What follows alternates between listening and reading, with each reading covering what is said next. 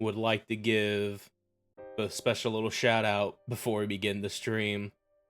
I would like to shout out Marshnyx, our good old friend, frequent of the channel, another streamer, another mutual blue sky a little bit. Good old Marsh. They made this edit in the stream chat. You can see there the stream chat background. A freaking I love my beautiful French wife. Wife. With her over there, just be like, Shiki, take this next right. Like, it felt too good to not use for this stream, so we're doing that now. Thank you again, Marsh. If they're ever watching this and shit like that. But yeah, either way, making sure we are all set to go here a little bit. Hope everyone is having a decent Monday. So as far as Granblue Relink goes, as far as that time sync is going a little bit, that binging even, I am pretty much at the point where the next time we stream that, we can definitely for sure begin like the actual endless Ragnarok content. So yay. There's literally only one more quest that I have to do, because you had to go through all of Maniac and Proud Quest, pretty much the super hard post-game quest of the original Granblue Relink. There's only pretty much one more quest to do, and then that's when you get access to Endless Ragnarok. And I want to do that one quest on stream, because again, it's a unique boss fight I haven't done, as well as a pretty pivotal one, so I could figure, you know what, just fucking, I want to stream this, start the stream with that, so yeah, we're going to do that, as well as, like, I'm also just doing, like, what I'm pretty much just doing right now, which is more kind of fine-tuning the characters I want to play as or whatever, and just doing, like, sigils or whatever and shit, and making sure they're all super strong, eating all the eggs even, like, fucking. So yeah, we'll see if we can get that going Wednesday. We'll see if we can get going with that on Wednesday here, and shit. But in the meantime, I just kind of figured, you know what? We did like 2 streams in a row of fantasy games. I figured we'd do the same for Tsukihime Remake here, so let's do that. Let's do that. So let me go ahead and get the PNG tuber on screen. Let me do the freaking... Oh, I'm sad again. Hi, hello. It is me, Laguo Jadeheart, your favorite little fishman VTuber. And yeah, like I said, we are back with some more Tsukihime Remake, A Piece of Blue Glass Moon. We are, for sure this time, on the penultimate part of the Ciel route here. We're pretty much at the end. This probably won't be the grand finale stream. The most it could potentially be is the finale of the Ciel rep, but it's gonna depend on how long this goes and shit like that. But either way, we're almost there. This is like pre-finale stream. So yeah, yeah. Currently, we are on day 11, which is called the epilogue. It's like, wait a minute, there's still like a few more days left though. Looking at the things or whatever here. If I remember right, I think in the original Tsukihime, the most it goes is like, it either ends like day 10, 11, or 12, one of those 3. So I think there's like a slight little nudge against that, or towards that or whatever, you know? But yeah, we're this deep in the CO route right now. We're on day 11.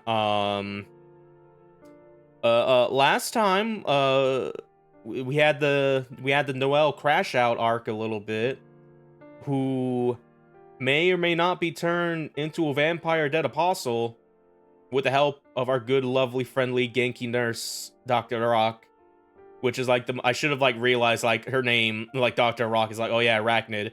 Of course she'd be related to the spiders, like fucking like those weird ass spider ghouls that we've seen in like arcs route or whatever, and she's like, God damn it. Why has everyone got to be super empowered or whatever? Why can't they be normal? Arahiko's gonna come up to us and be like, by the way, my real last name is Emiya. But yeah, we're pretty much that deep in. We learned a lot about Ciel. She may be pretty vampiric herself. She has an immortal body and shit like that. And Shiki's just like, man, I don't know, 101 for the fucking, it's hard. It's getting dire. It's getting spidery even, so... We're probably in for a good time. We're probably in for a good time. as we lead up to the grand finale here, so let's do that.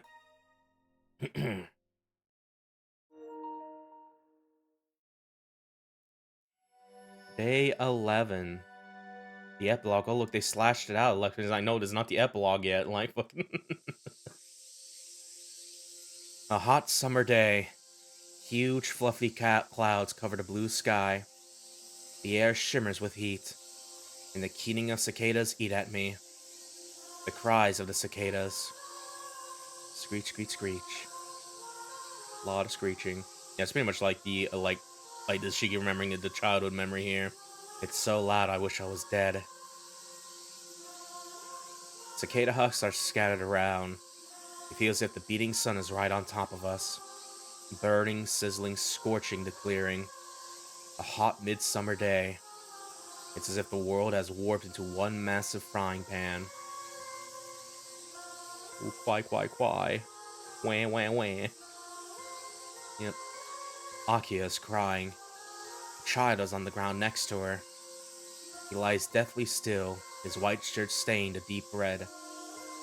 I gaze down at them. My hands drip with the same shed of red. No, that's not right. My hands are soaked in his blood. That's what it is.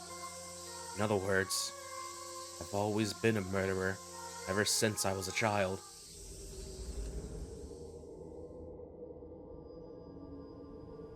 My Arcwade. I see a sunless garden, a field of flowers blooming by the pale moonlight. High above, a porcelain visage blots out the cosmos.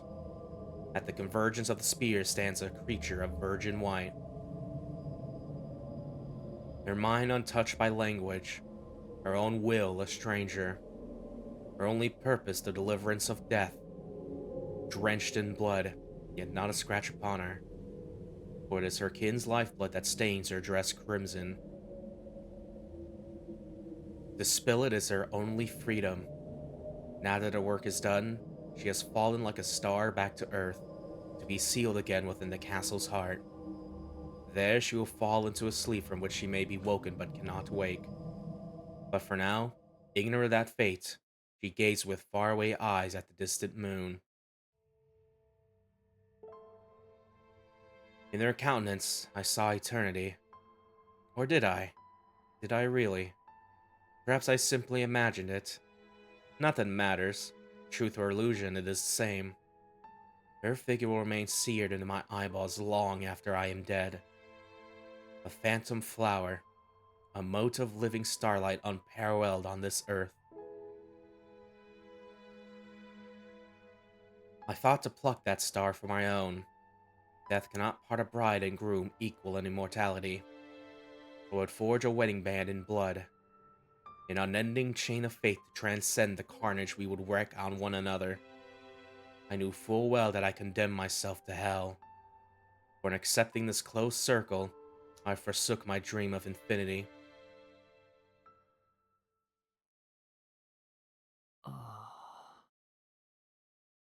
I wake from a long slumber. As soon as I realize that I'm in my room, I put my glasses back on. Someone must have left the window open. I can hear the chirping of birds in the garden outside. A cool breeze brushes my cheek. Faint sunlight filters through my eyelids. It's another peaceful morning. Heaving myself out of bed, I glance at the day and time. It's Friday, 7 in the morning. I'm feeling far from my best. My body's lethargic, feverish. Yesterday's tumultuous series of events is taking its toll. Merely taking a deep breath makes me want to throw up. This isn't anemia, though. It's discomfort born from hunger. Nausea grips me like a vice, as though there's something toxic lodged in my guts. 失礼いたします。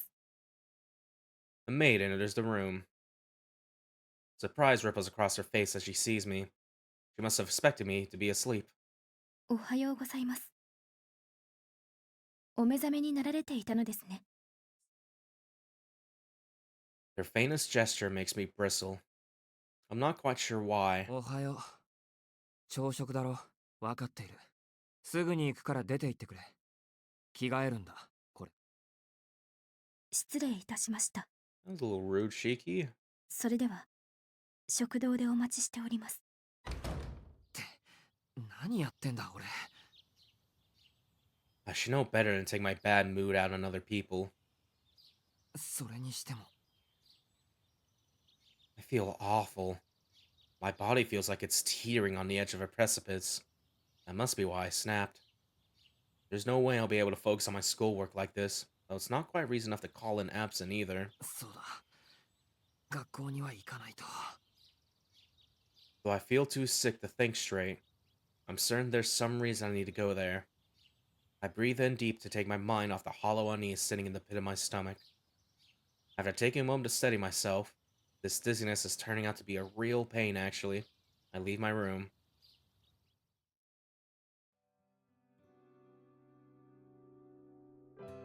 I polish off a flavorless breakfast, then head to the parlor to make my customary appearance. The mistress of the mansion is visibly peeved. She clearly doesn't tend to line up until I make some conscious concessions first. But while I made an effort to ignore her charms until now, this prickly attitude is endearing in its own way. A rose is only more beautiful for its thorns. おはようアキラ。今朝も早いな。おはようございます兄さん。兄さんも今朝はそれなりですね。昨夜は夜更かしをしていたようですが。Oh, I get it. That's why she's keeping up the angry act. This is all about intimidating me into maintaining tonal propriety. Though it's a heavy burden for such youthful shoulders, her performance as mistress of the house is flawless. 門限を1時間破ったことは謝るよ。今朝もだけど、ここのところ具合が悪くて、ちょっと公園で休んでいたんだ。そういう時は連絡をするようにと言ったはずです。すぐに迎えを出しますから。それで、体の具合が悪いというのはどのくらいなんですか？食欲がない程度だ。しばらくすれば良くなるから心配しないでいい。大丈夫なんですか？顔色が悪いようですし。 This boy's always looking rather 気分 pale. が優れないのでしたら。 It's almost like he has anemia or something. いいよ、明日から休みなんだし。今日ぐらいは乗り切るさ。いいから自分のことに気を使いなさい。俺なんかよりお前の方が毎日働いているんだから。いえ、私は職務というか、当主としての義務というか。義務で家計が回せるなら破産する家はないだろう。遠野の家を存続させることがどれほどの大仕事か。部外者ながら分かってるつもりだよ。兄さん、何かいえ、いいものでも食べたんですか？あ、それとも何かとんでもない悪さをしたので発覚する前に善行を積んで根回しをしているとか。お前、実の兄を何だと思ってるんだ。昨日までは学校以外のことで忙しかっただけで、今日からは心を入れ替えて遠野家の長男らしく務めるさ。ほら、のんびりしてる暇はないだろ。時間いい加減やばいんじゃないか。 The clock is pushing 7:20 a.m. Akia might go to school by car, but I'm pretty sure she has to leave close to 7. そうですね。それではお先に失礼します。兄さん、先ほどの提案ですが、喜んで受けさせていただきます。日曜日の午後に兄さんの歓迎会を開きますから、開けておいてくださいね。She leaves the parlor cool to the last. Not a single strand of her sleek black hair is out of place. It's hard not to be entranced by her elegance. Frankly, I'm appalled at myself. How could I have ignored such a treasure all this time? I leave the mansion and head to school. My limbs still feel stiff as I descend the hill, like I'm piloting someone else's body.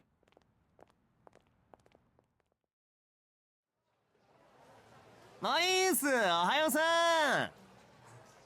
A familiar face greets me as I enter the classroom. My friend is nothing not true on, but on the days he actually comes in, he arrives with plenty of time to spare. He does live nearby, so maybe that's a part of it, but I suspect he's just not the kind of guy to do things by halves. おはよう、あ野くん。久しぶりだね。Where have you been?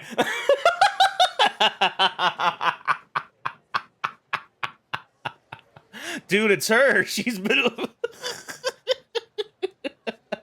I thought you were just gone forever. Like, what are you doing back? What happened? あれ弓塚さんそういえばしばらくぶり何日か休んでいたけど風邪か何か Play my route in the Red Garden update to find out why. うんちょっと怪我しちゃって大事には至らなかったんだけどお父さんが心配性でね例の通り魔事件の犯人が捕まるまで休んでいなさいってそれは何よりでも捕まってないよなああ、ここ数日ニュースもねえし、逃げたか隠れたかしてるんじゃねえの？うんいつまでも休めないし事件も途絶えたでしょそれでお父さんも渋々な顔で学校に行きなさいって That's good to hear. I deliberately avoid probing her about her injury.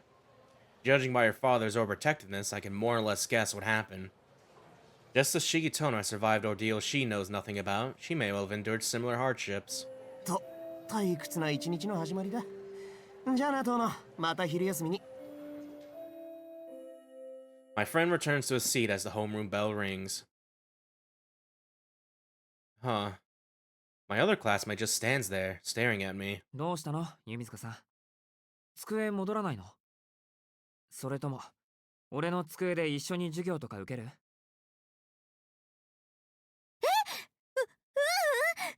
いけど遠慮します今日はおかしなこと言うんだね遠野くん私が休んでいる時に何かあった A lot sure has happened, Satsuki.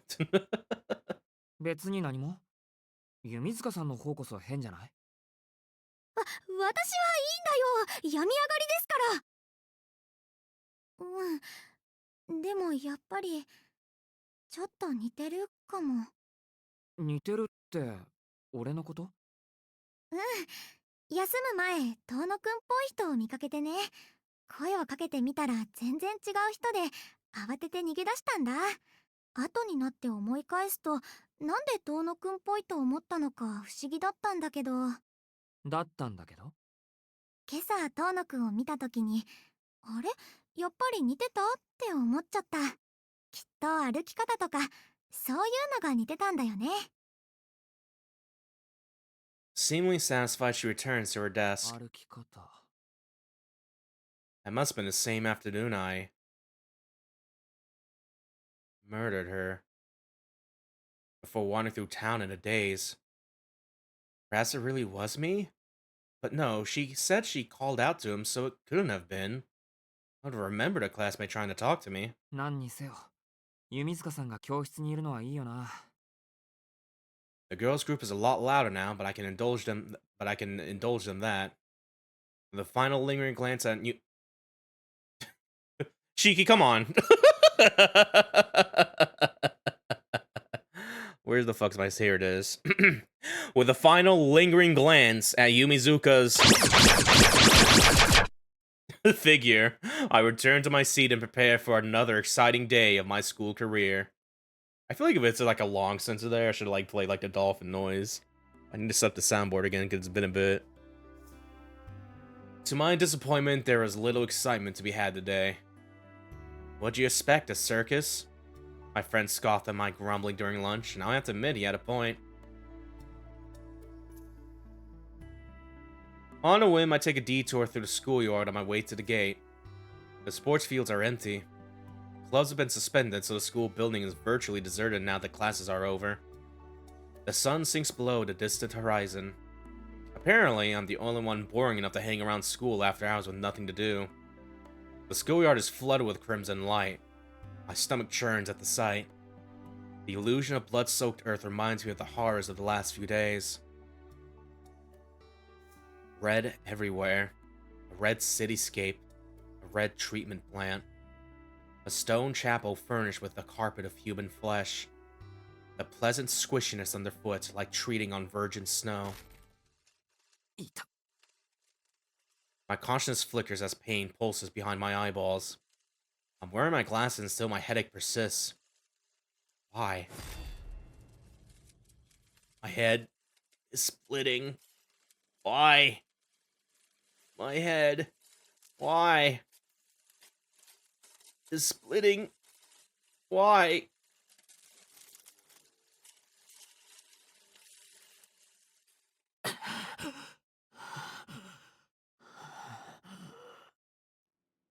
After a short while, the pain subsides. I'm lucky no one else is around at this hour. If there had been someone, anyone at all, I could have satisfied myself, but there wasn't. That's good. 帰るか。まだここに用はないし。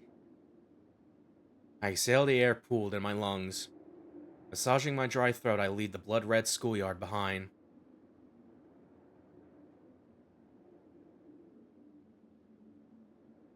Hauling my languid body back home is a labor in and of itself. My limbs are still as stiff as they were this morning.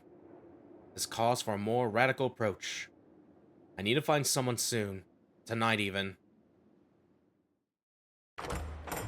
ただいま。あれ、翡翠? I return to the mansion to find Hisui engaged in some kind of housework. She's carrying an unfamiliar chair into the lobby. That's her overhead she's about to do on you. I wonder if we're redecorating. As soon as she knows me, she trots up to me with muted footsteps. It's like watching a little bird blithely approach a hungry cat. She's so oblivious it's maddening. It's a good thing I know the value of moderation. A less restrained hunter would have snapped her up in a heartbeat. お帰りなさいませ、四季様。お帰りに気づかず、申し訳ありません。From bad to worse. Must she insist on putting that waxy nape of hers on display like that? いいよ。たまにはそういうこともあ I る。 get real hungry for necks right now, I それ see. より何？模様替え？はい。遊戯室の椅子を新しいものに変えましたので、古い方を椅子の少ない部屋に移動させるよう。そっか。琥珀さんはいる？姉さんは外に出ているところです。ご用でしたら後ほどお部屋の方に2人で伺わせていただきますが。いや、それならいいんだ。喉が渇いてるんで、食堂にあるお茶一式使わせてもらっていいかな。はい。トレイに乗っているものなら問題ないと思います。そっか。仕事中呼び止めて悪かったね。I thank her and head to the dining room. There I quench my thirst before returning to the lobby. The tray boasted quite the assortment of green and tea biscuits, so I ended up spending longer than intended. I just realized I just said like fucking green. Just green and tea. Like fucking green tea and tea biscuits. What was green tea and green biscuit? Like fucking Now then. The sequel to Green Eggs and Ham. It doesn't seem like the maids have finished their duties yet, so I might as well head to my room until dinner. I just stubbed my toe. Pain shoots through my knee, and I look down to find the chair from before. It's stuck carefully out of the way against the wall. If I'd been looking where I was going, I would have seen it. 参ったな。こんなのに気がつかないほど疲れてるのか。I heave a heavy sigh. Oh god damn it. Why would someone leave a chair in the lobby? There's no point. There are too many of them here already. Why put another one down? Can't she see that all this clutter is unsightly? No taste whatsoever, that girl. Doesn't know her place. Totally useless. Fuck, to top it all off, my knee's still aching. I didn't need to feel this pain. I wouldn't have if not for this chair. It's ruined my perfectly good mood. I finally had some precious free time and it's been wasted on one stupid mate's thoughtless mistake. I give the chair the kick it deserves. Cheeky crash out arc?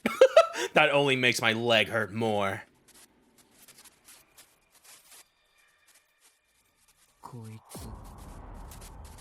How dare it get in my way? It grates on my nerves like sandpaper. This chair's an eyesore. This chair, this chair, this chair, this chair, this chair, this chair, this chair, this chair, this chair, this chair, this chair, this chair. 四季様。あれ、翡翠。どうしたんだ。いきなりそんなところに。Surprise overcomes me before I finish speaking. My breathing is ragged. My chest is heaving. I feel like I've just run a few dozen kilometers. あれなんでこんな I raise my chin and open up my airway. 四季様、何をおっしゃっているのですか？何って翡翠こそどうしたんだよ。そんな不安そうな顔して。四季様、ご自分が何をなさっていたのか。何をしてるかって。Another wave of pain crashes over me. I shake my head to clear it and see for the first time what's lying on the floor around me. It's smashed to splinters, almost beyond recognition, but just about identifiable as the remains of a chair. My heart pounds like a jackhammer. これ俺が。はい。四季様が椅子を持って。It's time to drink water. No time to drink water? It's time to drink water.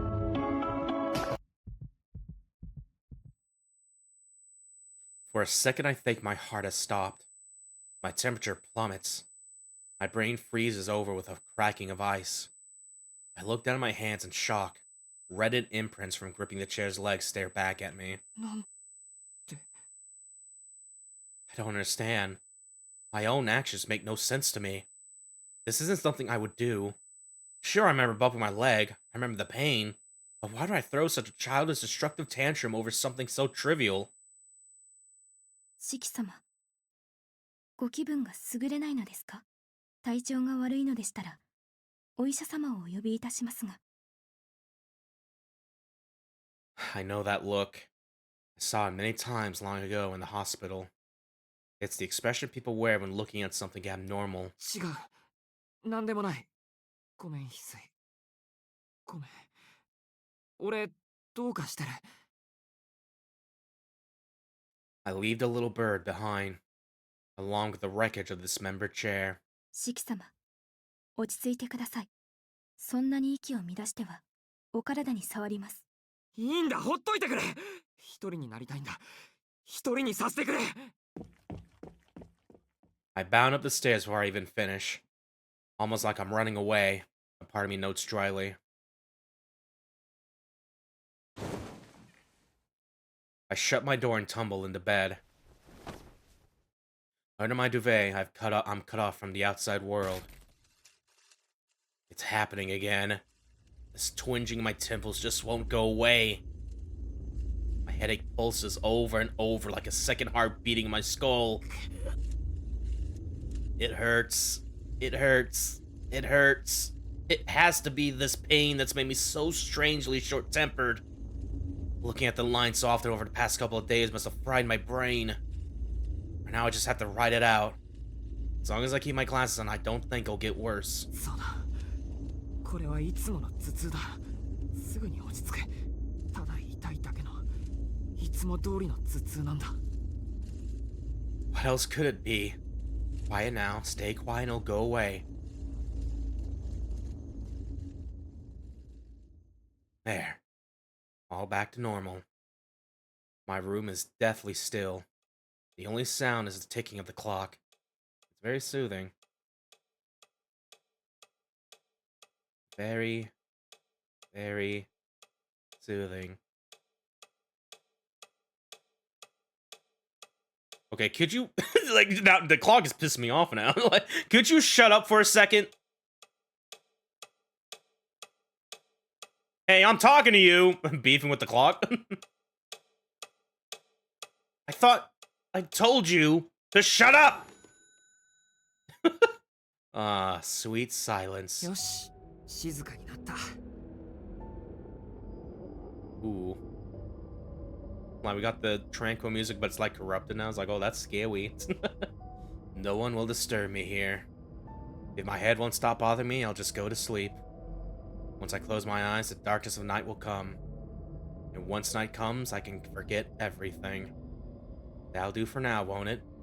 It's all over anyway. ああ、そうか。そういえばも There are no more vampires prowling the streets. No more monsters to fight. No No more nightmares hunting me down. No more church wind to offend my eyes. All is well. With a heavy sigh, I let myself fall into a deep sleep.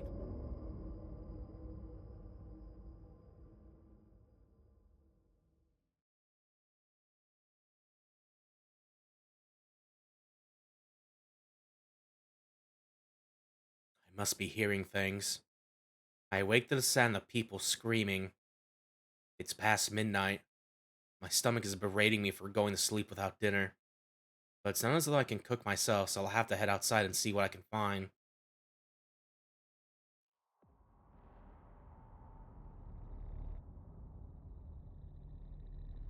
Mm-hmm.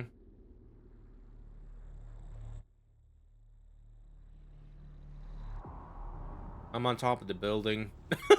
Incidentally, when we talk about eating, we're really conflating two different things. There's eating for pleasure, which requires time and effort, and then there's eating for sustenance, which can be done efficiently. It's the latter I'm interested in tonight. In my current lethargic state, I have no energy to waste. Ow. But instead, I end up watching dinner unfold from afar. Oh, this is someone else, okay. お願い、私だけは殺さないで。ごめんなさい、ごめんなさい、ごめんなさい、ごめんなさい。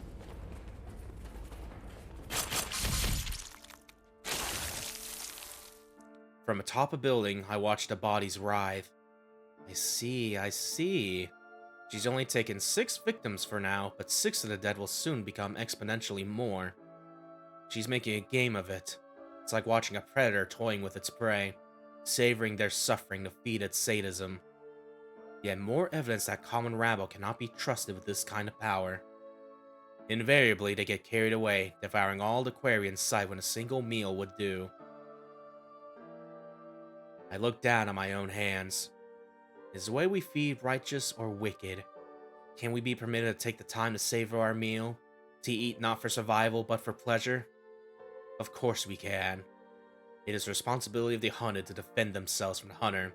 So decrees the law of nature. Is it the slaughter of other creatures that defines a beast of prey? The reliance on other species for sustenance? If so, dead apostles are not the ultimate predator. Humanity is. A species which compensates for its natural weaknesses through technological and cultural advancement. A true ancestor will put it thus. Ultimately, it is humanity who will claim the greatest prey of all, the Earth itself. However, the ultimate predator is not necessarily the strongest. It is simply the species with the most optimized methods. While human beings excel as a species, they are laughably weak as individuals. Moreover, they are plagued by a systemic evil, their independence on consuming every other form of life to survive. They cannot help but prey on others, indiscriminate of their victims' intelligence or biological similarity. So to condemn the slaughter underway as a deliberate act of malice would be arrogant to the extreme. If anyone's at fault here, it is the dead. They who lived in ignorance of the predator status, and so failed to act in their own defense. You're wrong. You'd never say that if you knew what it was like to be weak. Preach all you like to your own kind, but leave us out of it. 助けて、助けて、助けて。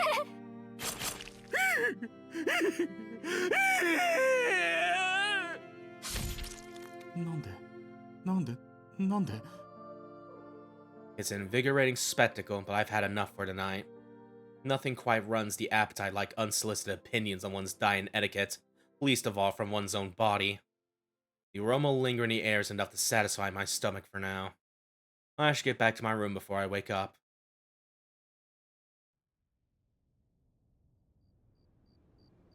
On my way home, I stopped to look at the sky. The moon loomed so large it could fall from the heavens at any moment. I thought I'd curb my appetite for night, but still my throat yearns for a vine vintage. よう、そろそろ目は覚めたか、バルダムよ。Hey, Mario. A woman would be nice. There's an exquisite specimen in the mansion, but I hesitate to lay my hands on her. Not that the thought of preying on my own family gives me pause. Rather, my self-preservation instincts warn me it'll be the last thing I ever do. I'll save her for last. But on second thought, perhaps I should claim her now, while my metamorphosis remains undetected. While I can still catch her by surprise. Yes, metamorphosis, huh? Like, fuck. Yeah, I feel like there's still, like, something going on with Shiki.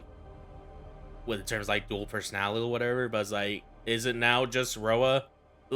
Just due to the fact that his earlier body died, he was able to quickly transfer into our current Shiki, maybe? It's like, what's going on here? Oh, fuck. 上出来だ。一縷の望みにかけた甲斐があった。てめえは電波情報のガンだ。回線がつながっている肉体なら、たやすく安全な方に転移できる。今までの資料に目を通して分かったよ。てめえはできれば転生なんざしたくねえのさ。失われるものが多すぎるからな。だから、まだその時代に残れる術があるのなら、そっちにかけると信じてたぜ。Consider the following. Suppose someone named A can steal others' life force, and they steal it for someone named B. Their relationship may resemble that of a vampire and a human, but it's fundamentally different. A treats life force like currency. While B is alive, A has unrestricted access to their bank account, their vitality. Although this benefits A alone, it is a codependent relationship. これは今までのてめえにはできなかったことだ。ま、偶然のなせる奇跡ってやつだな。たまたま転生した先のガキに吸血鬼じみた異能があり、その犠牲者がしつこく生き残りやがった。Yeah, kid you picked to reincarnate who just happened to have vampiric traits, and a kid he latched on just happened to come back from the dead. 悲惨な話だがね。この町には一心同体の人でなしが2人もいたことになる。A in this example is the original Shiki Tono, scion of ancient beings peculiar to this land. When the madness in his blood began to manifest, he was disposed of by his father, but secretly had access to a secondary source of life force in B, that is, in Shiki Tono, his family's adopted son of a similar name. Consequently, Shiki A survived this brush with death, while Shiki B died, his bank account drained by Shiki A. This was not the end, however. The situation was complicated by external factors that brought Shiki B back to life.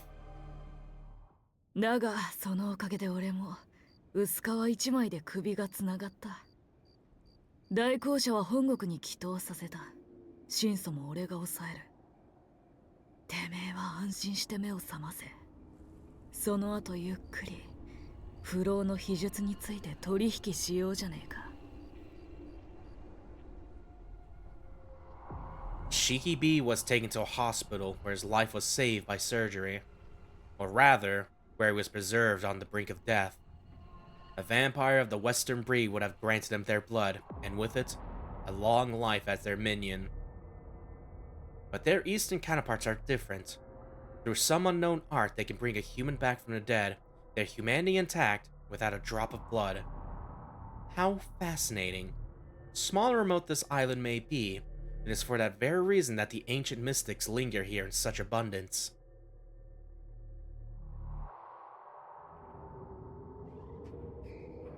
I'm curious if this is gonna like progress after this, because it almost seems like a bad end like the other day we got. I'm just like, uh-oh. And among them, this clan, a relic from times of yore. Even if vampires had never appeared in Soya, its downfall wouldn't have been far off. Ah, it's been so long. 8 years, in fact, since I last set foot in this house. Oh no, okay, well. That implies we're moving forward. But, ooh, this is, ooh. Alright, so... Alright, we got Dead Apostle Noel, we got Dr. Iraq over there with their spiders. And now just like, surprise, Roa managed to get into Shiki after all. Our Shiki here, so it's like... Cool. Never mind the fact that there's chance Arcway could turn as well over there. Like, it's all dire. Okay. At least it was a quick one. Oh, it's Crimson Vestige Part 2. This is a bit weird. We've been missing Part 1 for forever. How? Yeah, since day 6.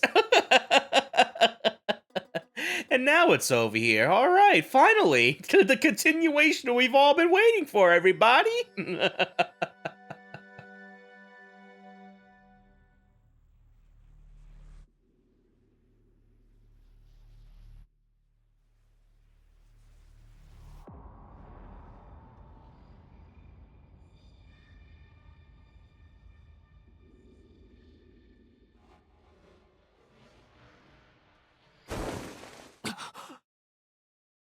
I bolt upright.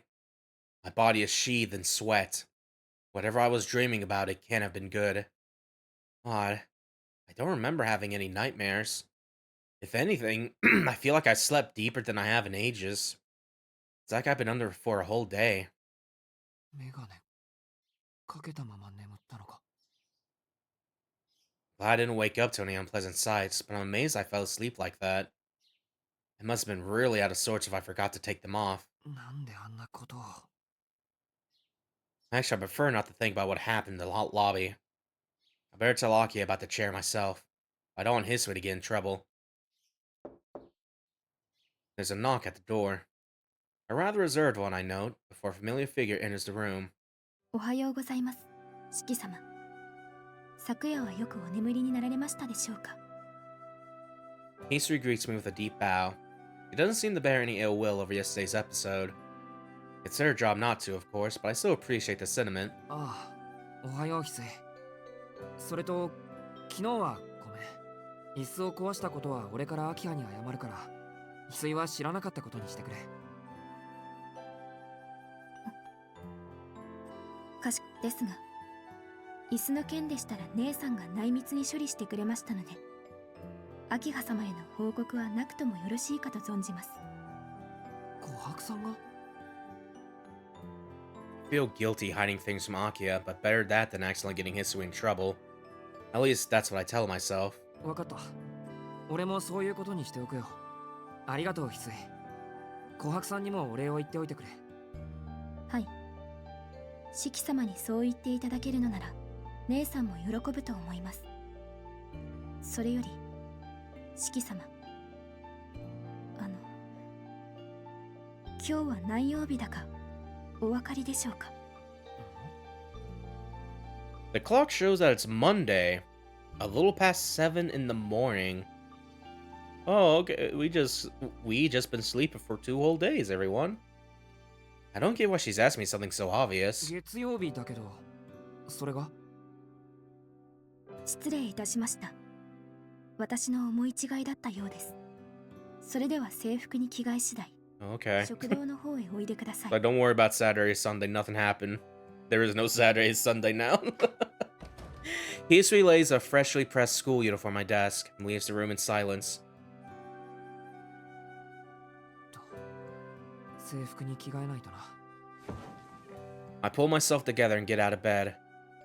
As I change out of my pajamas and into my uniform, I spot my knife lying on the desk. I kept this memento of my father in my pocket ever since receiving it, but I doubt I'll have a reason to use it again. そっか。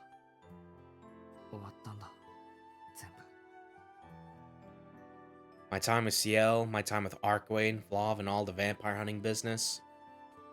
I've woken up one day to find it's all come to an end. School doesn't hold the same appeal, knowing Ciel won't be there. But ultimately, I'm just going back to my old life. I haven't lost anything I had more than a few days ago.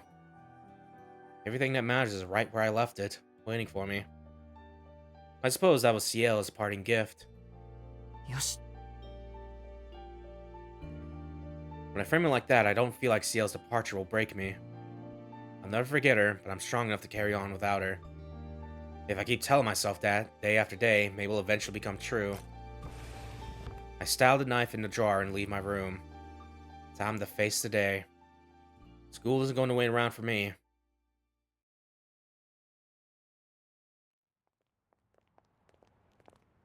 "7:45 a.m.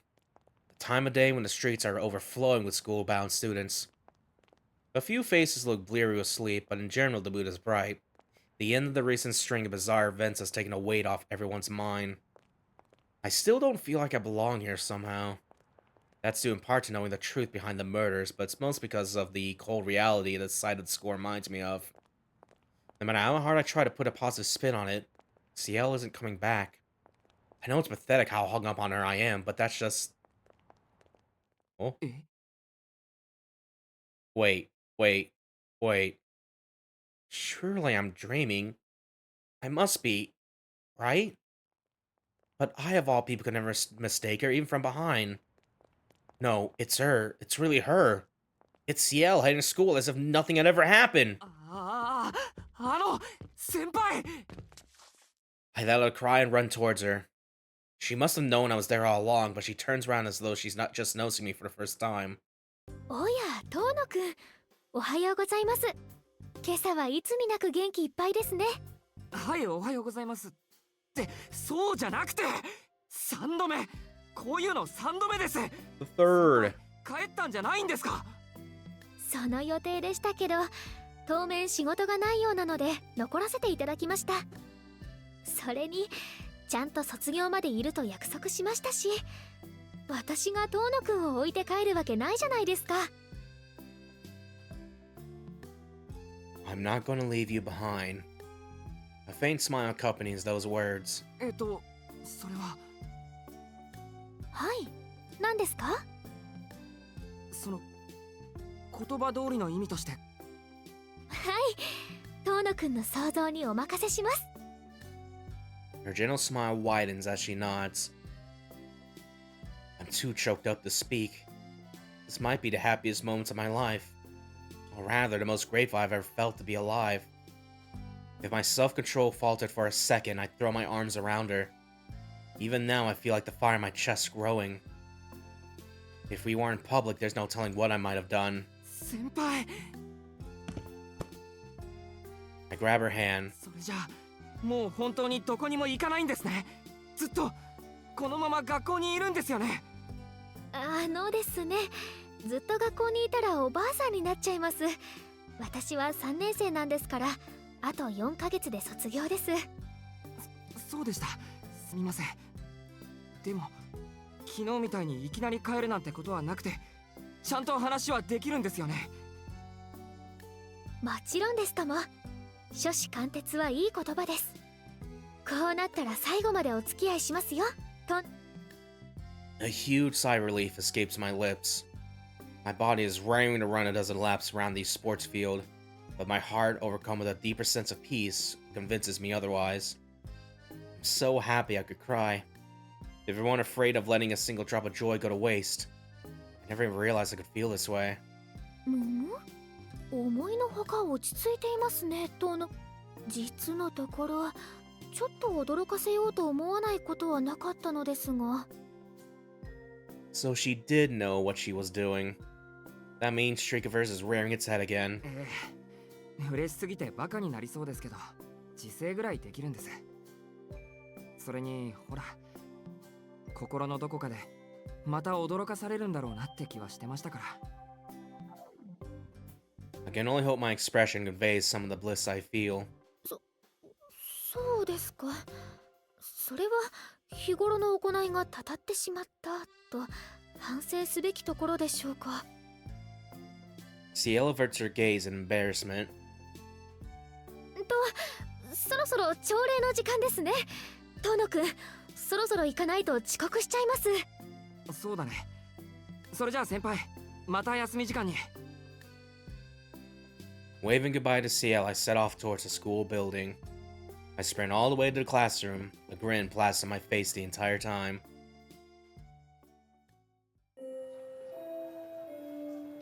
First period passes at a snail's pace. There's a 10-minute break before the next class. Can't wait until lunch. I know I'm getting too worked up, but there ain't no breaks on this train. Time to head to the third-year classrooms.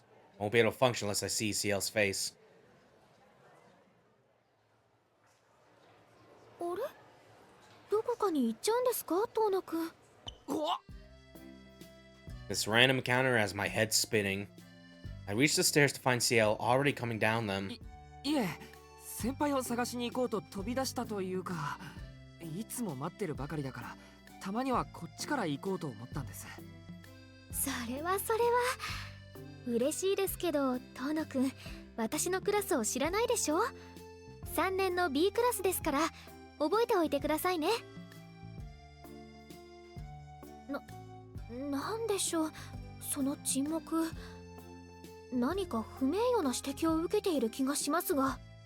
いや、茶道部の部費でお茶飲んでるだけじゃなくてよかったなと。感心。分かってましたけど、真面目に授業を受けてたんですね。はい、なんとか授業についていってます。って遠野くん、私のことをそんな風に思ってたんですか？ Now I've done it. Though to be honest, the thought has crossed my mind. すみません。あまりに先輩が神出鬼没なんで、よからぬ想像する時もなくはありませんでした。先輩の耳には届いてないだろうけど、1、2年の間じゃ楽しい噂話もあるし。ほほ、よからぬ想像とはどのような？授業にいないのにいるように見えたりとか、実は何人にも分身できたりとか、いくらなんでも万能すぎるし、実は学校を裏で牛耳ってるんじゃないとか。遠野くんはそう思っていたんですか。I sense danger. Our warm rapport has frozen over in an instant. Tread carefully. Poor judgment might cost me my my life. Oh shit.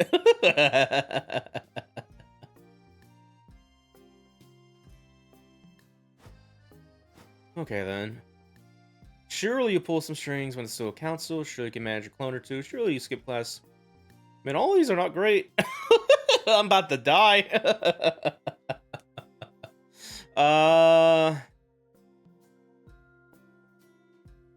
Surely there's probably like maybe there was like maybe you could make a clone where there's like magecraft of that a little bit. It's like fucking maybe just go for the simple one here.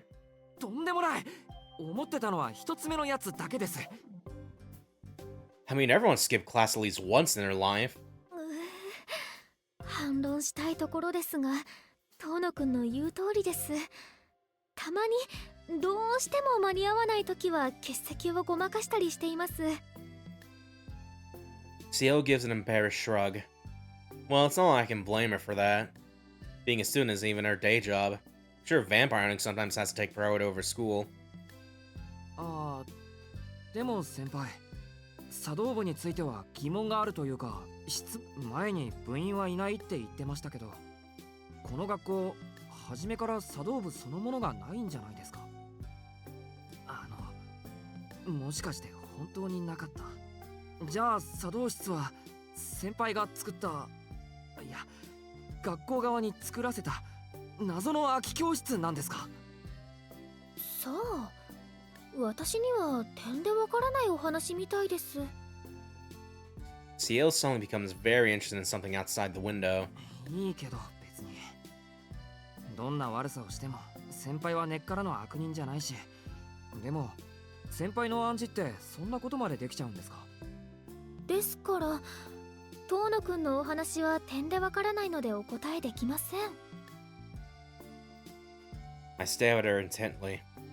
A minute passes in the uncomfortable silence. 割としつこいんですね、遠野くん。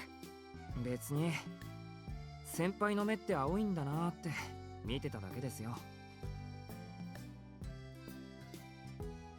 With a defeated sigh, Ciel finally gives in.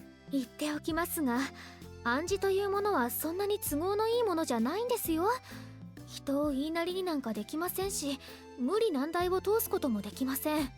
暗示とは物事の捉え方を変えるのではなく、そらすというのが大前提なんです。私がいくら遠野くんはカレーが大好きと言い聞かせても、遠野くん本人がカレーが大嫌いならその暗示は成立しません。あれ、そうなんですか？じゃあ本人が嫌がっていることは無効化される？はい、まあそれでも遠野くんにカレーを食べてもらう方法はいくらでもありますけどね。例えば大好きだから食べるというのではなく、食べなければ死んでしまうと暗示をかければ。ああ、なるほど。大嫌いでも食べるしかないですね。なんだ、やっぱり何でもできるじゃないですか、それ。だから何でもじゃありませんってば。そういった意味のすげ替えはとても難しいんです。きちんと舞台を整えて、よっぽどうまいストーリーを作らないとかかってくれません。暗示にかかりにくい人も大勢いますし、私にできることなんて私を疑問に思わないという暗示ぐらいです。 Oh, that's right. Miss Noel brought this up before. She said that Ciel had cast this spell on everyone at school. Something about convincing them that an unfamiliar third year had actually been here all along. In that case, Ciel's reputation as the true student council president must have been honestly earned. It has nothing to do with magecraft and everything to do with her willingness to lend anyone a helping hand. と、そろそろ時間ですね。また昼休みに来ますけど、体の方は大丈夫ですか？ It's time to drink 今 water. 朝は随分と顔色が悪いようで It's す time が。 to drink water. No, I just need drink water. I just need drink water, Ciel. I'll be fine. はい。 I look pale? That's odd. I feel like $1,000,000. 大丈夫ですよ。ちょっと寝すぎたのか、体がだるいだけで。そうですか。頭痛の方はどうです？そっちは相変わらずかな。でも今朝は調子がいいです。そもそも少しぐらい痛くてもメガネをかけていれば問題はありません。そうですか。それを聞いて安心しました。でも油断は禁物ですよ。事件は解決しましたが、何があるか分かりませんから。というわけで、携帯を出してください。携帯ですか？ I take my phone out of my pocket. Then, with a shock, I see Ciel taking hers out too. Could it be? はい。これが私のメールアドレスと電話番号です。Yes! よかったら、遠野くんのアドレスも教えてくれますか？大事な話はメールや電話の方がいいと思います。How's it this late you guys are doing this though? Like, fucking. はい、もちろん。ちょっと待って。ちょっと待って。My heart races as I fiddle with my phone. I must look incredibly lame. I'm just a small town boy at heart. I'm not used to this kind of thing. はい、確かにいただきました。それじゃあ、何かおかしなことがあったら遠慮なく相談してください。With one last dazzling smile, Ciel heads down the stairs. I watch her go, savoring the afterglow of our conversation. I'm still basking my euphoria when the bell rings for a second period.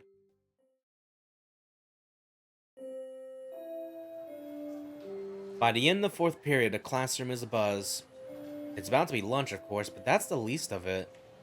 The main reason is the surprise announcement that Miss Kamokashigeru, the physics teacher, just dropped on us. ああ、連絡があるのを忘れていました。今日の授業は私でおしまいです。校舎に欠陥が発見されたので、午後は工事のための調査が入ります。皆さんはこのまま午後2時までに下校するように。食堂は1時まで空いていますので、定期食券を持っている生徒の方は利用しても構いません。Apparently, parts of the school building are sinking. I was concerned at first that might have something to do with Ro's old hideout, but he's no longer a danger.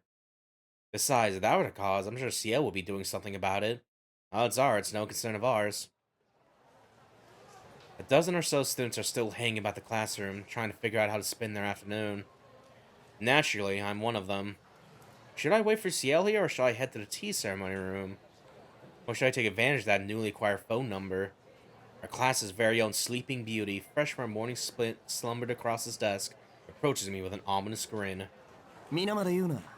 遊びに行こう、殿。また。今日はえらくストレートに来たな。別に。今日はわけもなく親友と遊びに行きたくなっただけだぜ。He couldn't be more suspect if he tried. Whether he's in dire financial straits or just needs someone to be his guinea pig, he's awfully got some ulterior motive. お断りだ。どうせ約束をすっぽかされたかなんかだろう。今日は先輩と帰るんだから、お前の愚痴に付き合ってやる余裕はないよ。先輩先輩ってシエル先輩？そうだけど、アリヒコ、お前 do 先輩のことを you 覚え remember てるの now? か？何ですかそれは。先輩は俺の大本命だぞ。忘れるわけないでしょうが。 He says it so confidently you never think he once did. I guess that makes sense. Now that Ciel's returned, everything's back to the way it was. This guy included. But according to Ciel's explanation, it seems like that would fall outside the scope of her spell. あ、先輩だ。やっほー。 Ariko waves Ciel over. お待たせしました、遠野くん。乾くんもこんにちは。 Ciel gives a polite bow. 予定が変わってしまいましたけど、どうします？遠野くんはお家に帰りますか？それとも茶道室に寄っていきます？茶道室に行きます。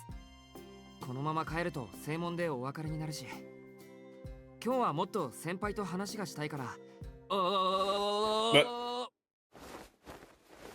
Someone grabs my shoulders and shakes me back and forth. こんにちは。起きてますか？ It's Arahiko, of course. なんだよアリヒコ、まだいたのか。ずっとてめえの目の前にいたっつうの。そしてあまりのたわごとに覚醒したっつうの。そのあれだ、あんまりこういうのに口出しする趣味はねえが、今のはあんまりにもあれだったんで口出しする。 Ariko glares at me and then at Ciel. Ciel and I share a quick glance. あのね、君たち、せっかくの反動をどうしてそういう風にしか使えねえんだよ。茶道室に寄っていくとか正気を失う、いや疑うレベルだからな。ここは人工失楽園、21世紀の東京だぜ。もっとマシな遊び場はあそこに山ほど転がってるだろうが。 Ariko gestures theatrically to the window. どこでしょうか？窓の外は、まあ要するに外だと思うけど。I offhandedly answer on Arahiko's behalf. Apparently that was a mistake, because Arahiko launches right into another rant. どうの？お前がそんなだから先輩までボケちまってんのさ。まだ昼なんだぞ。駅前なんて徒歩10分なんだ。これだけの条件が揃っていて、どうして街で遊びまくる企画力がねえんだよお前は。 How dense can he be? Honestly, that's crossed my mind. I just haven't suggested it because... I still glance at Ciel. She seems the type to enjoy a casual stroll around the park over some extravagant outing in town. I'm sure that if I suggested something like that, she'd just turn me down. 乾くんの意見はもっともです。遠野くんへのご褒美もありますし、せっかくなので3人で遊びに行きましょうか。待ってて。先輩？いいじゃないですか。たまにはこういうのも。もう何も気兼ねをする必要もないんですし、遠野くんと乾くんと3人で遊びに行くんならきっと楽しいです。まあ、先輩がいいって言うなら俺も嬉しいけど。はい、乾くんもいいですよね。 Look at his smile.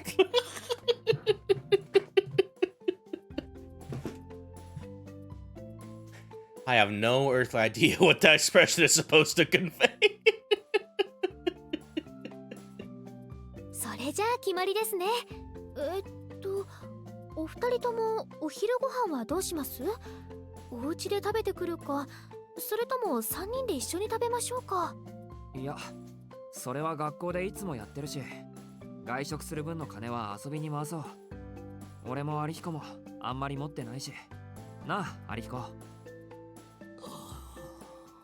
俺、姉貴に金借りてもいいかも。 Or not. Looks like he's got his heart set on lunch with Ciel. 先輩はなんか外で食べに行きたいところとかある？食べに行きたいところですか。特にリクエストはありませんけど、そうですね、あまり値段が高いところはちょっと。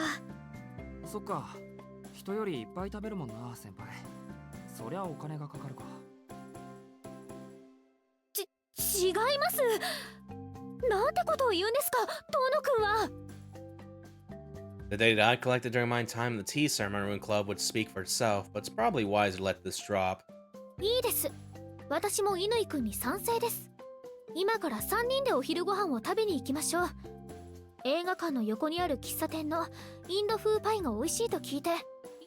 お、アーネンエルブとは通だね先輩。あの喫茶店のマスター、どこぞのイタリア料理の達人らしいぜ。How is Arihiko so up to date on the latest gastronomic gossip? それでは映画館の前に30分後に集合としましょう。いいですね、遠野くん。いや先輩、俺家に帰るのに30分かかるんだけど。それでは解散です。遅刻者は食後のデザートを振る舞う系にします。 Ciel strides off towards the hallway. おーし、盛り上がってきたな殿。シエル先輩と親密になるチャンスは今、ただ今なり。ところで、いっそ1日ぐらい遅れてくれても構わないですよ。 With that, Arihiko dashes out of the classroom. Things have quickly gotten out of hand. ま、いいか。I'm still getting to spend my afternoon with Ciel. In that sense, I'm lucky that I have any right to be. I pick up my bag and follow Arihiko out of the classroom.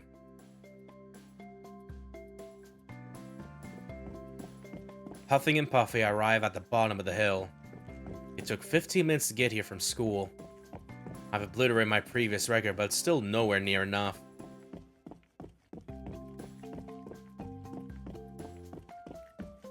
Five minutes later, by running myself ragged, I managed to get home in 20 minutes, but it'll easily take me 20 more to get ready and make it back to the station. Ciel knows I live on top of a hill. She definitely did this on purpose. ああ、もう時々思い出したように意地悪になるんだから先輩は。I tumble into the lobby and finally come to a stop.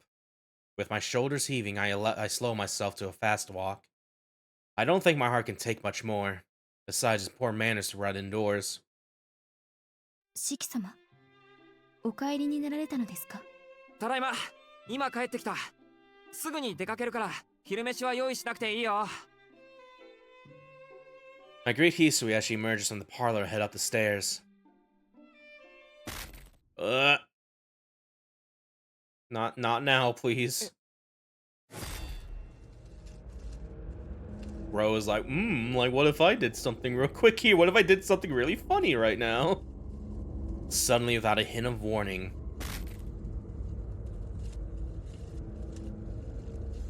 my vision turns blood red.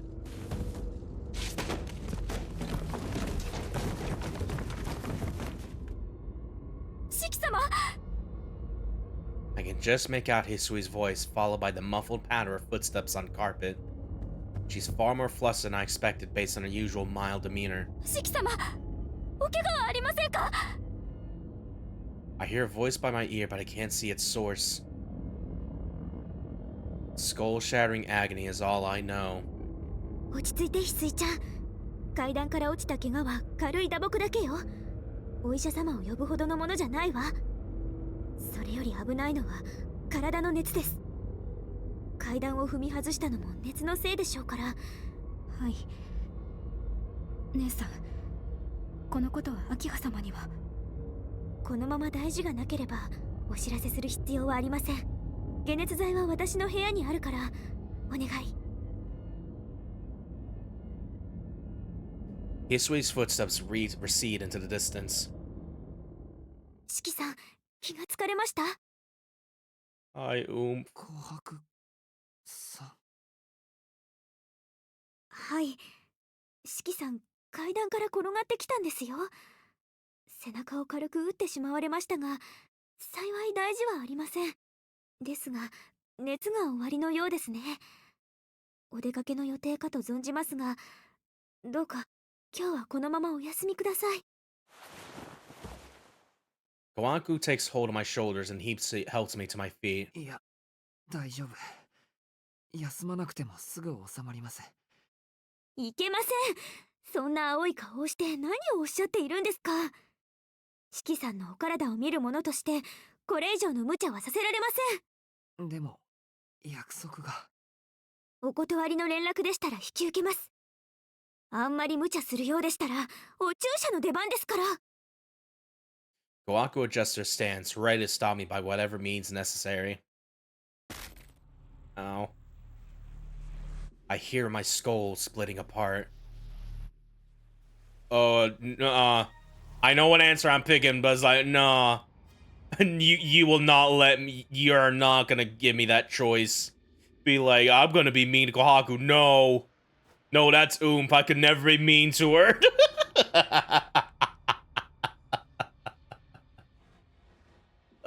She's right. She's got a point. Given the condition I'm in, I wouldn't be much fun to hang out with anyway. Better play it safe this time. It's not like I'll never see them again. そうだね。今日はもよかった。お休みいただけるんですね。四季さん、お一人で歩けますか？う。いや、ごめん。I'm barely able to stay on my feet. あ、ちょうどよかった、翡翠ちゃん。四季さんをお部屋までお連れして。姉さんですが、私は。翡翠ちゃん、四季さんは病人なんですよ。困っている人を見捨てるのはあなたの性格じゃないでしょ。ええ、今日ぐらいは私が許します。ちゃんと四季さんを看病するべきです。はい、ごめんなさい姉さん。わがままを言って。分かってくれればいいんです。それでお薬は見つかった？その姉さんの部屋の薬箱は多すぎて、解熱剤はこれでしょうか？それはちょっと違う用途に使うものです。四季さんはしっかりしてますから、まだ精神安定剤はいりません。そうですね。見たところ、四季さんの熱は疲れから来ているようですから、薬は私が処方します。翡翠ちゃん、すぐに行くからあとはよろしくね。Goaku takes off toward the west wing, where her room is. それでは四季様、お部屋にお連れします。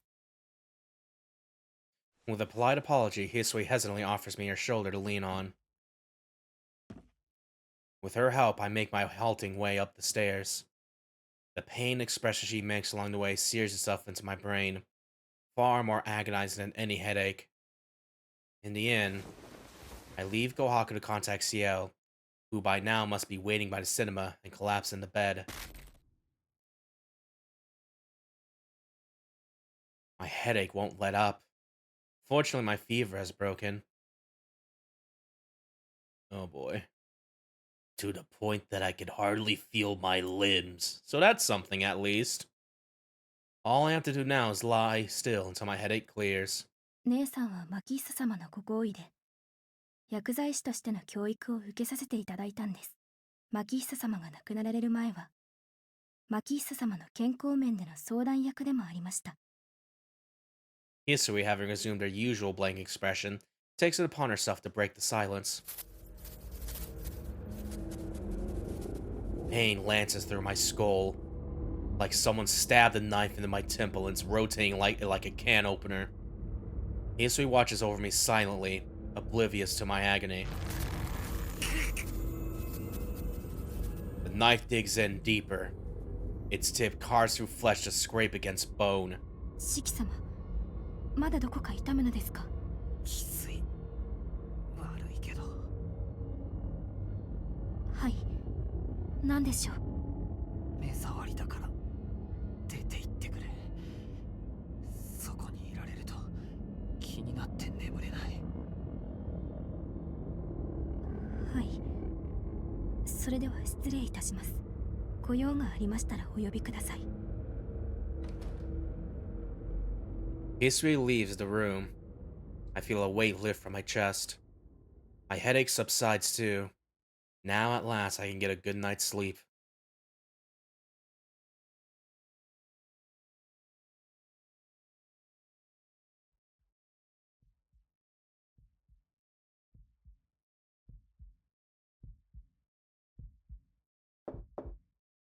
An ear-splitting knock.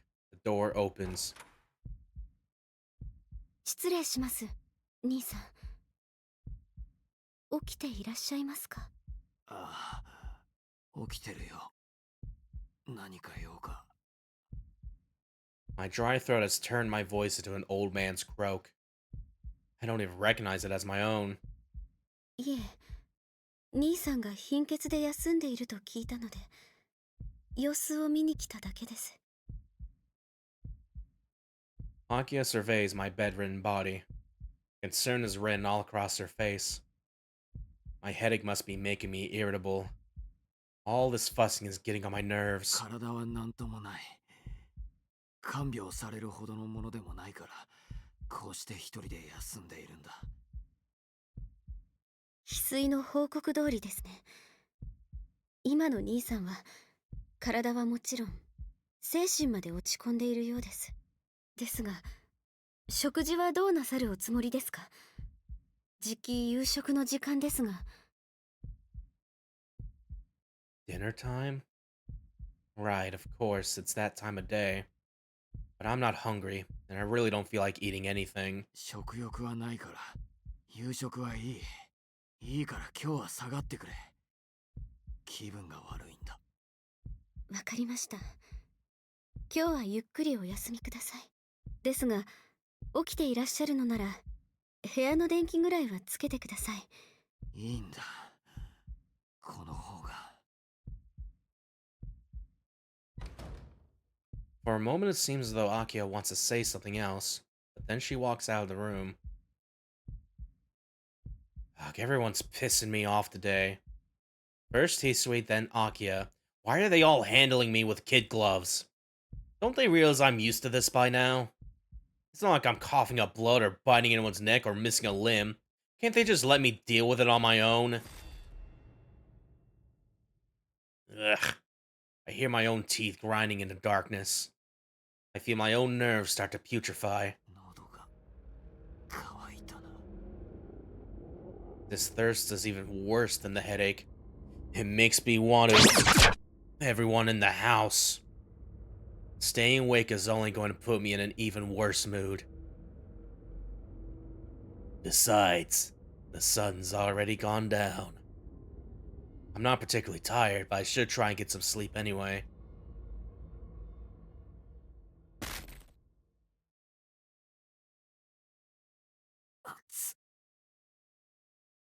I wake up struggling to breathe. Quickly, I get out of bed, change my clothes, and retrieve my knife from the drawer.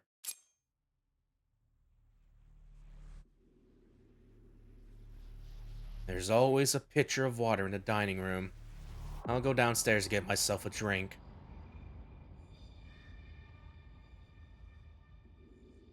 I make my way to the dining room. Uh-oh.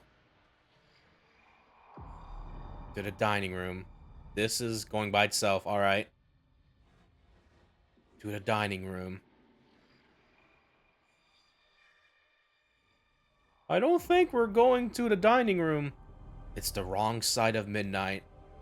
The quarters of the mansion are deserted. There's no one out here to cross paths with. No one present me with an opportunity. I chose the wrong time. If I emerged even an hour earlier, I could have afforded to be a little pickier. Bro is gonna be like, "She, take this next right." Like literally now. Scrape, scrape, scrape. A scraping sound accompanies me as I walk. The scraping of feet against the floor. The scraping of someone else's feet. I chose the right time. If I emerged even an hour earlier, I wouldn't have been able to enjoy such a leisurely stroll. Scrape, scrape, scrape. I drag her by the hair as I walk.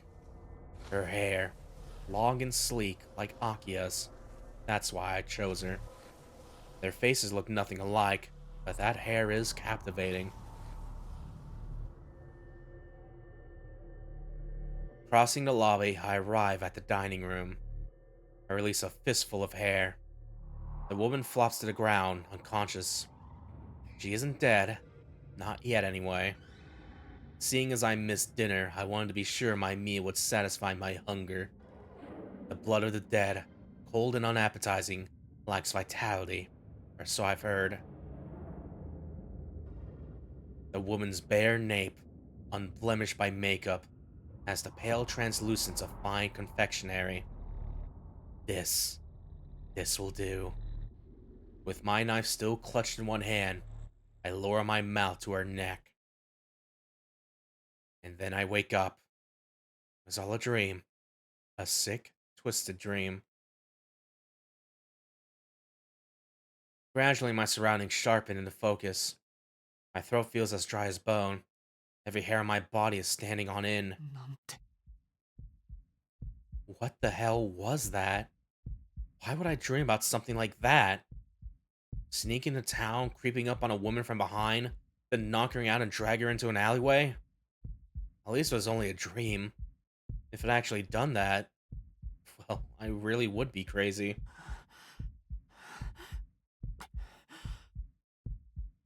finally dawns on me just how hard I'm breathing. It takes me a moment to calm down. I press my fingers into my eyelids and breathe deep.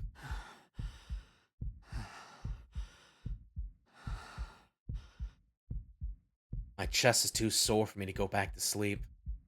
I'll turn on the lights and read until morning comes.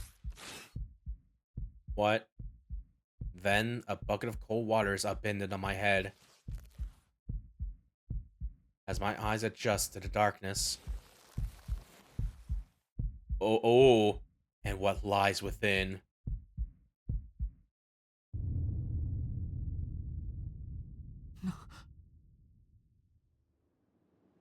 My breath freezes in my lungs. I'm not in my room. I'm in a grimy back alley, with a naked knife in my hand. And lying there in front of me is a woman I'd never seen, out cold on the ground. What a sick fucking transition that was, oh my god. What is this? What am I doing? Wasn't I dreaming? How can this be real?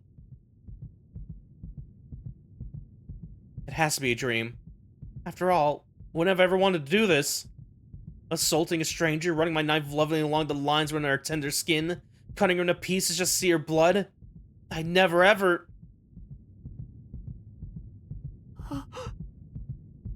My head spins with unfamiliar memories. Red blood, warm blood, wet, thirst-quenching blood. I want nothing to do with the thoughts in my head, yet I can't help but long to see that beautiful color again. Do it, do it, do it, do it. The impulse pounds in rhythm with my heart. I don't understand. It's almost like I'm no different from them. A beast free of humanity in all its tedious shackles. But I remember something similar Miss Noelle told me. Goodbye. I'm afraid your luck's run out. 違う Oh, come on, admit it already. The real Shiki died years ago, and all that's left is a murdering psychopath. You just haven't realized it yet. 違うそんなの And yet, here I am. How can I explain what I'm doing right now? Why, even as I'm processing all this, am I holding my knife to this woman's throat? And last night... Why do I remember gorging myself on blood? 違う夢だそんなのは夢だだって俺にはそんな記憶はない日曜日に何をしたかなんてなんて And then I realize why something seemed off this morning, why it felt like there was a hole in my brain. For the entirety of Saturday and Sunday, 2 whole days, my memory is blank. あれ Scouring my memories, I find out I have some faint recollection of Saturday. Sunday, however, is gone. There's nothing left. How long has this been happening? All of Rose hosts think they're normal, until they turn into someone else overnight. How much time have I spent as someone else? The woman's eyelids flutter. Her consciousness stirs. Oh no. Oh no. Oh no, no, no, no, no, no, no. If she wakes up and sees me, it's all over. I can't talk my way out of this. My only choice is to use my knife and dispose of the evidence, or my life is over. My knife moves of its own accord. No, stop. I don't even need to see her lines. If I do this, there's no going back. Why hesitate? After all, I'll forever be. This won't be the first throat you've cut, now will it?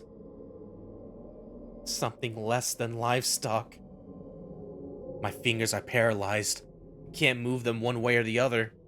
誰？ I hear the woman's voice.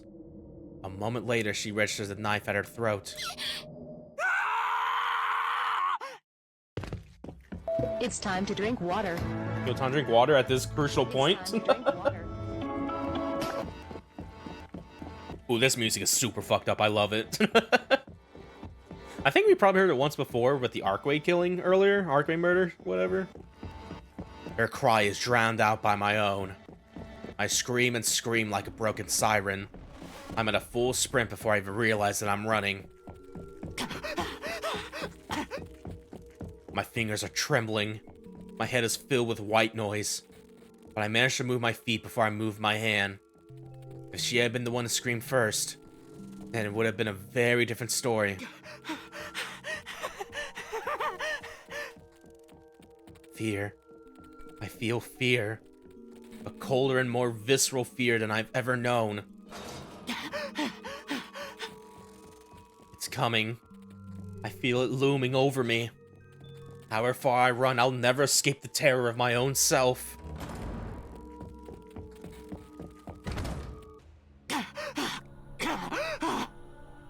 Diving into my room, I try to lock the door behind me. My hands take hold of the metal handle, but it just spins unlessly with a rattle. I feel fear. If I can't lock this door, something will get in. Something beyond my comprehension. The door, I have to lock the door. Can't let anything get in. I can't let anything get out. But what is it I'm afraid of? I don't know. I don't know, but I continue fighting with the lock like a madman. Only the doorknob is turning, not the lock. My fingers are clenched around and won't let go. I turn it manically. Rattle, rattle, rattle. Ooh, the noise pierces my eardrum, scrapes against my brain. Rattle, rattle, rattle, snick. In a sudden rage, I drive my knife through the wrist of the hand fused to the doorknob. The rattling stops at last. My hand slips on the knob. I can't get a hold of it. Ooh. I break 3 fingers before I realize it's pointless. Before I realize I'm done for. My other hand refuses to let go of the knife, so I'm never gonna get this door locked.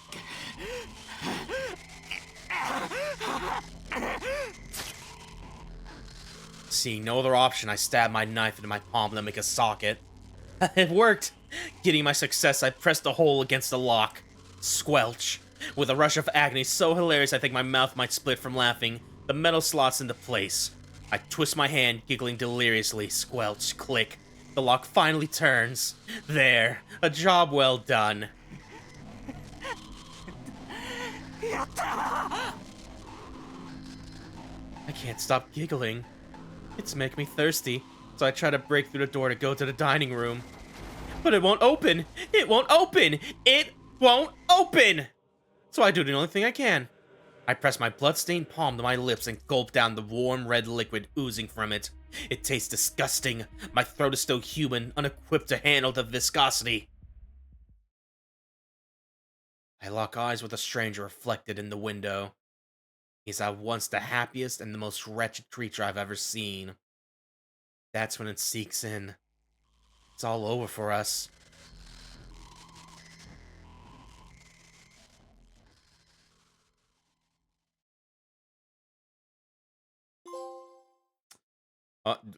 Well.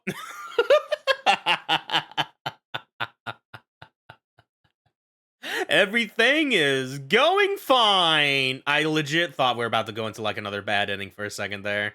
So I know I have to be mean to Kohaku to like get the fucking. I mean, there's still a chance, but no, we got the trophy though. That usually indicates that yeah, this is progress. This doesn't lead to a bad ending like the other day or whatever. But it's like, oh.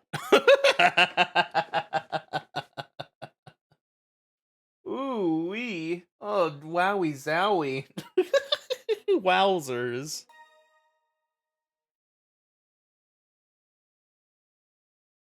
All right, day 13 Mirage. That's a lot of spiky vines to the side over there.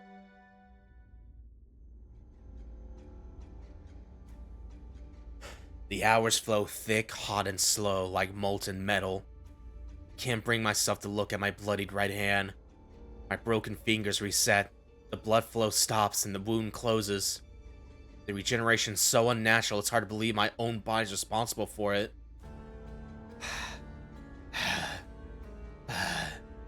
A bestial panic fills the room from wall to wall. I still haven't slept a wink when the sun rises. My head is throbbing. I must have dropped my glasses some point during the night. Now I can't find them. Strange I lost something so important. But that's always the way with important things. The room is covered in clusters of lines so thick it makes me want to vomit.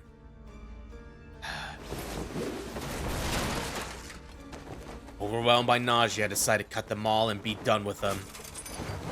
It makes me feel a little better. Every time something falls apart, the pain eases slightly. But the more I cut, the fiercer my craving when it returns.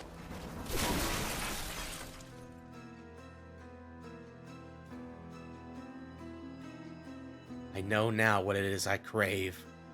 Everything. I want everything. Everything I see fills me with rage.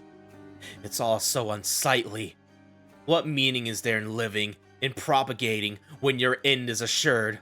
When you are bound by such obvious constraints? Ill-conceived, pathetic. Everything I see disgusts me. So I close my eyes, but all that awaits me in the darkness are memories of how it felt to kill. The feeling of a hard, spotless blade, becoming one with soft, pulsating flesh. The mental trauma, enough to cripple a higher mammal's wits. The repulsive sensation so sickening I want to bite off my tongue. The despair at having fallen as far as I can fall.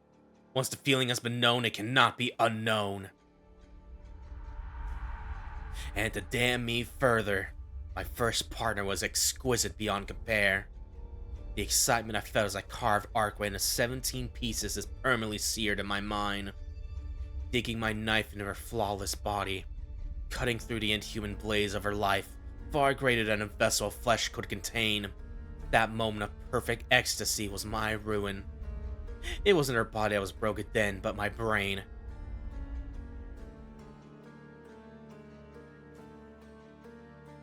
I want to destroy something in its prime. I want to kill something brimming with life. Part of me knows it's wrong, but no taboo can restrain this urge. My arousal is burning me from the inside out. シキ様、起きていらっしゃるのですか？ Hisu, I need you to leave! A woman's voice comes from the other side of the door. The sound of it fills me with terror. シキ様、 Good lord. 着替えをお持ちしました。お目覚めでしたら鍵をお開けください。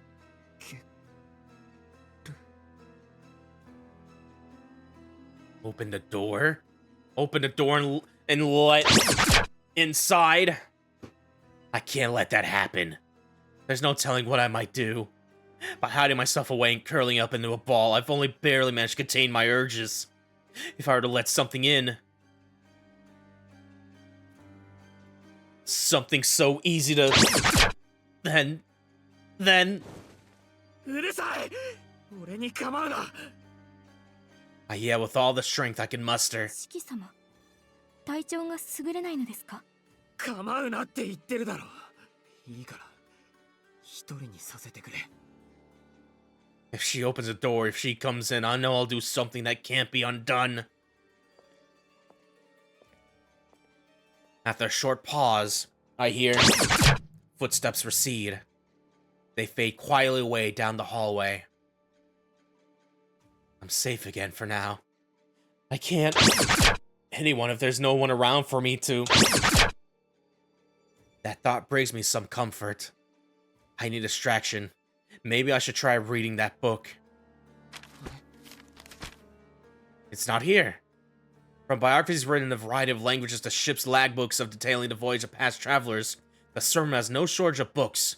More enough to pass the time, even if they aren't exactly stimulating. But no matter how hard I look, I can't find the one I was reading.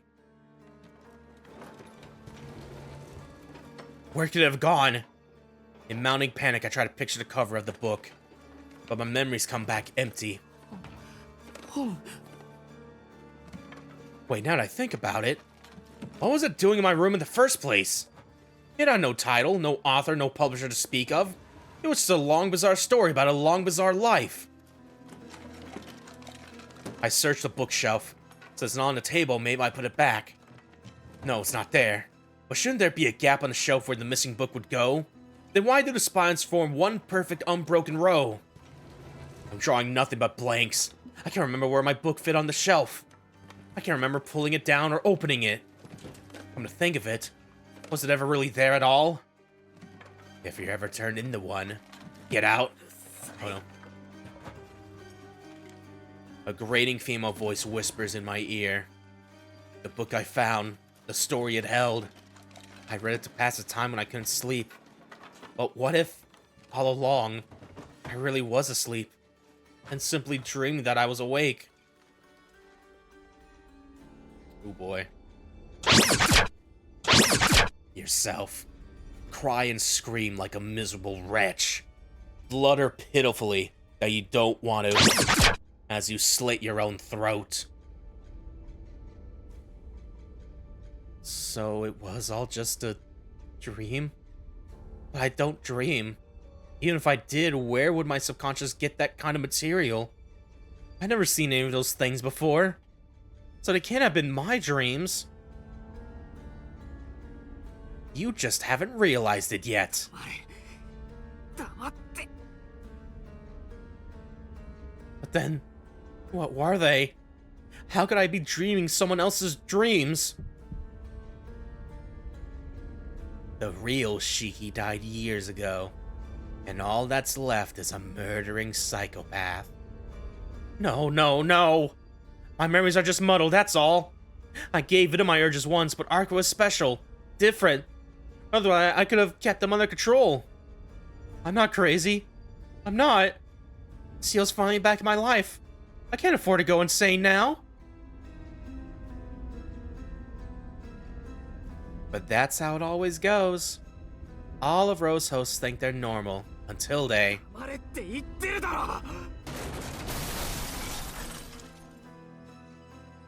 My breath comes in ragged gas. The touch of the sunlight fills me with fury.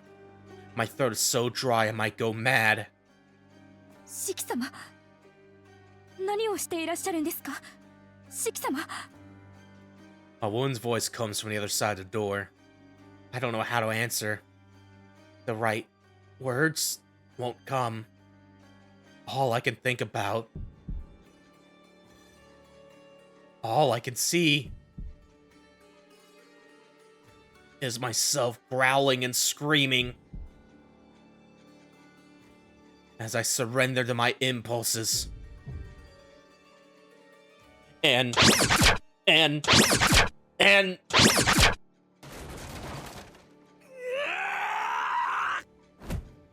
something's wrong with my head, so I smash it against the wall. Again and again until it feels like it's going to split open. But the thought of cutting to pieces just won't go away.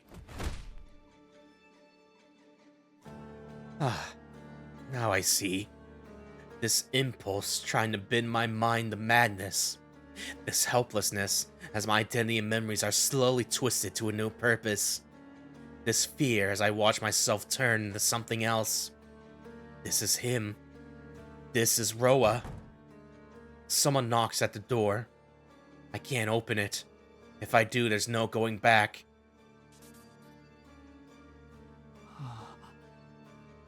Those dreams must have been the previous Rose memories.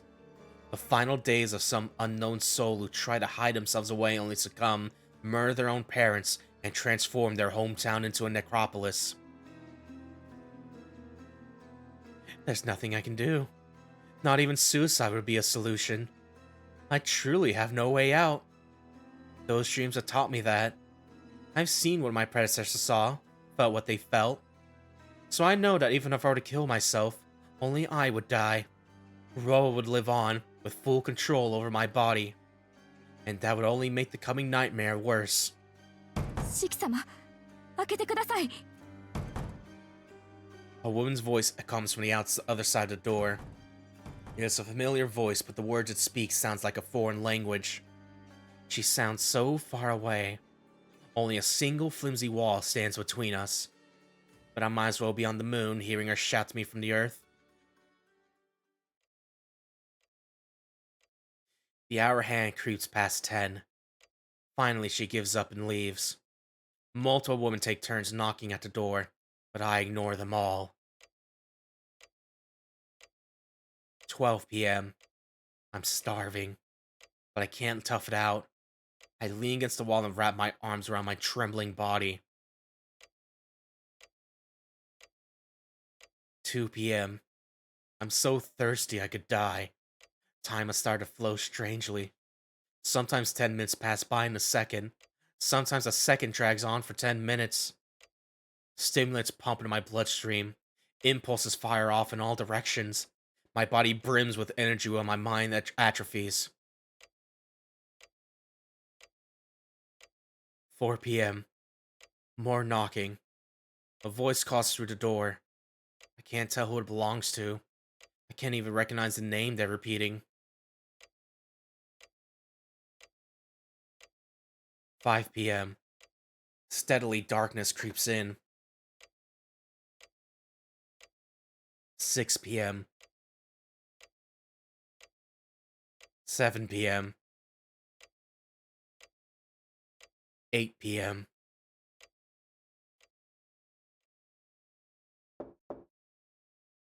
Someone's here. シキさん、夕ご飯を持ってきました。朝から何も食べていないのでは、It's... She knocks on the door. もう、こうなったらお食事だけでも食べてもらえますからね。There's a new sound. A rattling. Not a hand knocking on wood, but a key turning in a lock. 最後の切り札、マスターキーの出番ですよ。Kohaku. The door... Oh, no. The doorknob turns. Okay, yeah, we have options here. Oh, God.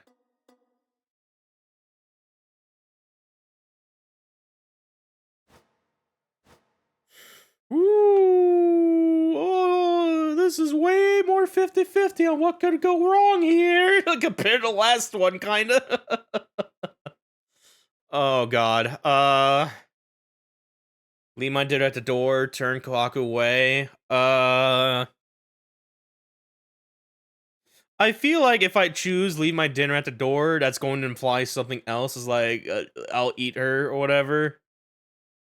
Please go away, Kohaku. The door creaks open. It's all over. Yelling her now won't stop her from coming in. Even so, eating dinner's out of the question. I couldn't bear where it would lead. The temptation would be irresistible. My parched throat and tattered self-restraint would crave relief. And the last of my dinner would vanish from existence, crushed beneath the weight of my desire. Oh no. My breathing grows harder. I have to restrain myself. Somehow. シキさん、中に入りますからね。ってどうなされたんですか、これ。Smile doesn't fade, but her eyes widen as she takes in the scored walls and dismembered furniture. There's no shadow of fear on her sweet features. No trace of wariness in her all too vulnerable figure. Her porcelain skin, which may well have been sculpted for the sole purpose of driving men mad, glows with raw vitality. 四季さん、これはあんまりです。気が立ってしまう時は誰にだってあると存じていますが、これはちょっとやりすぎだと思いますよ。There's no hesitation in her voice, no forced calm. Even after seeing the ruin I made in my room, she approaches me with her usual tenderness. I can't hold it back, but I have to. I can't bear it, but I have to. I feel her trust, her compassion. If she still sees good in me, then I've got to shut myself away, even if that means cutting my own throat. 四季さん、おかしいですよ。 Yeah, a little bit. どうやったらこんな風になっちゃうんですか？ But she won't let me. Smiling, approaches my fetal figure on the bed. Bad luck, someone inside me sneers. This woman is no stranger to caring for the sick. She approaches me cautiously but gently, never dropping her kind smile for a second. I must not be the first beast she's had to treat. Hurry. No, no, no. Hurry. I don't want this. Hurry.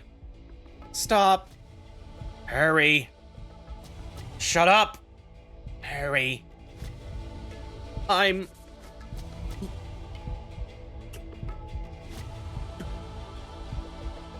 Strained the last of my reason to its breaking point. I squeezed those words from my throat. It's a monumental effort. ごめんなさい。よく聞こえませんでした。申し訳ありませんが、もう一度言っていただけます？ But it only makes things worse. Reassured that I'm no danger. Suspecting nothing brings her face closer, ever closer, to my trembling body and ravenous jaws.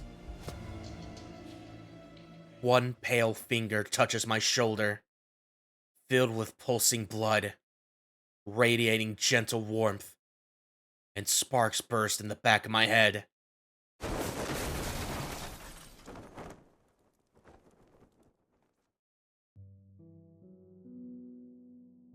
I slam on the brakes, but the wires have been cut. My body is no longer my own. I can't fight my thirst for blood.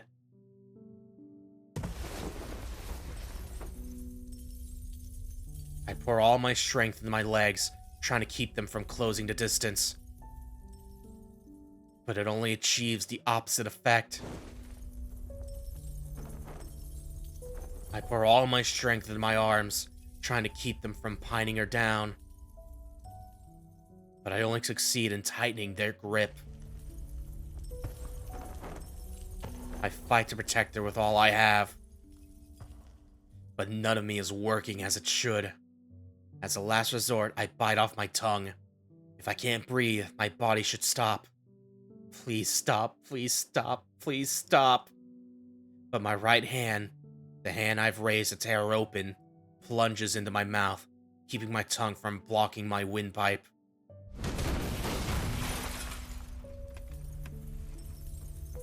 In my left hand I fight hardest of all, until tears well in my eyes, until blood streams from my nose. But it won't let me move so much as a finger. And it coils around its prey like a snake. Oh! Oh god. This is gonna require a PNG change. I'm really thin. Yeah, this will work for now. And its squeeze is tight around her pale throat.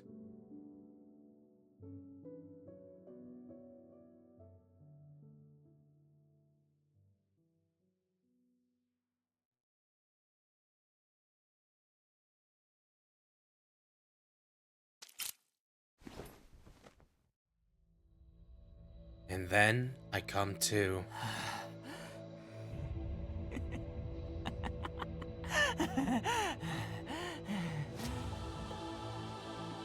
My gasping laughter brings me to my senses.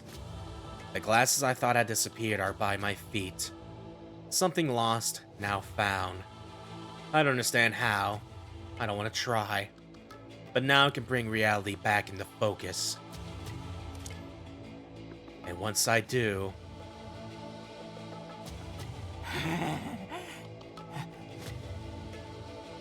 Oh...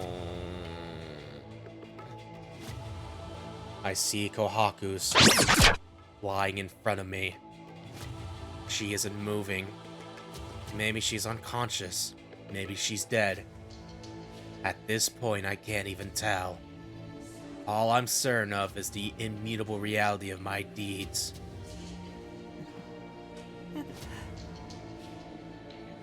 My hands dangle uselessly by my sides, the left dripping scarlet, the right equally bloody from its attempt to stop the left.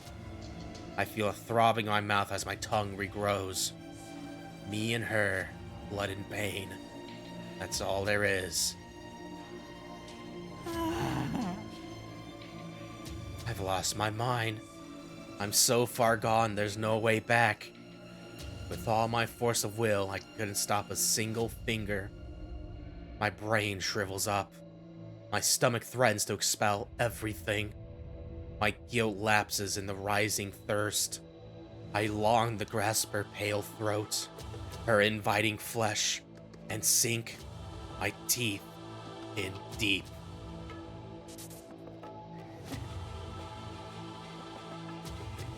I must be broken. Broken beyond repair. This is as far as I go. I don't think I can stay sane anymore. Out. I have to get out.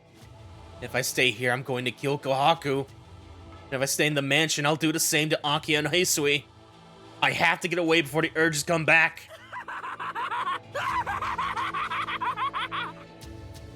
I have to lock myself away. I have to find somewhere to lock myself away or I'll go mad again.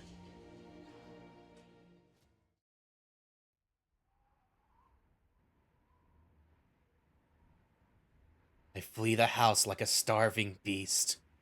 Perhaps I feel it on my skin, or perhaps my hearing has grown more acute. The ringing in my ears pierces through my brain. I don't see anyone nearby, but I sense human beings all around me, riddling the crazed cityscape. As long as I'm so close to this teeming hive of insects, dense concentration of people, it's only a matter of time until I lose control again. I have to go somewhere I can be alone, where I can't cause any unintended harm. While I still can, while I'm still me, I have to hide away where I can't hurt anyone.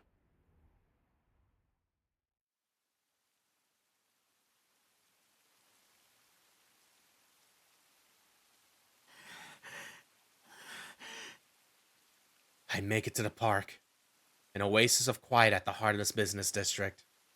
While it sees its share of visitors during daylight hours, now the night's fallen, it's as silent as the grave. But even this dead zone is saturated with signs of human life. Breathing, coughing, overloud chatter. It presses in on me from all sides like cotton wool. I can't believe my own senses. I'm over 200 meters south of the station, but the clamor of the shopping district might as well be next door. The distant pinpricks of light that mark the residential district are so glaring I have to squint.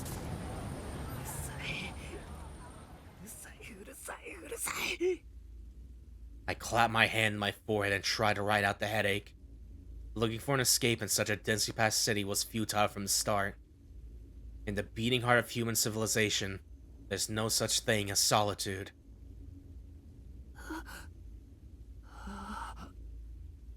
So why fight it? Look around. You are just a short stroll away from all the prey you could ever want. Go on. The human organism has plenty of cells to spare. Besides, isn't everyone secretly hoping for somebody to call the excess? You'd be doing them a favor. Think of it like picking up litter. My head won't stop pounding. I wish whatever's in there would give it a rest. This headache already has me close to fainting. All I want to do is squeeze my eyes shut and block it all out. But I can't. I'm exhausted both mentally and physically. I haven't slept a wink. If I close my eyes now, I'll pass out, and if I pass out, I'll never wake up. My eyes might open, but it won't be me behind them. That scares me, horrifies me. But there's a way out. Before that happens, I have to take my knife and plunge it into my throat. To my shame, all I manage is to nick the skin. I can't do it. Apparently, I value my life too much to sacrifice it for a what if. As though once long ago I swore to make the most of every last borrowed second of it.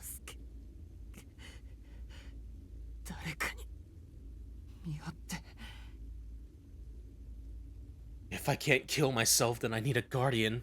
Someone to watch over me, making sure I stay awake, making sure I stay sane.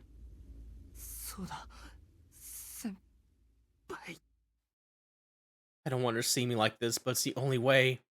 And besides, didn't she say to call her if anything happened? Clinging to that final lifeline, I take out my phone. I know I'm a lost cause. Not even Ciel can fix the inside of my head. All I'm doing is saddling her with an unfair burden. Yeah, I could use some water right now.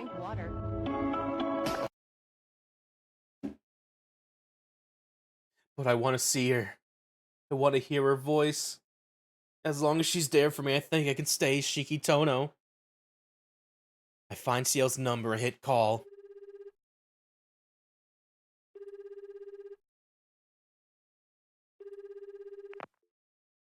It rings 3 times and a cheerful voice crackles through the speakers.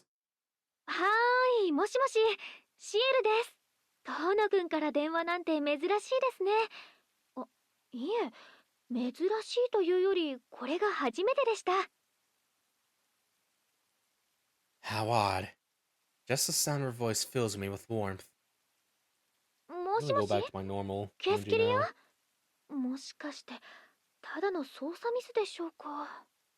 You know, I like put my little comfort guy here just in case, because it's looking really dire. おーい、聞こえてますか？ She sounds like she doesn't have a care in the world. I've only been to her apartment once, but I can see her clearly in my mind's eye, lounging around with her feet up. The words won't come. I can't think of anything to say.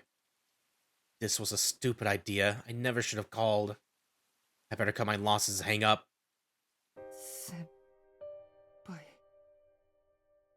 But the warmth in her voice is too compelling. I can't help but croak out a reply. よかった。つながっていますね。どうしたんです？こんな夜更けに。For a moment, I consider backing out. I open my mouth to give her some excuse, promise to see her tomorrow, and hang up. But I can't do it.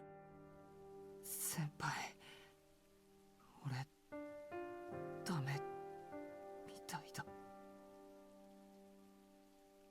I want to like go into what was it, this PNG? Yeah. I'm still over just like, oh, Kohaku no. My words come out in a hoarse whisper. 遠野くん、 Ciel's voice takes on a hard edge. 遠野くん、それどういう意味ですか？ダメって何がダメなんです？だからダメなんだ。自分なりに何とかしてみようと努力はした。けど無駄だった。俺はノエル先生の言っていた通り、ただの殺人鬼みたいだ。A common killer of the lowest sort. Even now, I catch myself imagining returning to the mansion and slitting and throats. If that's how I think about the people closest to me, I must be rotten down to my very core. どうすればいいんだろう。俺、自殺なんてできない。自分で自分を殺すなんて。その必要はありません。今どこにいるんですか？南口の公園です。人気がないところに来たつもりだけど、ここもダメでした。周りに家が多すぎて頭が痛い。わかりました。人気を避けるのは私も賛成です。グローブと戦ったデパート跡に向かってください。あそこなら誰も近寄らないし、何より静かでしょ。そうか。あの場所なら誰もいない。遠野くんならバリケードの隙間を切って中に入れるでしょ。先に忍び込んで地下で待っていてください。 The call cuts out with a beep. I pocket my phone and stagger to my feet. Ciel's coming. She's coming for me. She can't help, but I still want to see her. My fever's starting to take hold again. Praying that I don't encounter any passerby on my way to the crater, I shamble out of the park.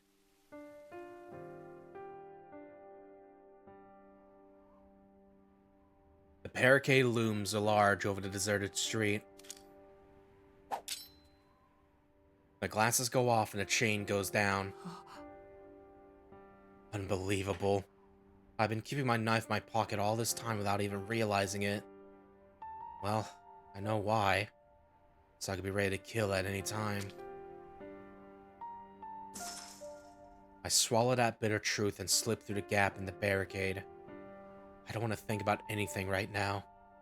As long as I do as Ciel says, everything will be alright.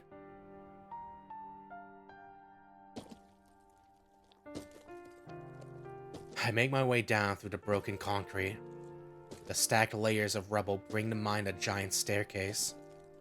They turn the climb into a one-way street. Even a child could make their way down, but the turn is next to impossible. Scaling any of the 2-meter drop-offs would be difficult. The climb in all in succession will be a grueling task, not to mention the danger of the steps collapsing under the strain. A reminder of how poorly suited human beings are to animal exertion. The city's sounds grow fainter with every jump down. The crater isn't much farther from the station than the park, but the noise doesn't seem to reach here.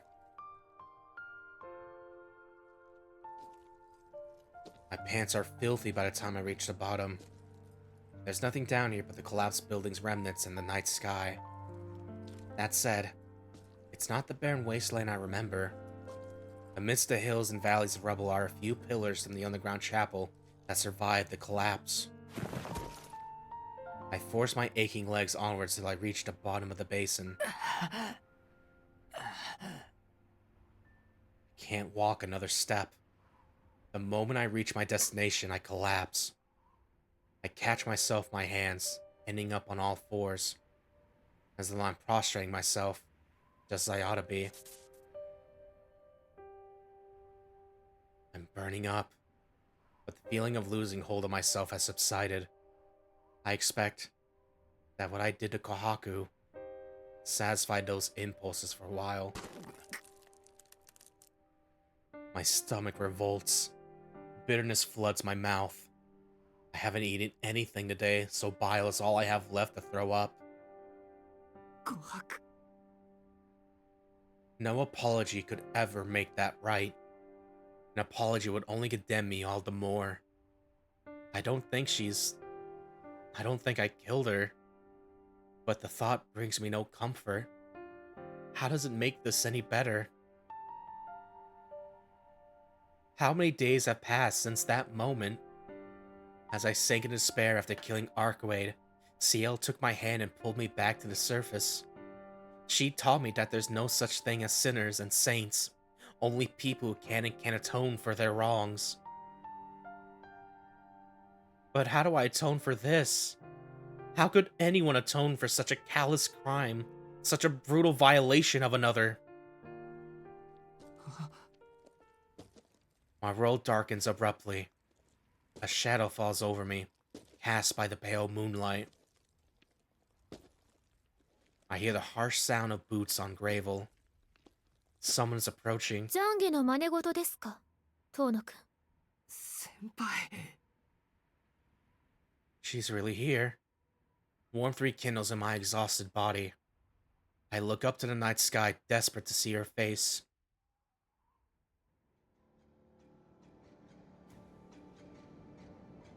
Oh!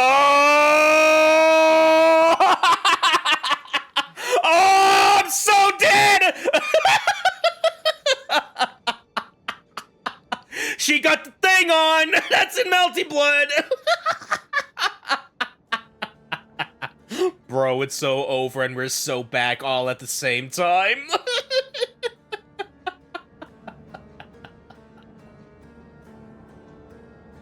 It's not her. This isn't the Ciel I know. Her body's wearing a stranger's face. She's dressed in clothes I've never seen before. Her eyes regard me coldly like I'm something unclean. Her arms are bare but for heavy-duty gloves.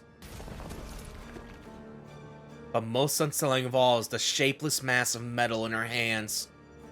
Yeah, there's a super pile bunker behind her right there. The same oversized firearm, adorned with meter-long guillotine blades that she used against Vlav, her weapon of choice when she means to kill. Unfamiliar knowledge flows into my mind. I might be clueless, but the presence in my head knows exactly what this is. An artificial miracle created by the Holy Church. A conceptual weapon forged 1,000 years ago, when mankind used a maiden to lure one of the last remaining phantasmals into its grasp. Both woman and beast were given to the furnace, and this holy doctrine fashioned from divine iron thus forged. Myriad manners of death burning mankind are inscribed within, to be intoned by the natural resonance of divine iron in a ceaseless baptism of the unholy. It is not unique for its recitation of verses alone, but no other text is so vicious in its censure of the immortal. Its name is the Seventh Holy Scripture, a secret relic of the Church long abandoned to disuse, now restored to its true purpose of glorifying the Lord. やっぱりあなたがロアだったんですね、遠野くん。 Yeah, I guess so. Her eyes are cold, but her voice is colder. Ice runs up my spine. I leap back. At first, I'm not sure why. Then I realize that both my instincts and rational mind are blaring in alarm. Ciel takes another step closer, her lips pressed shut, that ominous weapon still in hand. The sight makes me sick with fear. Her weapon frightens me. Just look at it impugns my superiority, leave me so powerless I could cry. I'm on the cusp of transforming into a higher life form, but against that tangle of metal, that would only seal my doom. But her nonchalant movements are more terrifying yet. Her guard is impregnable, invincible. Even my newly enhanced senses can't find the slightest hint of weakness. And if I try to run, the moment I turn my back on her, that iron nightmare will pierce my heart, annihilating me before I have the chance to reincarnate.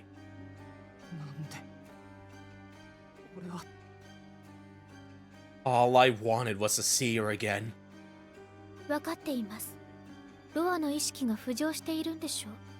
なら、もう手遅れです。 She takes another step closer. It's almost like... おかしいよ先輩。それじゃまるで俺を殺そうと。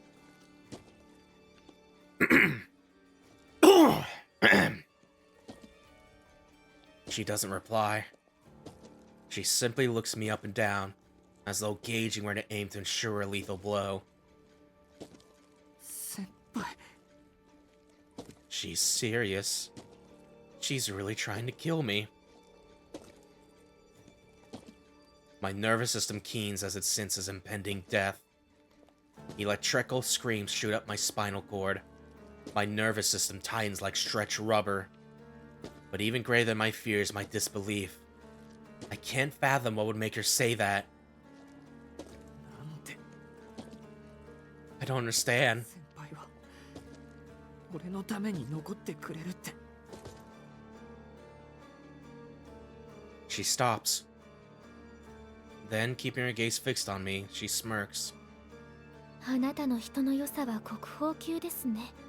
人を信じるのは結構ですが、もう少し冷静に物事を考えられたのなら、逃げおせることもできたのに。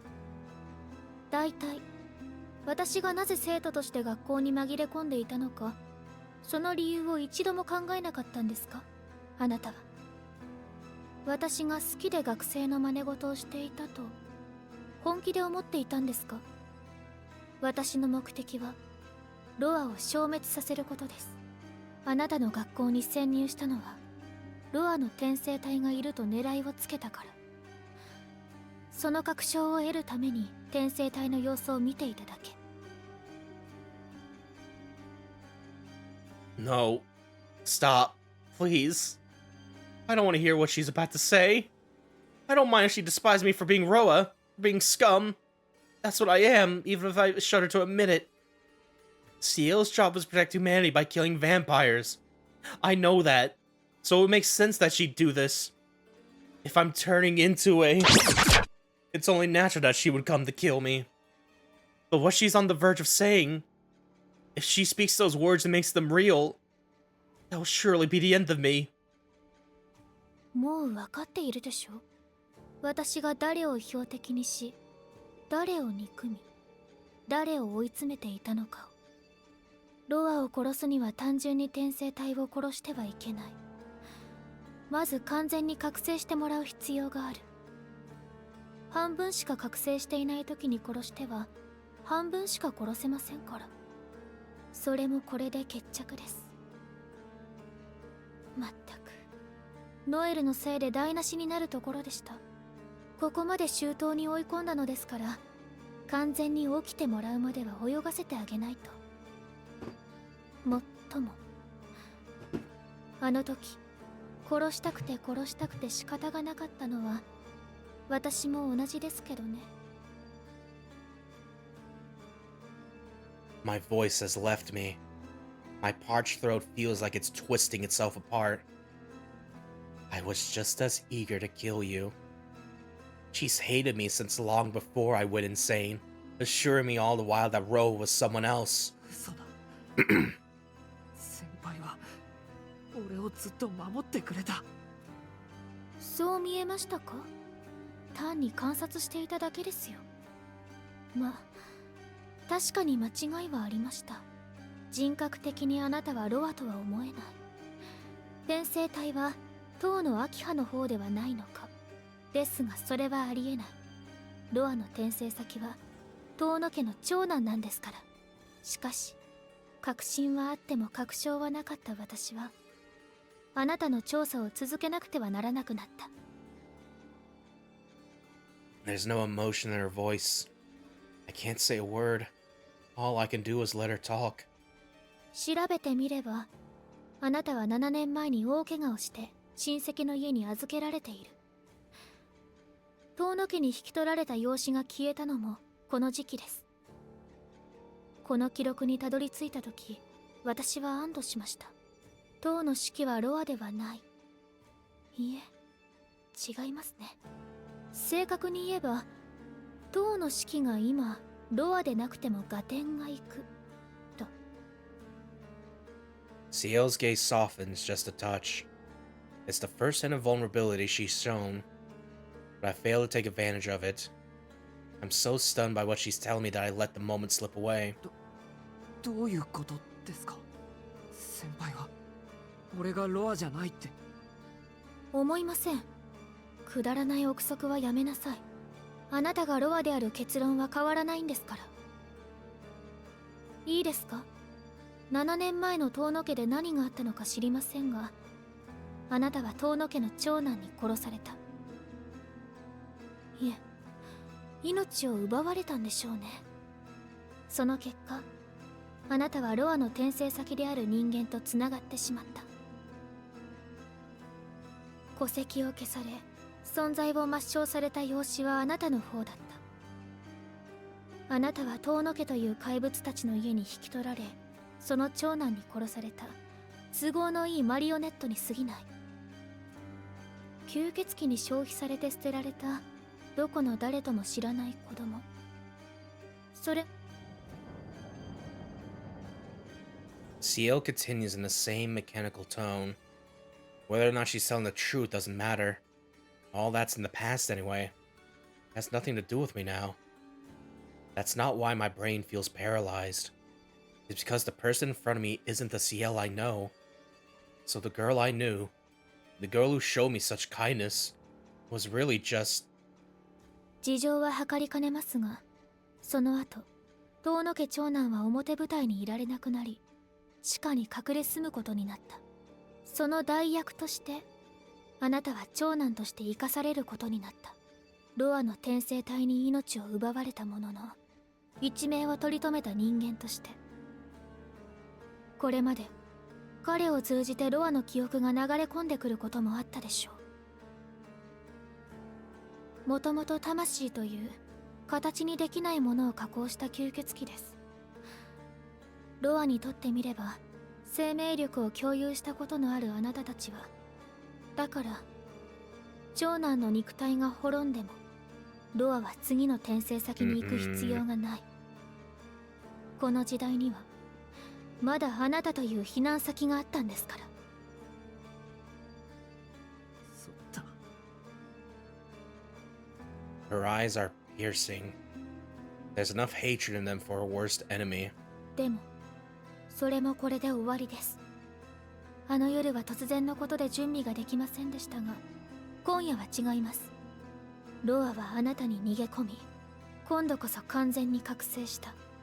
紆余曲折ありましたが、当初の計画通りやっとあなたを殺せます。 Her cold glare falls to my chest, as though the mark where a stake will pierce.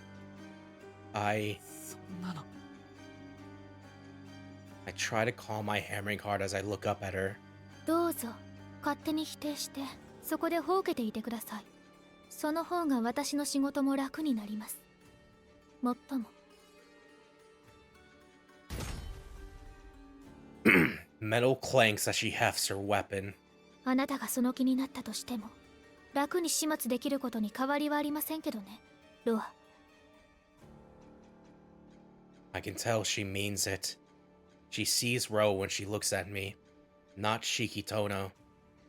Maybe she never saw Shiki Tono in the first place. なんだよそれじゃあ先輩は初めからロアは俺だって当たりをつけてたのか。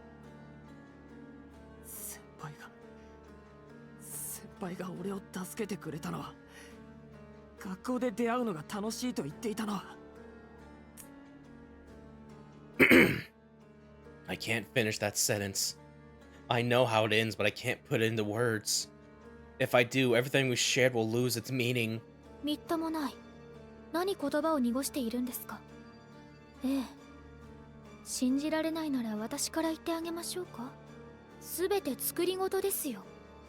私があなたを助け学校に残ったのはロアをいぶり出すためです。 Don't worry, I'm not gonna leave you behind. I remember her smile as she said that. But it wasn't for my sake that she stayed. She only wanted to continue her search for Roa. I was asking my own pursuer to remain by my side. So even then... Even the night she saved me...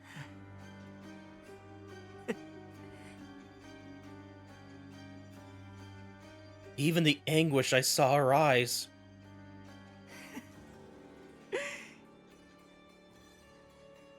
That's right, Shiki. None of those moments really mattered. You simply imagined that they had meaning. Just as you imagine being in love, and being loved in return.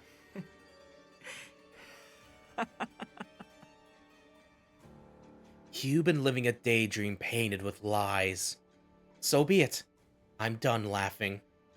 If that's who she is, then I have no reason not to fight for my survival. 納得いった。けどさ、先輩。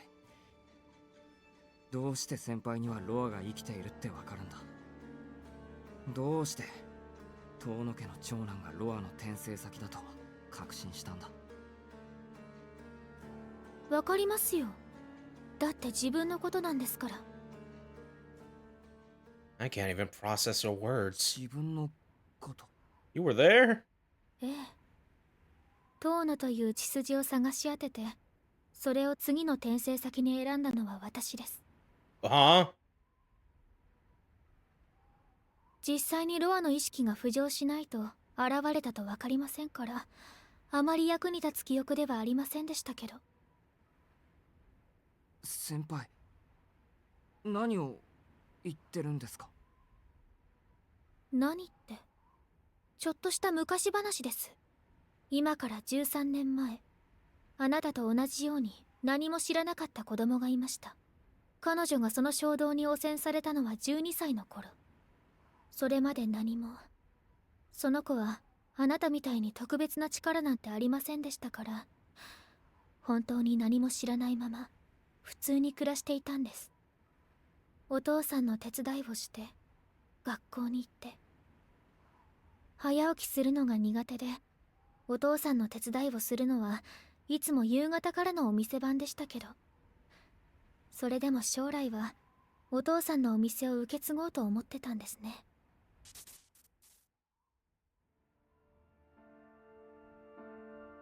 Just then, I see a memory of a place I'd never been. Her story is almost identical to my dream. でもその子の夢は叶わなかった。当たり前のようにあった幸せを自分の手で壊してしまったんです。その子はロアの転生体でしたから。少女の体はすごく才能があるってロアは喜んでましたっけ？その子も今のあなたみたいにそれなりに努力はしたんですけど、無駄な努力でした。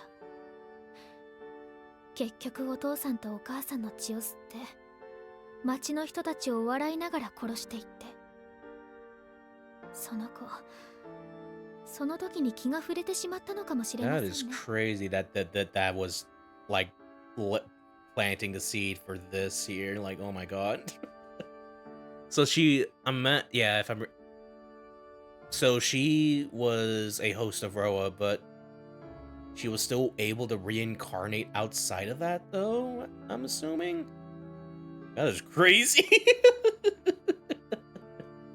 ほら、わかるでしょ遠野くん。あれって止めようがないんです。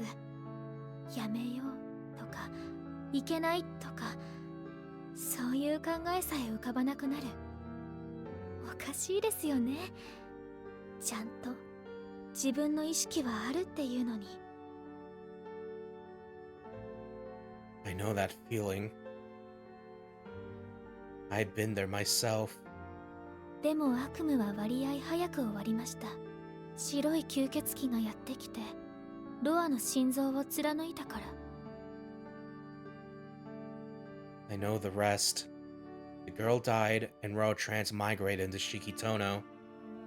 That's not the end, though, is it? けどその子死にきれなかったんです。 Her voice is gentle, but it's dripping with scorn. 少女の死体は教会に運ばれて、吸血死から人間に戻った死体のサンプルとして保存されました。けどさっきも言った通り、その子の体はすごく特殊な体で、その子は6年経ったある日、よせばいいのに死から目覚めてしまった。おかしいですよね。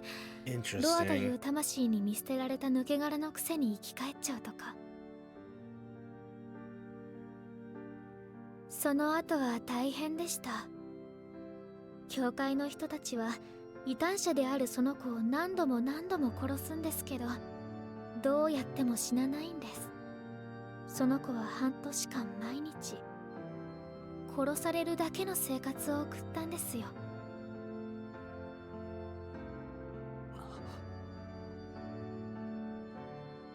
A body that can't die.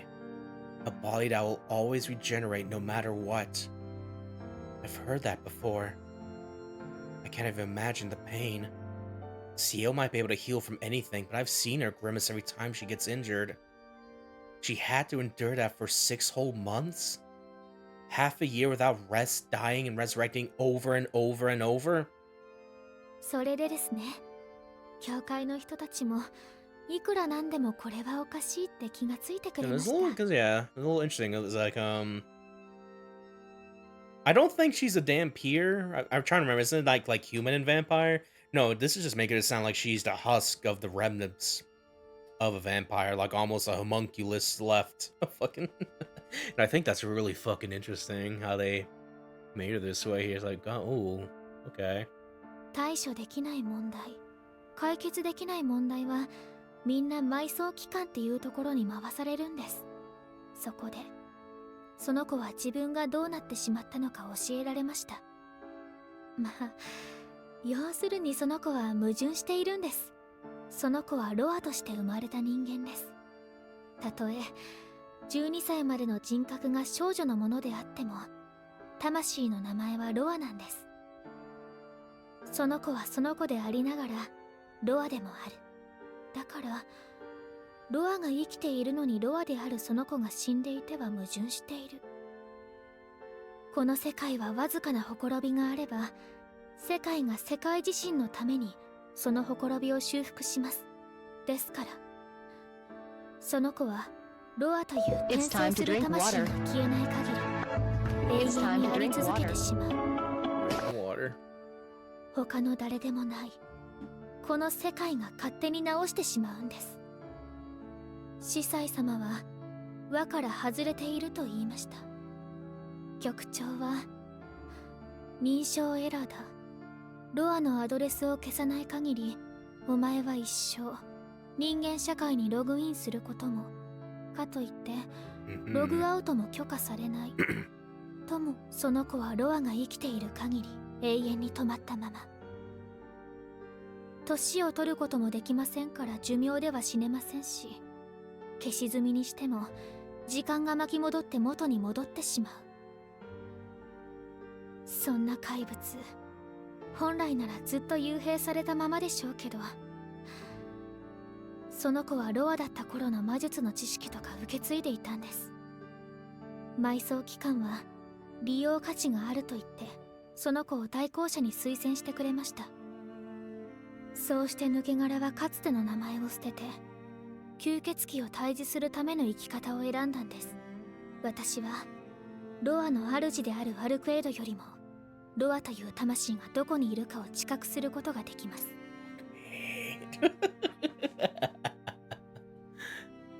It does, because I imagine I was still Ro that Arcway killed near the very beginning of this route. But yeah, at this point, I wouldn't be surprised if he was still able to transplant himself just immediately into Shiki after that whole business. But yeah, I didn't think would also means like that would also mean like prior host is able to just become like this. It's like, oh my god. Holy moly.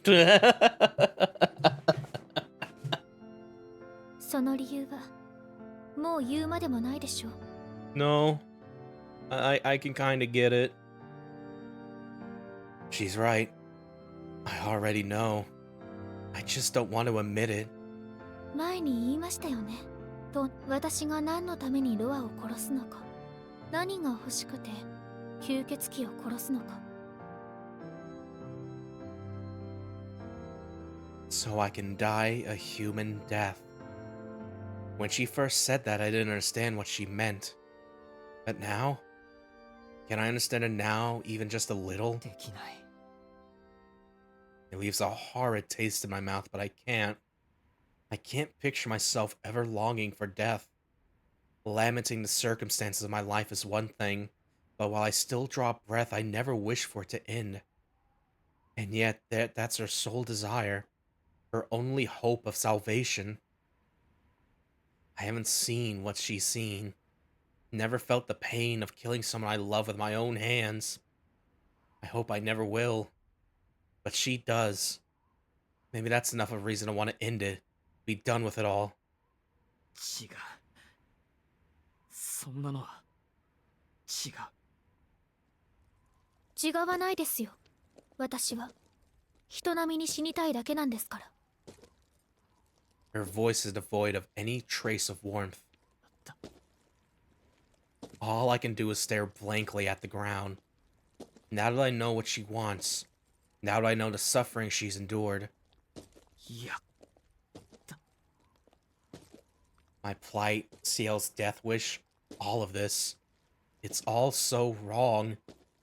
Even the worst nightmare leaves some room for hope. But reality is cruel and will not be ignored. All the regrets in the world can't turn back the clock. In pitiless silence, the executor Ciel approaches to take my life. As though to say we have nothing left to discuss, she hoists her weapon in both hands, ready to fire. The 7th Holy Scripture embodies many possible deaths, but its true specialty is the annihilation of the soul. Transmigration has no place in the dogma of the Holy Church. One soul may rise to heaven or fall to hell according to their deeds in life, but for it to return to the earth is sacrilege of the highest order. Her Holy Scripture, forged from that doctrine, is anathema for reincarnation. Its stake driver, punishment, brings death by execution. Makes me want to sneeze. The impact of its spike can shatter the soul itself. Oh, I get it. She has to do it the right way around. So long as Roa remains alive, Kins will always revert to the way she was, even if she were to fall on her own stake. She has the ultimate suicide method at her disposal, but still won't take unless she first destroys her nemesis. Her muzzle swings through the air. Its stake, protruding like a bayonet, races towards me. But it seems oddly slow. That's interesting. Knowing how strong she is, I expect her to run me through before I even knew what happened. I don't have time to think. Ooh, baby. Right here.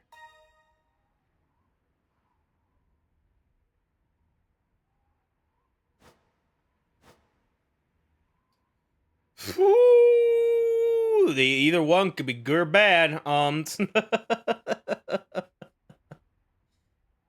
do you like dodge fours? Like you try to dodge it, and you just ride into the stake here, like fucking.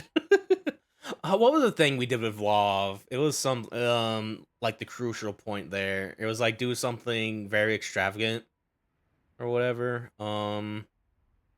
Like specifically the fight against Vlav with an Arkwright's route, where we did the whole plan of like going from above with Ark's power or whatever. Does it imagine we have to do something similar? Just think outside the box here. So if we dodge backward, that's just like she's gonna hop on that. It's like, oh fuck, I fucked up. But maybe if we dodge forward, I feel like I could also like maybe flip a coin there, but it's like, no, I'll just go with what I feel is right. Damn it! From my slow slung stance, I break into a desperate sprint. I can't turn around.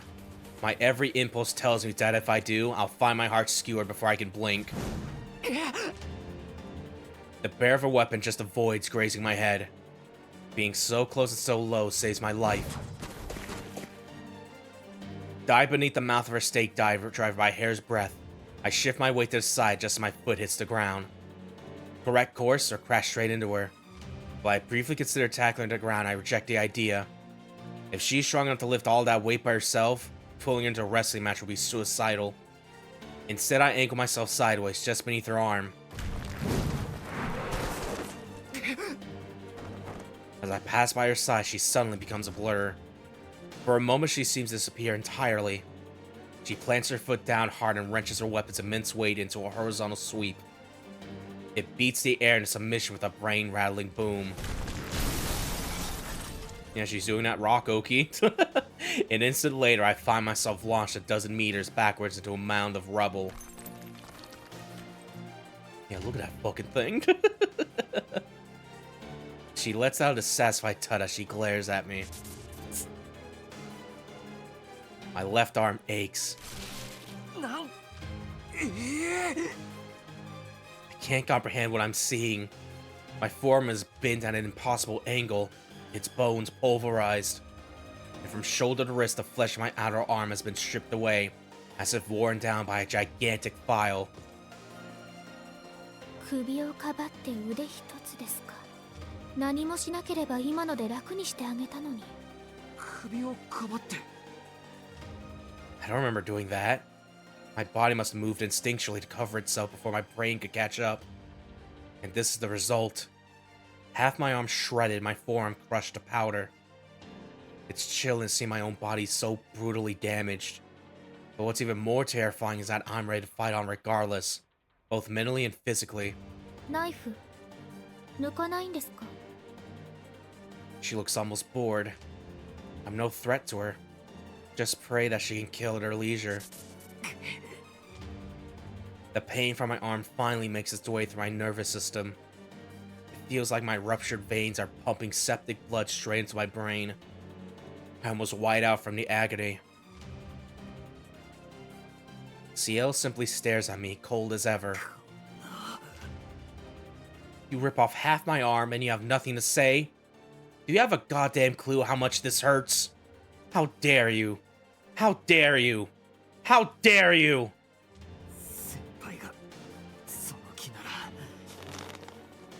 I grip my knife tightly in my pocket. I feel the cool hardness of its handle.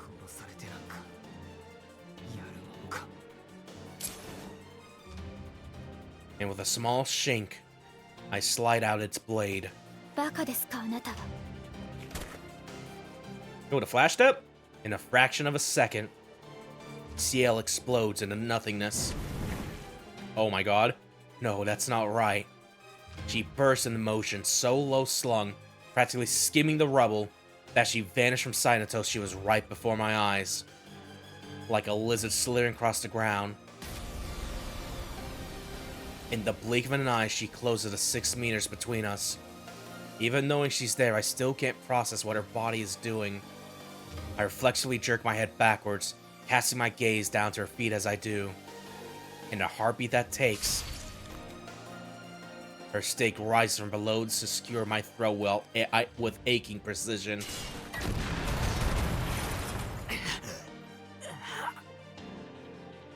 Breath bursts from my lungs.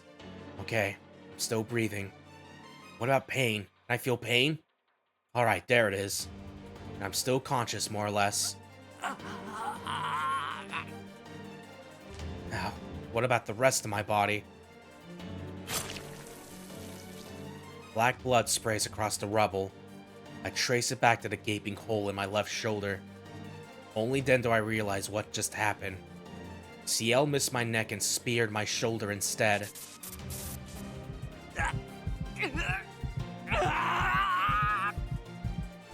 Pain. Pain so sickening I don't even recognize it as pain. But I'm still alive. Against all odds. I'm in one piece, and I've bought myself some distance. The acrid smell of gunpowder rises from my shoulder. She must have pulled the trigger as her bayonet struck home. The blast would then have launched me backwards, opening up some space between us. 2度続くということは偶然ではありませんね。その出血でもショック死しないということは精神だけでなく肉体まで変態済みなのでしょう。 The tip of her weapon drops to the ground. The stake that pierced my shoulder dissolves into pages and scatters on the wind. Man, it really was just all the scriptures. That's nonsense. But that nonsense almost killed me. It's so horrific I could drop to the ground right here and beg for forgiveness. My shoulder is on fire. Searing pain threatens to devour my whole body. It feels like my bones are being roasted to ash. Voice rises in my head. Tell me that the torture device she wields is toxic to the touch. I'm a dead man walking. Immortality won't save me. She's going to kill me no matter what I do. My brain flickers with terror, pain, confusion, anxiety. Is it death itself I'm afraid of? Something else inflicting it? The pain that will accompany it? Or the weapon that will deliver it's so terrible that the sight alone makes me want to cry and plead for dispensation? I don't know. All my attention is consumed by the executor's cold eyes and a monstrous implement in her hands. She pulls the slide back with a crisp click. She loads another round, then readies her weapon once more. I should be dead twice over. Surviving 2 hits from that thing is a miracle.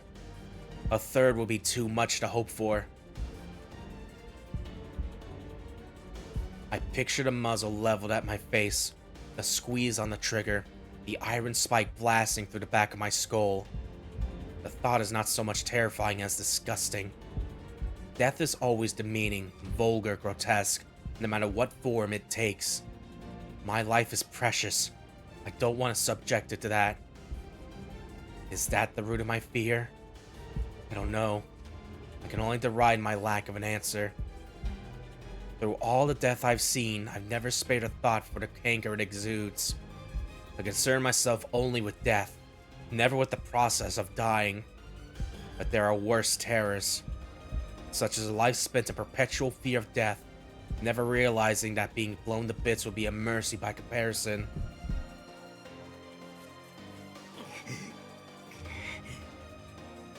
The pain in my shoulder drags me back to reality. None of that matters right now. I have to get out of here.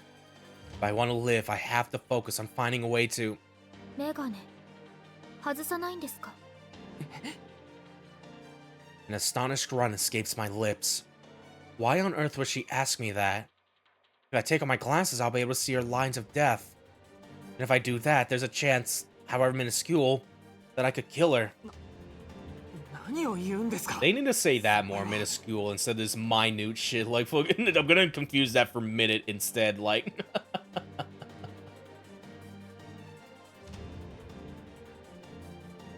her eyes burn with anger.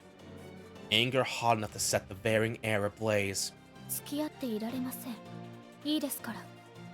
もう死んでください。 She drops down low.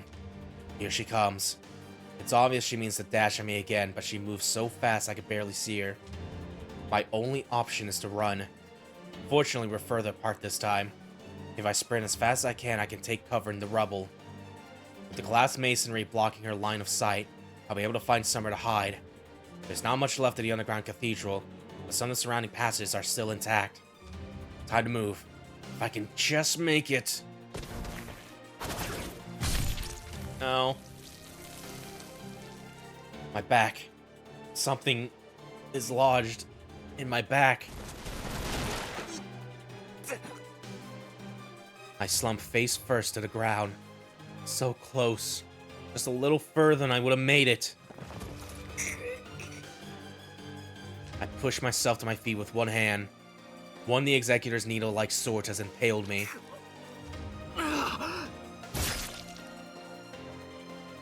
I wrench it free. In a fit of rage, I drag it out through my chest. Luckily, the wound has gone numb, so there's no pain to endure. Now I can get to safety. 逃げてどうするつもりですか? But before I can move, her voice rings out from behind me. まだわからないんですか? あなたは今どのくらいの速さで走ったと思っているんです。致命傷を受けてどうして死なないでいるんです。あなたは箱の中のマウスと変わらない。なのにまだ何から逃げ出そうと言うんですか?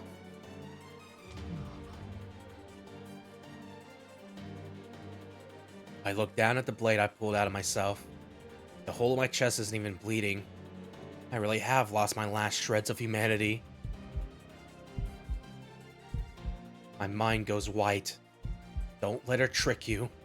Don't let her trick you. She's only ever tried to deceive you. Don't listen to a word she says, or you're as good as dead. Ignore her. Even if she's telling the truth, it doesn't matter. Just shut it all out. It's your only chance.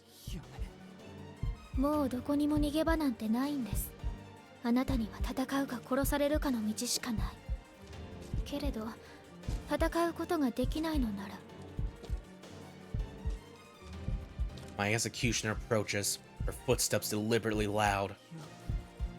せめてあがいたらどうですか。私を殺せば一日は生きながらえる。そんなありえない希望を見ながら無様に死ぬのがあなたにはお似合いです。やめ。今さら格好つけなくていいですよ。あなたは無邪気に目の前の餌に飛びついて自滅するんですから。ほら、学校ではいつだってそうしていたでしょ。だからやめろって言ってるだろ。 I leap into the air. Even with my arm mangled, my shoulder punctured, my back impaled, I feel light as a feather. At a speed that matches hers, I launch myself 20 meters up the side of the crater and come down, breathing hard, in a ruined building.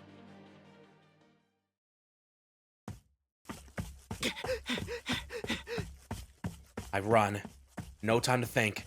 I just run blindly, trying to get away. But I can't go much further.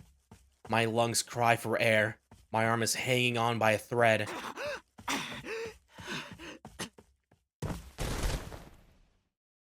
My leg catches on something, sending me tumbling to the ground.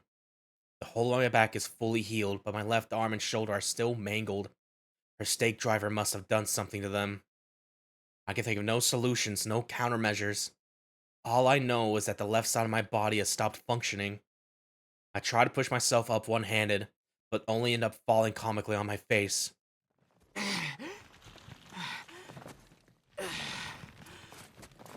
I roll onto my back and inch across the ground until I reach the wall. Sitting upright is as much as I can manage before I run out of strength. I lift my chin, exposing my throat, and gulp down air. Tsuki. Moonlight filters down through a gap in the wall. This must be the price of forcing my body and mind past their limits. In the moonlight haze, everything seems a shell of itself. Ah, now I see. Whether I'm Ro or not hardly matters in the end. Either way, I'm just an empty husk. Just a nameless nobody from who knows where that someone labeled Shikitono. A bolt of bane shoots from my shoulder. Maybe.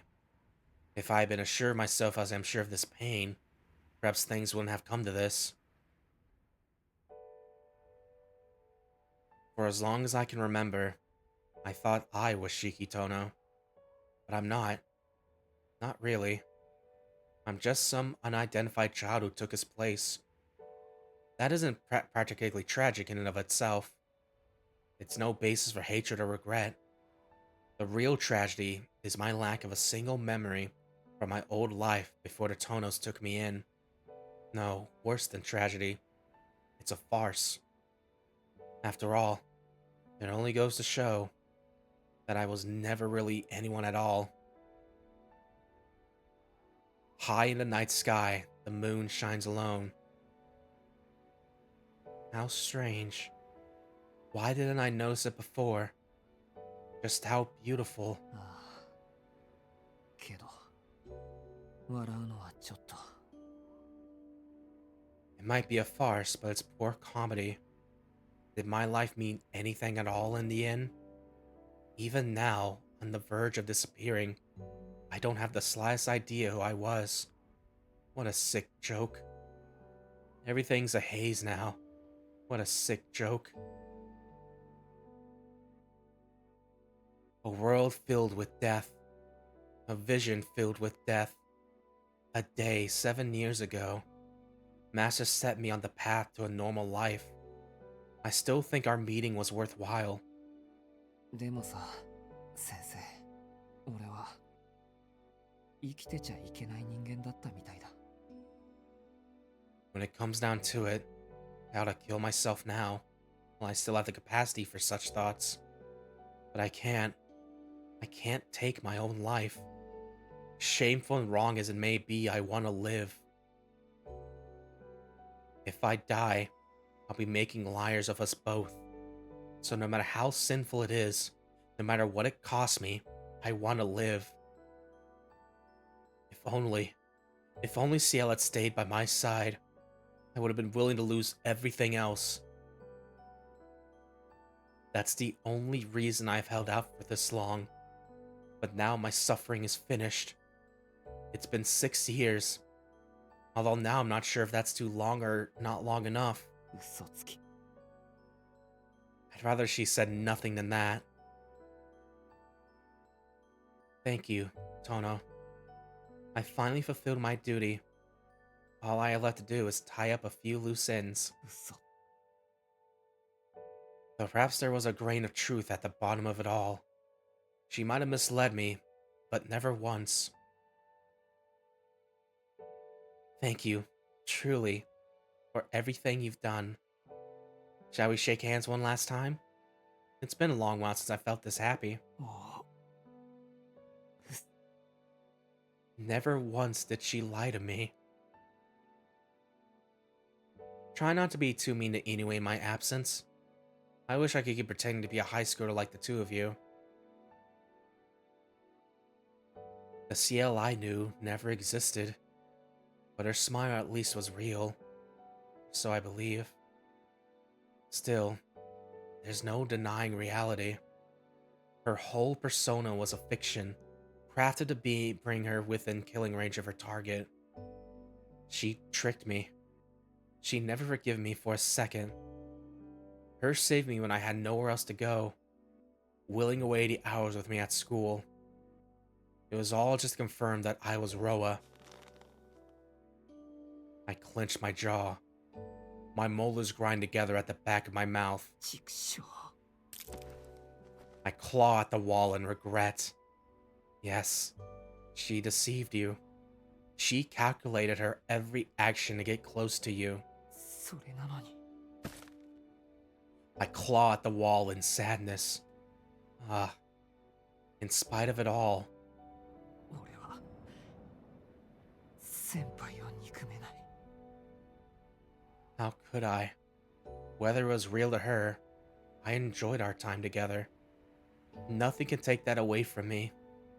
Not even 2 weeks have passed since we met, but I never felt so happy to be alive. 畜生。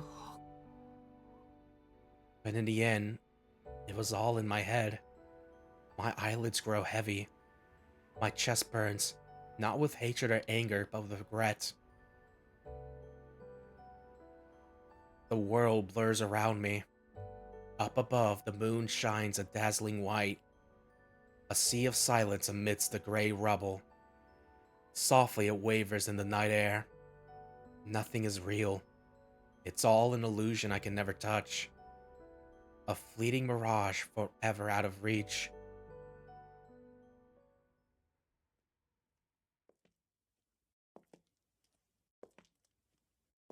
Dry footsteps sound across the seabed. The moonlight casts my executioner's shadow across the broken earth. My back is against the wall. I only have seconds before she finds me. At least I got things straight in my head now. So now that that's settled, 殺すか。 my voice doesn't sound like my own. If you don't want to die, kill her. If you think you're in the right, murder her. Do it. Dismember her. Dissect her. Cut her. Tear her. Slash her. Rip her. Stab her. Gut her. Do it. Do it. Do it. Do it. Do it. Do it. Do it.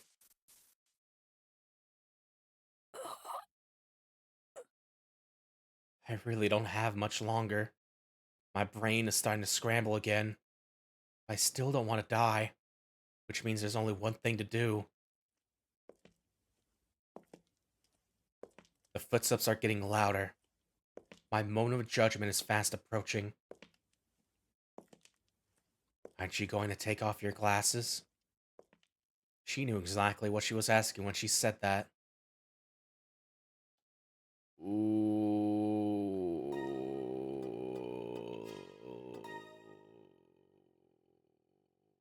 Oi, oi, oi, oh. Ooh.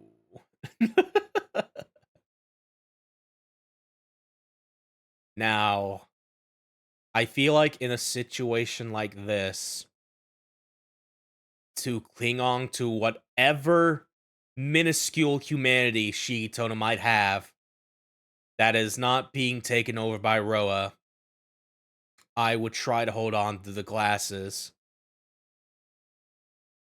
But since we are now at the hypest part so far of this visual novel experience, what do you say we go further?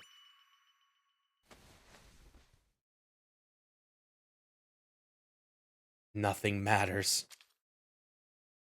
Let it all be a bad dream, a mirage. I rise to my feet, clenching my knife. The footsteps grow louder still, a tangible sign of my enemy's approach. With every step, a voice rings in my head. Do it, do it, do it, do it. Do it, do it, do it, do it. Do it, do it, do it, do it.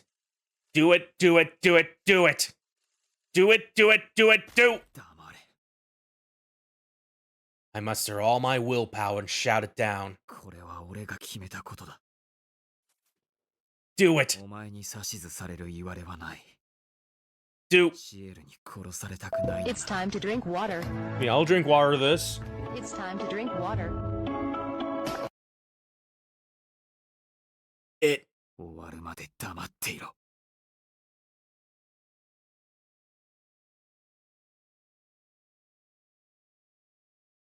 The voice goes silent. I hear a final crunch and see a shadow looming over me. The executioner appears at last. ようやく戦う気になったんですね。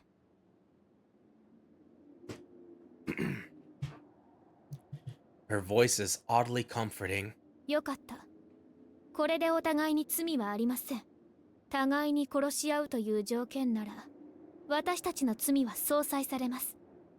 あとは、生き残った者に罰が残るだけです。 Nullifying our senses with our own deaths? I can imagine a more alien idea. けど、残った方の罰は償えるんですか？ええ。果たすことのできる代償行為を罰と言います。消え去ってくれないものは罪だけです。ですから、そんなもの今さら背負いたくはないでしょ。 She takes a step closer. それじゃあ、ここで先輩を殺すことは罪じゃないのか？はい。私はあなたを殺します。だからあなたも私を殺していい。条件は同じです。 Another step.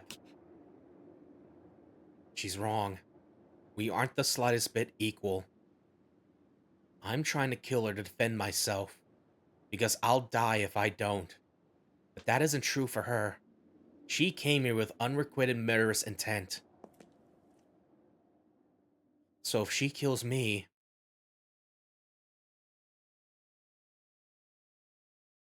さよなら。これでくだらなかった芝居に幕を下ろしましょう。 Final step. The tip of her bayonet speeds towards my chest. With only a second to act, I lash wildly at the point of death over her right lung.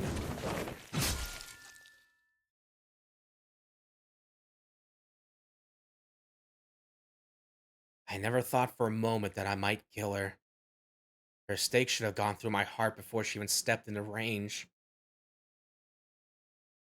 So it hardly seems real.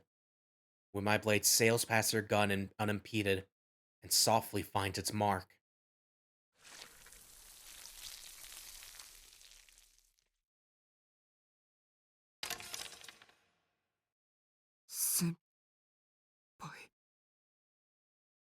It's as if she let it happen. あなたに私を殺させてしまった。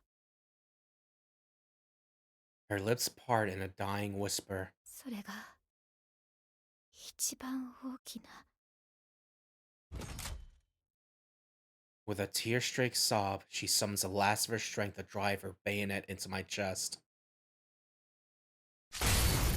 God damn!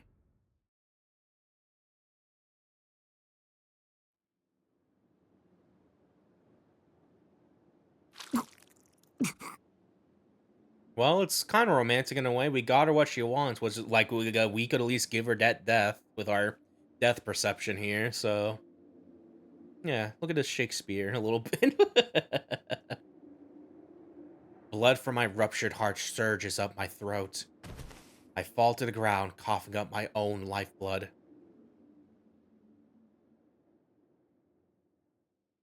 A motionless lump lies in front of me.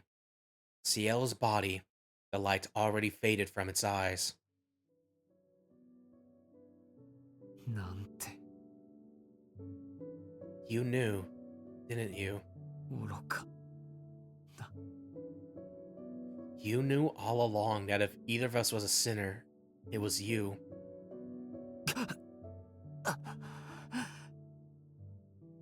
My limbs go steadily numb. My blood ceases to circulate. I have seconds at most. In the moment her stake pierced my heart, I felt a sensation like pages scattering, as though a book deep in my chest had disintegrated at the spine. I don't know what that was, but if I had to guess, I'd say it was Roa being snuffed out. My mind is blank. From the very beginning, she meant to trade her life for mine. That must have been her idea of punishment. What a joke. There's no meaning in her sacrifice. Just emptiness. それでも I wish she'd been able to apologize. If she told me she was sorry, it might have lightened her burden a little. But she couldn't, in the end. She chose not to, because she knew no apologize could make this right. I'm stunned by the strength of her resolve, and disgusted by myself for forcing her to go this far.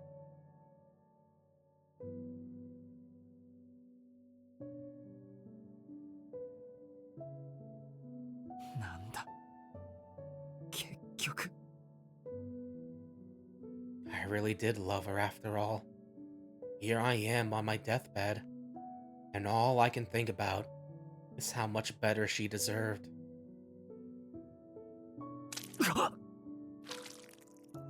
I cough weakly, spit up a little blood, and then it's over. Looking up at the moon, as I did in some long-lost memory, I surrender to weariness and sleep.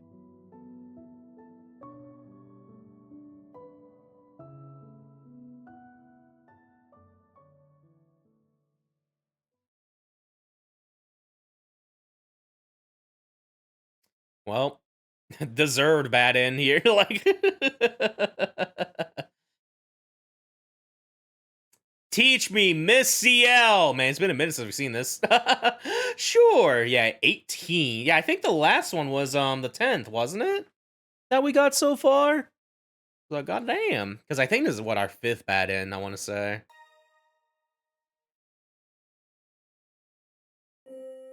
Oh, it's sunset.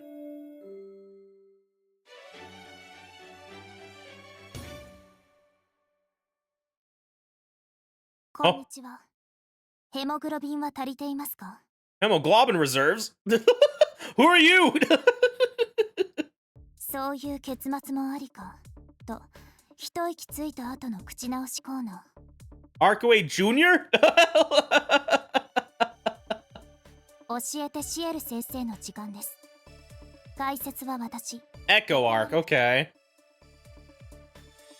コーナーに咲く一輪の花、猫アルクでお送りします。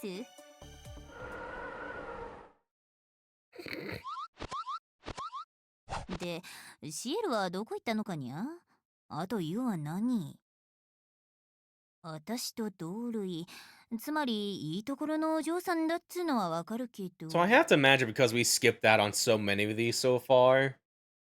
Like I'm assuming Echo Arc, Arc Jr. over there on the right, takes the place of Neko Arc during like the Ciel route up until here, where Ciel dies.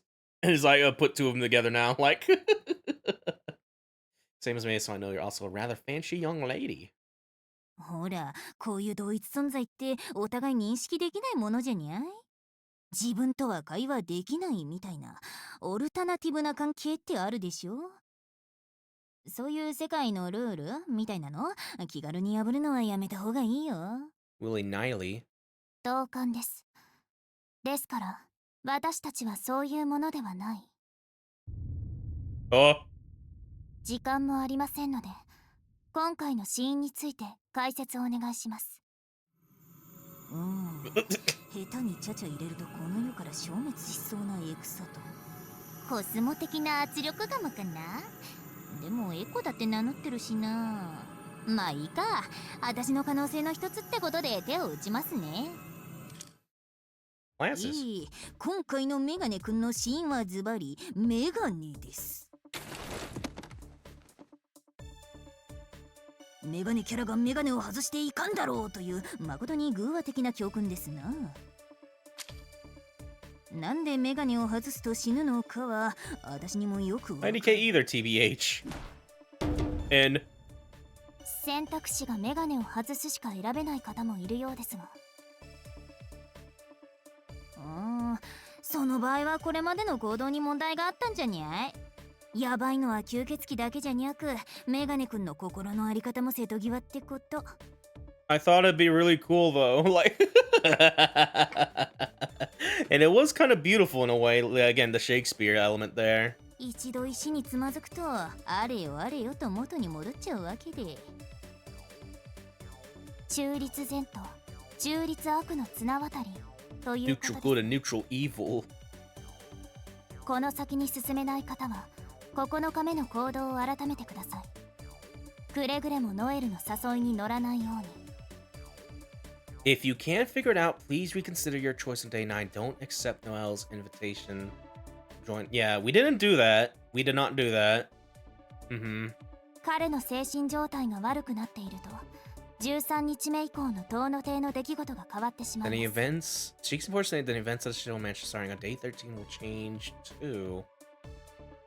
Yeah, it's making it sound like the choices we made on that day would affect later on or whatever here, but we didn't do...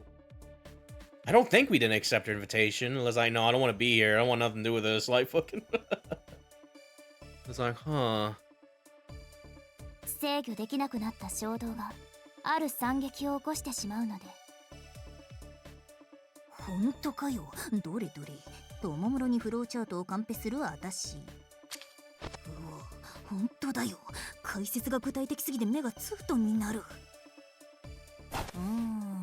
なんでそこまで知ってるのか怖いけど、その高い知性、やっぱり私じゃん。Fucking Noelle just fucking like... 教えてシエル先生でした。Well, I mean, I'm trying to remember what we did with Noelle during day 9. Like, it was like maybe we did go to her, but we didn't partake in their slaughterhouse over there. Like, I guess the idea is like, do not interact with Noelle at all. Like, or it just leads to this. Fucking. So, Yo, she got motion blur on her. Alright. Yeah, something... Yeah, I thought that... Yeah, I thought that was gonna lead into bad in there with them. Or maybe it could have, like, something turn around there, but it's like, fucking... I don't know. But yeah, let's see what happens if we load the other option, though. Don't take off the glasses. She knew what she was asking, but what's my answer? I lift my trembling fingers, my glasses. A self-destructive impulse seizes me. I hurl the object in my hand away with all my might. Somewhere in the darkness, hard metal clatters on stone. But the world remains free of lines. It was my knife that I cast away. My glasses remain on my head, where they'll stay until I die. But I can't trust myself to keep hold of my knife. I can't shake the sense that a fate worse than death would await me if I did. Finally, she comes. She's still clutching that monstrous weapon, her eyes empty. Her feet come to a stop in front of me. She could end this now if she wanted, and yet she doesn't. We only stare blankly at each other. 一つ聞きますけど、 The tip of her bayonet points towards my chest. どうしてメガネを外さなかったんです？どうして？ただの一度も。どうしてって。 It didn't even cross my mind. そんなひどいこと先輩にはできないだろう。愚かにも程がある。私はあなたを殺すんですよ。私はあなたの先輩なんかじゃない。すべて嘘だったって、あれだけ言ってまだわからないんですか？あなた。 She almost spits out the words. Her face remains composed, but her body shudders with rage and irritation. 知ってる。先輩はずっと俺を騙してきた。シエル先輩なんていう人は初めから嫌しなかったんだって。分かっているならと。いいんだ。先輩が嘘でも俺はすごく楽しかった。先輩と過ごした時間は先輩にとってはどうでもいい時間だったかもしれないけど。 Yeah. She brought me something I never should have had. Something I've lost sight of in my fear of the future. Of death. An utterly mundane bit of happiness that I'd given up on long ago. And I'm okay with that. The girl I love might have been a fabrication, but the salvation she brought me was very real. だからいいんだ。 These 2 weeks have been the best days of my life. If I let hatred sour them now, I really will have lost everything. Just because they weren't real to Ciel doesn't make them false. As long as they mean something to me, they'll always be half true. It isn't a lot to die for, but if my life is the price, then so be it. そんなことのために命を投げ捨てるんですか？そっか。やっぱり小さいかな。 But it's the second most important thing I can think of. I rack my brain, but I can only think of one other thing I want. 私、いろいろな人を見てきましたけど、 She takes a step closer. あなたほどバカな人は初めてでした。 She places the barrel of her gun over my heart.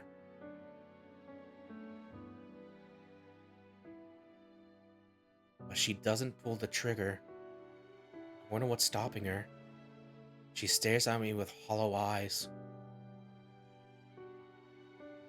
I've seen the same emotional gaze several times now, enough to know that it doesn't mean she's heartless. It's just that, when push comes to shove, she can't avert her eyes from reality, so her only choice is to suppress her own emotions. She's right. I really am an idiot. Only now am I realizing that it's herself, not me, that this expression is meant to fool. 忘れていました。最後に懺悔を聞いておかないといけません。私、これでも神職ですから。そうですか。懺悔なんてないけど、一つだけ聞いていいかな。はい。手短にお願いします。うん、すぐ済む。どうして先輩はそんなに泣きそうな顔をしてるのかなって。 She reacts with a surprise. I sense the slightest tremble. 私は泣いてなんていません。 Her face is a vision of cold denial. But I cock my head in confusion. There's no denying the evidence of my eyes. 泣きそうな顔に見える。どうしてかわからないけど。それはあなたの錯覚です。私は何も感じていませんから。私にある感情は人間として死にたいというものだけです。Her answer makes me desperately sad. How ironic. Now, at the very end, I can see right through her. ひどいな。最後まで先輩は俺に嘘をつくのか。 No reply. Her body goes still, as though she's frozen over. あなたこそ嘘をついてる。ここで私に殺されることが望みなんて思ってはいないでしょう。当然だろ、そんなの。死んだら何もないじゃないか。一応経験があるからそれぐらいは分かってる。本音を言えば生きていたいけど、ただ生きているのはもう。 That's right. I'm all out of options. Even if I somehow got out of this crater alive, there's no hope waiting for me on the outside. All that remains of Shikitono would soon disappear, and the tragedy of 13 years ago would play out again in Soya. That's not what would hurt the most. It's that I had to live without Ciel. That more than anything else I couldn't bear. 今まですごく楽しかったんだ、先輩。有彦と俺と先輩でバカな話をしている時は悪くなかった。ただの休み時間でも先輩が来てくれるだけで夢みたいに。 All I want is to have that back, even though I'll never see it come to pass. 俺はずっとあのままの時間が。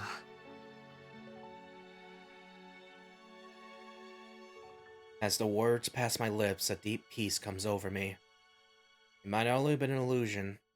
It might never have been more than a distant mirage. But what is a mirage if not dear for being more beautiful than reality? I'm far beyond anybody's help. Still, if I can die with that dream in my heart, perhaps that will be some kind of salvation.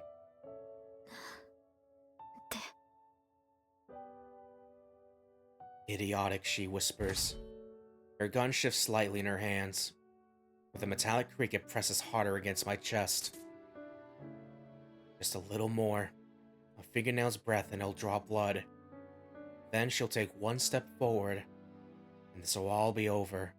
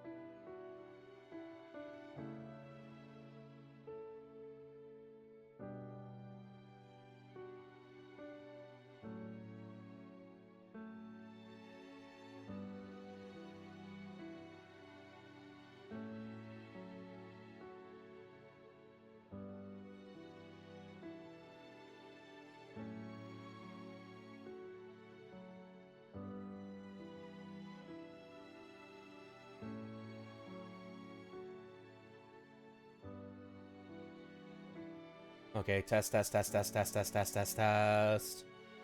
Okay, so... So, at some point in the last minute, my voice mod decided to just turn the fuck off. Or not really turn off, it's doing that thing where it's like, limitless audio expression. Take control of your sound with our real-time voice changer soundboard. Get started. But like, you know, I'm still streaming, right? Like, I guess like voicemod server went down or whatever. Yeah, that's like take control of your sound with a real to get started by doing set voicemod agreement policy. It's just doing that now. So it's like, oh, very cool. Thank you, voicemod. Yeah, give me 1 second here. I'm gonna put like a no. I'm gonna like. What if I just restarted here? Let's see. Why is it like it? Did they update in the middle of my thing, or just like did the server just went offline? What happened? I'm still streaming, right? Fucking. Hold on. Let me see. It's just doing all this shit again. Like, oh my god, no. Can I enter with Twitch? Is my Twitch connected to the thing here? Let's see.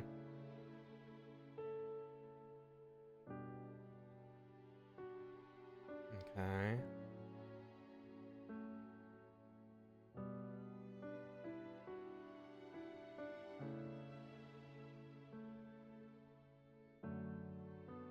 Okay, that's fucking... Why did it do that? Just in the middle of my thing? Like... Okay, I'm gonna go back to it here. One second, give me 1 second here. It's a good thing I caught onto that now. A little bit there. My PNG tool was just tweaking a little bit. Like, probably have to, like, make a middle note of that. Like, put in the notes where just, like, voice mod went out a little bit. Like... So, hold on a minute. I'm gonna switch to it now. So, 3, 2, 1... Blah, blah, blah, blah, blah, blah, blah. Okay, I think we're working there. Let me make sure real quick here. Blah, blah, blah, blah, blah, blah, blah, blah, blah. Wait, can I do echo real quick? Let's see. Blah, blah, blah, blah, blah, blah, blah. I'm glad that we're having this moment, Ciel, but it's like, I'm sorry, voice mod did a weird thing. A little bit. My soundboard still works, right? Yes, okay. That's like the main important thing. I wanted this back, so. Anyway. Yeah, that was fucking weird. Why did it do that?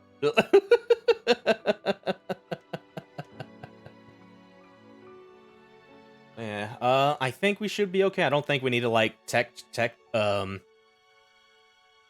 troubleshoot some things here. Or, like my capture's delayed or my voice is gonna crack or whatever.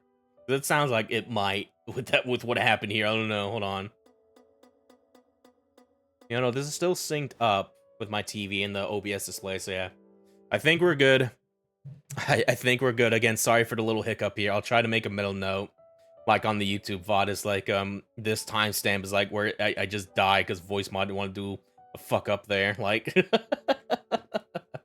I'm worried if that was like way earlier it did that, because that's not gonna be great. But either way, we'll press on here. But she stays where she is, her unfeeling eyes boring in mine over the barrel of her gun.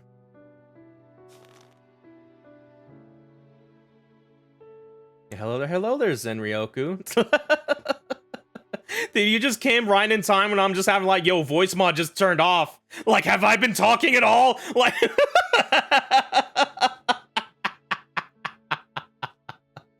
But yeah, hi, hello, hope you're having a good day, a little bit. She bites her lip hard. It must be difficult with me staring back at her. I don't want to see her like this any longer myself. Maybe I can make things a little easier for her. I close my eyes and wait for the cold bite of steel. My heart pounds in my chest. Even my newfound acceptance is enough to dispel my sickness and my chills. Have a great day. What about you aside from time? Yeah, it was only just like a minor one at the very least. Something at least I was able to catch on relatively quickly. We're just like, uh-oh. Like, but no, it's pretty much just like a little hiccup and that's it. You know, day's been going good. We're pretty much at a pretty... Like, oh shit, things are getting real in Tsukihime Remake here a little bit, like, so I am living in the moment right now. And that being said, kind of spoilers, by the way, because we're very much deep into it, so unless you don't mind, then by all means. My throat burns. My fingers tremble uncontrollably. Death at her hands is probably the best conclusion I could hope for, and I guess I'm a coward to the end. Try my best to still my breathing. One easy 10-centimeter thrust and I'll be nothing more than a lifeless sack of meat. My brain teetering on the brink of madness. My sharpened senses. My regenerating body. Everything tells me that my humanity is long gone. I should have known this was coming, yet my heart is shuddering in fear. I wonder if there will be anything left of it once this is over.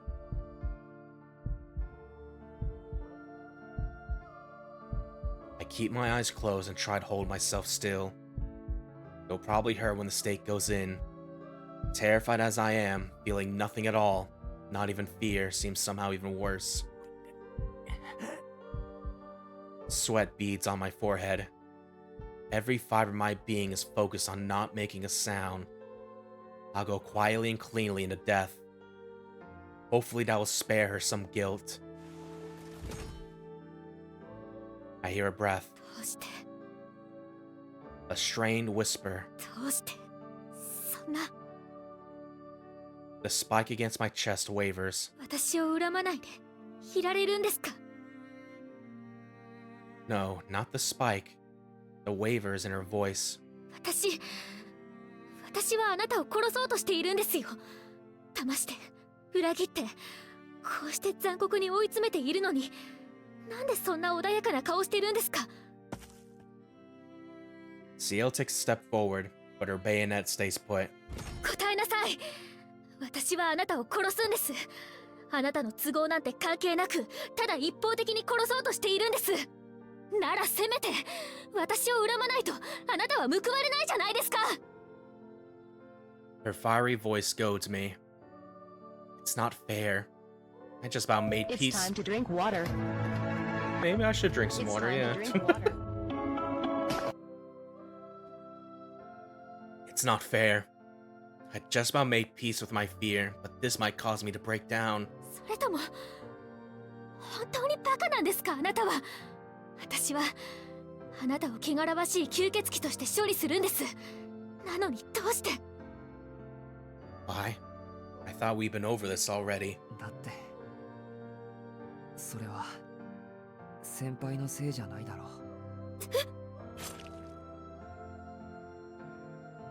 The tip of her bayonet pierces my skin. A wet warmth blossoms across my chest. Sparks burst in the flesh of my every muscle, in the marrow of my every bone. All the headaches I've ever had pale next to this. My wound is shallow, but the corrosive touch of the seventh holy scripture flays my mind alive. 痛いでしょ。本来なら無痛で消してあげられるのにこうしてわざとあなたを苦しめているんです。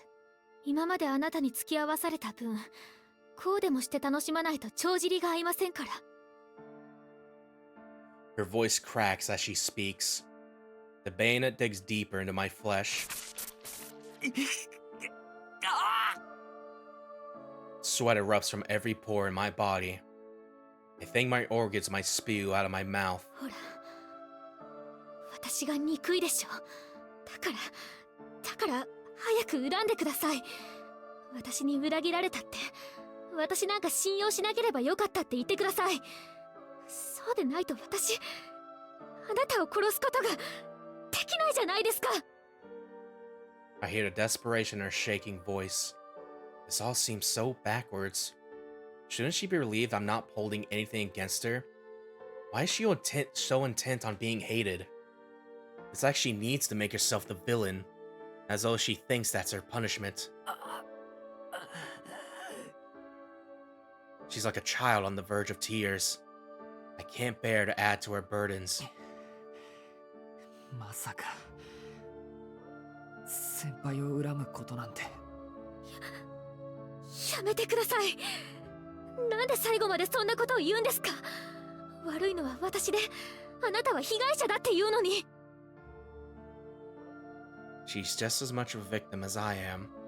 However this turns out, I don't have long before Roa takes control. I have to kill him before that can happen, before I repeat Ciel's mistakes. And if the only way is to die myself, then that's what I'll do. いいんだ。先輩は悪くないよ。それよりごめん。こんな役目を先輩に押し付けて。いや。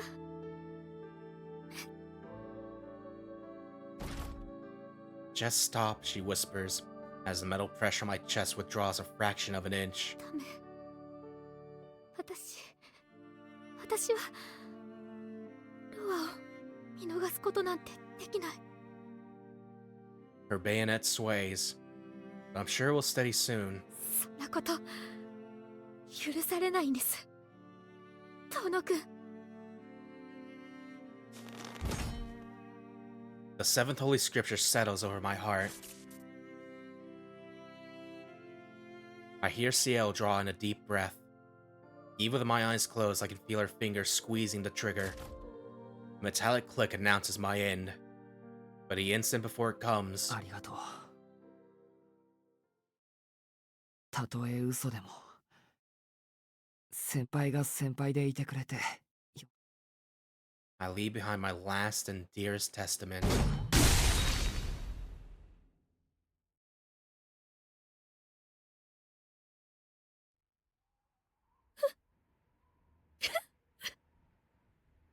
I hear a voice. It's racked with sobbing. Inconsolable wailing like you might hear from a child.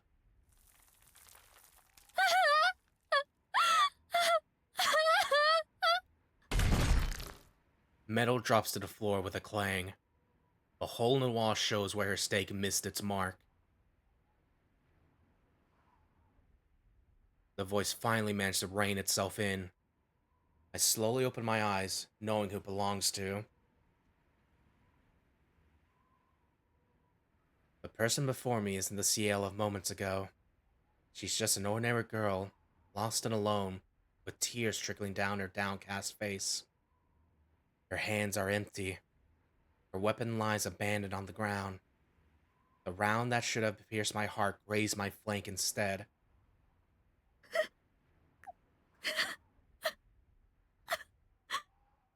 Ciel cries and cries. Her shoulders heave with pain sobs. 先輩。 I call out to her. ずるい。遠野くんはずるい。あんなことを言うなんてずるいです。なんで私なんかを。 She struggles to speak through her tears. できない。私自分だっていつでも殺せるのに、あんなこと言われたらできない。 She covers her face with her hands. ありがとうなんて、そんな幸せな人を死なせるなんてやだ。 As though she's too ashamed to look at me. 先輩、そんなに泣かれると困る。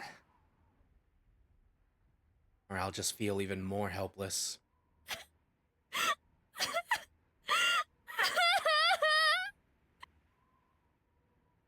That must have been the wrong thing to say. She lets out a wail and starts sobbing even harder. もう。 There's no time to be second-guessing myself. Seized by the urge to comfort her, I take her arm and pull her close. Jeez. She collapses into my chest and cries into my shirt. ごめんなさい。 Over and over, she repeats these words. Who would have thought? It was a cold, unfeeling Ciel who was the fake. Now, finally, I met the real one. It has been an hour since I dialed her number, but it feels like I've been waiting for her forever. 謝らなくていいんだ。 I wrap an arm around her, simply wanting to hold her. Her voice is like a taut bowstring finally snapping. At last, she collects herself enough to stop crying. A dull thumping pounds in my ears. Our two heartbeats seem to merge into one.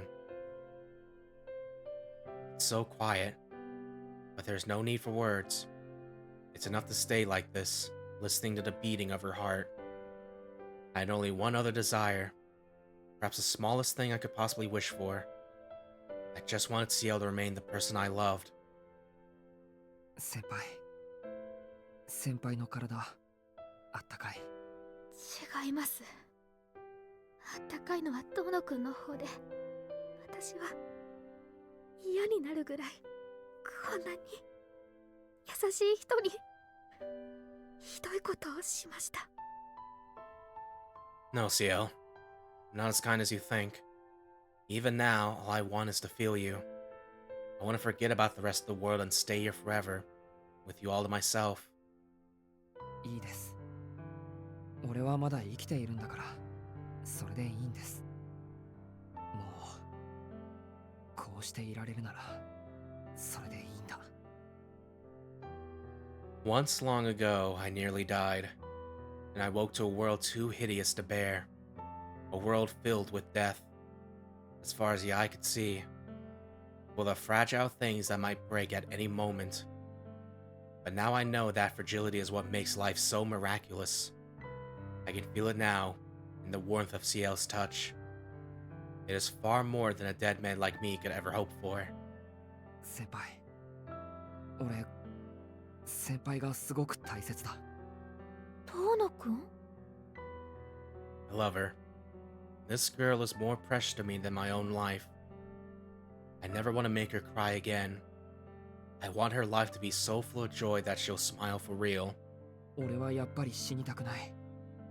ギリギリまで生きて、こうして先輩と一緒にいたい。だから。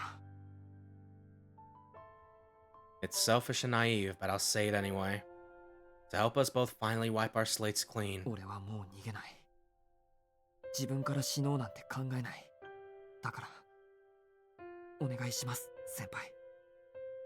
どうか、俺がロアに勝てる手助けをしてください。大きく出ましたね。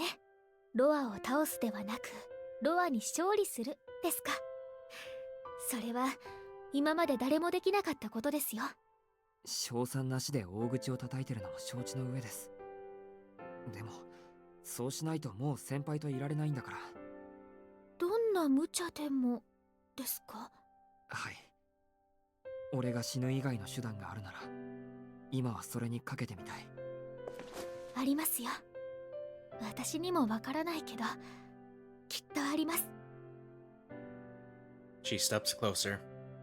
Her hand squeezed tight around mine. あなたがロアと戦うというのなら、私も諦めません。大丈夫。聖堂教会だって無駄に2000年も続いていません。教会中をひっくり返せば、きっと他の手段が見つかるはずです。まあ、遠野くんが私の言うことを何でも聞いてくれるならという条件はつきますが。That's one hell of an asterisk to tack on. Well, whatever. I'm just glad she's back to her usual self. 何ですかそれ。そんなに無茶なことばっかりなんですか、教会って。まあ、時と場合によっては大変な難病ですので、患者さんはお医者さんの判断を信じてくれないと話になりません。そういうことなら問題ないですね。何があっても先輩が好きですから、俺。そうですか。奇遇ですが、私も同じですので、信頼関係はバッチリですね。Wow, seeing Ciel blush is cuteness overload. I find myself staring intently. In spite of the situation, she's all I can think about. Oh god, our faces draw closer. I'm about to do the image in the fucking chat. It's like, I love my beautiful French wife. I move my arms up around their slender shoulders. You know, maybe it was like Roa just telling me to take that right in that first decision there just for the fun. Like, well, now I'm going left, idiot. ごめん先輩。もう我慢の限界だ。はい。 Her lips seem to draw me in. Faint resistance quickly melts into hesitant acceptance. Our kiss is shallow, but long, as though we're assuring ourselves of each other's affection. こんな時なのに男の子なんですね。本能に忠実だと言ってください。目の前にこんな可愛い人がいたら、誰だってこうします。Ciel turns a deeper shade of red. An urge to pull even closer seizes me, but this time I manage to hold it back. At this rate, we'll still be here come dawn. とにかく、先輩が手助けしてくれるなら100人力です。まずは教会に行けばいいんですね。ええ、本国は無理でもこの国にはいくつかの支部がありますから。でもその前にもっと大きな問題がありました。ロアなんかよりもっと大きな問題が。ロアより大きな問題ですか？いいえ、何でも Don't あり worry ませ about ん。 it. 今はここから出ましょう。私のアパートなら少しは遠野くんを楽にしてあげられると思います。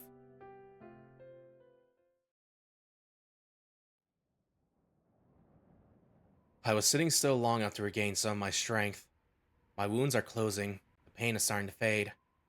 As unsettling as Ro's alterations to my body are, they're more help than hindrance right now.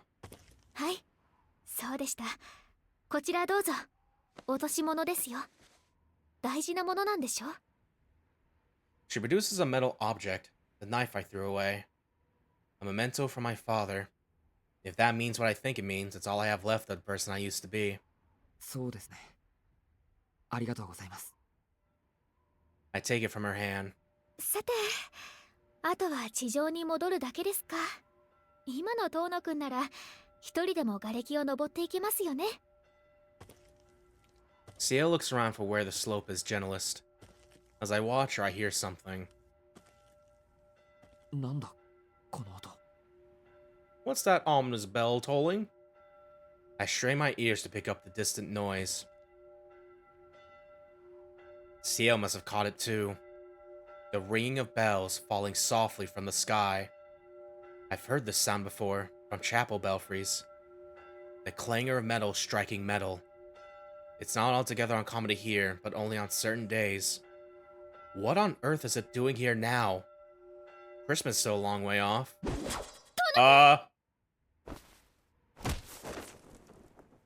Ciel shoves me aside. An instant later... Oh! Several blades, long and thin as the posts of a wrought iron fence, spear her like needles pinning a butterfly. ふーん。殺すどころか助けるとか意味わかんない。ルアに乗り移られた者同士、手を取り合って生きていこうってこと？ A girly voice echoes across the ruined crater. But I don't see anyone among the rubble, which means... Yeah, there she is.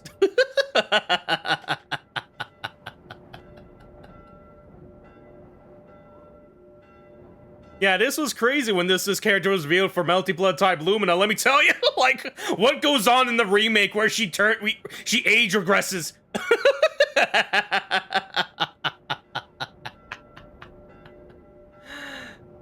Hello, Dead Apostle Noel. I look up as I run to Ciel's aid. And there, silhouette against the sky. 何それ？美談のつもり？そんな身勝手。許されるはずないじゃない。Is a vampire drenched in his gruesome scarlet.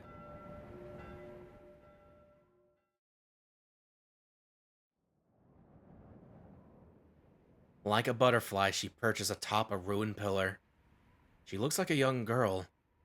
Her hair is a faded red, and her eyes burn crimson. There's no doubt about it. This is a vampire.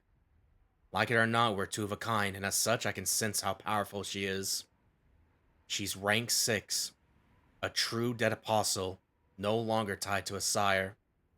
A transcendent being free to create her own minions and raise her own army of the dead. あれ？反応薄くない？タイミング測ったつもりなんだけど、渡したらまた外しちゃったのかな？ She muses theatrically to herself as she looks down at us. It sends chills down my spine. Her mouth is set in a smile, but her eyes seethe with murderous intent. Promise me we won't get away. Beneath her affected demeanor, she oozes fetid bloodlust from every pore. まあいっか。取り乱して悲鳴を上げてもらうのは後のお楽しみにすればいいんだし。それより今はこっちの話よね。ほら、早く殺してよ。ルアに汚染された魂は本人の意志が残っていようと例外なく消滅させる。そうでしょ？シエル先輩。シエル先輩？ She called her by name? Do they know each other? その姿、使徒に身を委ねたのですね、ノエル。ノエルって、ノエル先生。 The young girl smiles, but otherwise ignores Ciel. Unthinkable as it is, it must be true. This is the woman I once knew as Noelle, now transformed into a vampire. そう、ノエル先生よしきくん。見違えた、見違えてくれた。あなたから見たらまるで別人みたいでしょ。でもそこの人にしてみれば驚くことでもなんでもないわ。この顔は13年前のあの日の14歳の頃の私だもの。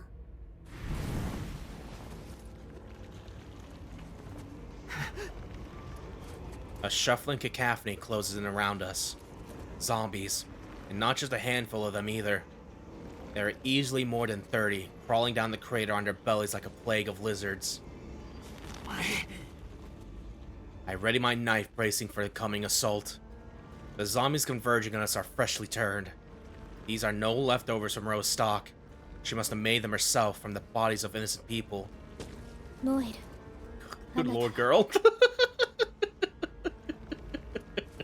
Crazy PNG.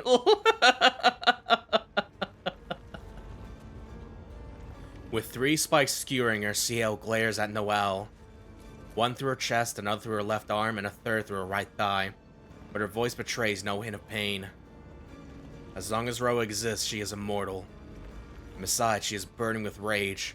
Rage at her former comrade in arms, who has joined the very monster she swore to slay, slaughtered the very people she swore to protect. ええ、3日かけて50人近くの兵隊を作ったわ。初めは加減がわからなくて殺しちゃったり壊しちゃったりしたけど、今はこの通り一つの群れの先生役。なってみれば簡単よね、吸血鬼の生活なんて。軽く心をいじって抜け殻にしてあげれば、けなげで哀れな働きアリが1匹できるんだもの。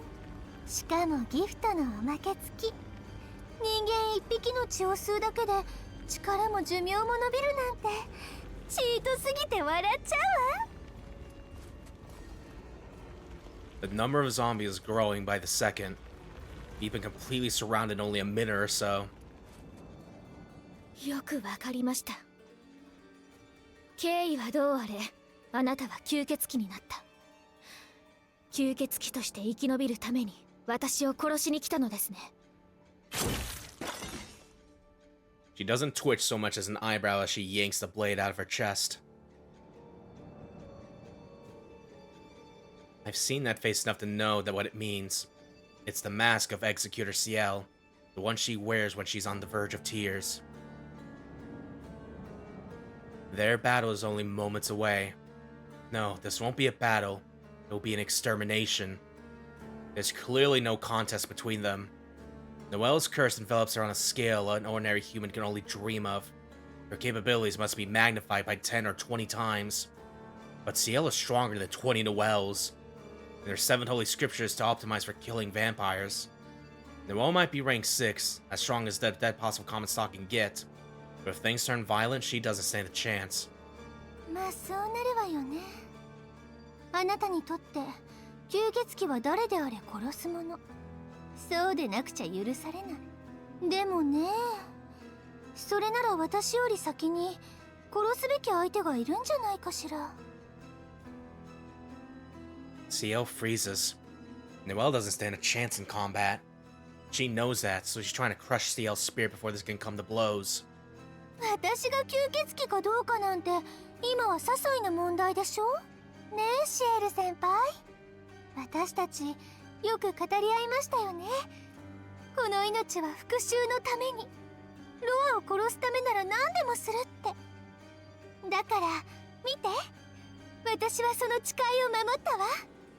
あなたがやってくれないから私は自分からこうなった。一人じゃ何もできない私はロアを殺すために大嫌いな吸血鬼に生まれ変わるしかなかったのよ。私のせい。そう、全部あなたのせい。あなたがいつまでもふぬけてるからこうなった。ほら、次はあなたの番よ。早く殺して。そこの坊やをあなたの手で八つ裂きにしてみせて。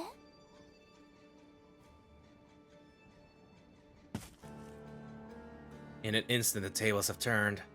Ciel is frozen stiff, her will to fight gone. Her windpipe contracts and shocked. She chokes out ragged breaths as her eyes dart between me and the well.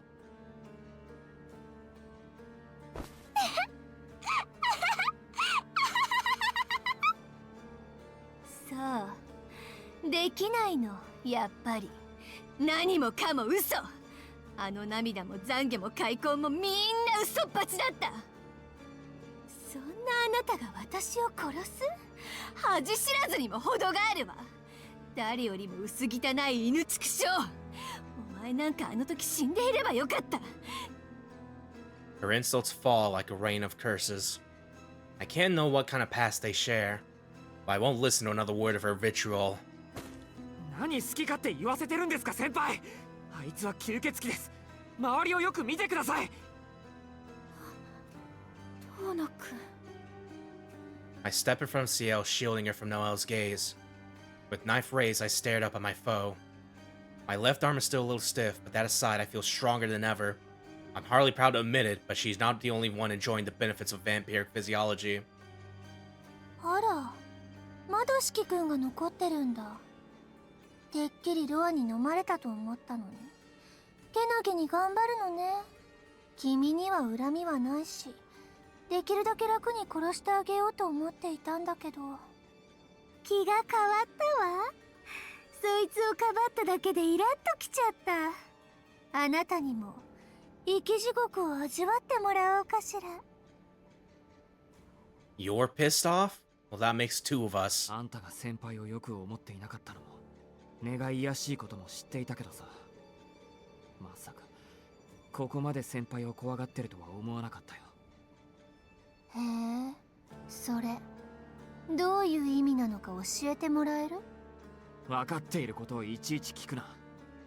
戦うのが怖いからベラベラ喋って矛先を惑わしやがって。大体あんたの目的は俺だろ。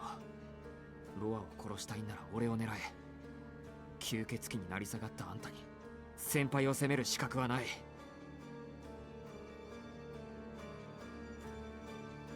吸血鬼になり下がった私に。 Every hair on the back of my neck stands bolt upright. I sense that I made a fatal misstep. The girl's mouth twists into a full-faced leer, like the devil's grin as his trap snaps shut. ああ、そう。知らないんだ。四季君はその女が何をしてきたのか。Ciel finally breaks her paralysis with a cry. She looks up at Noah as though begging her not to continue, but the vampire only smiles. なら直接見せてあげる。戦うのが怖いなんて笑わせるわ。だって戦う必要なんてないんだもの。人間を壊すことがどれほど造作もないことか身をもって教えてあげる。さあ、私の目の中にいらしてくださる？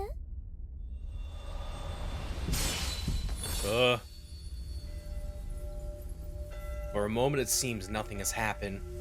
The attack I feared doesn't manifest. I wasn't ever looking at her to begin with.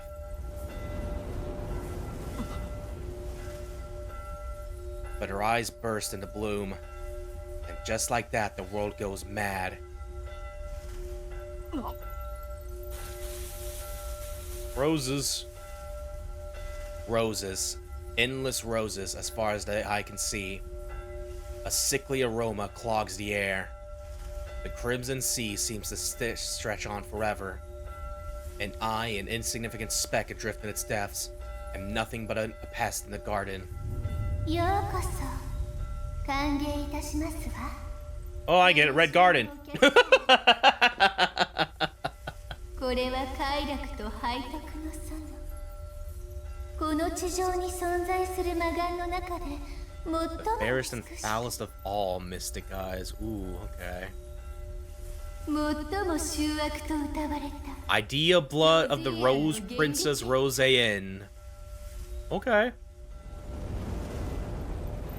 Petals scatter on the whispering wind. The riot of color smothers my eyeballs. The stench of roses pervades my nostrils. Boundaries blur and blend. In this rosen world, a bewitching narcotic holds my every sense in thrall.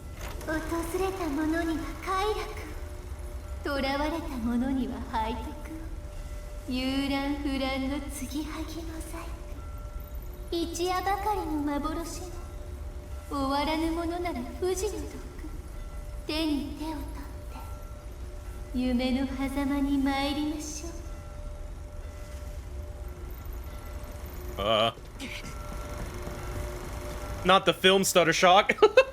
Sensing danger, I try to run, but I lose myself in the storm of petals. My body and mind dissolve in the endless roses. They strip away my identity and reduce me to a nameless actor, to be dropped into a page of someone else's story.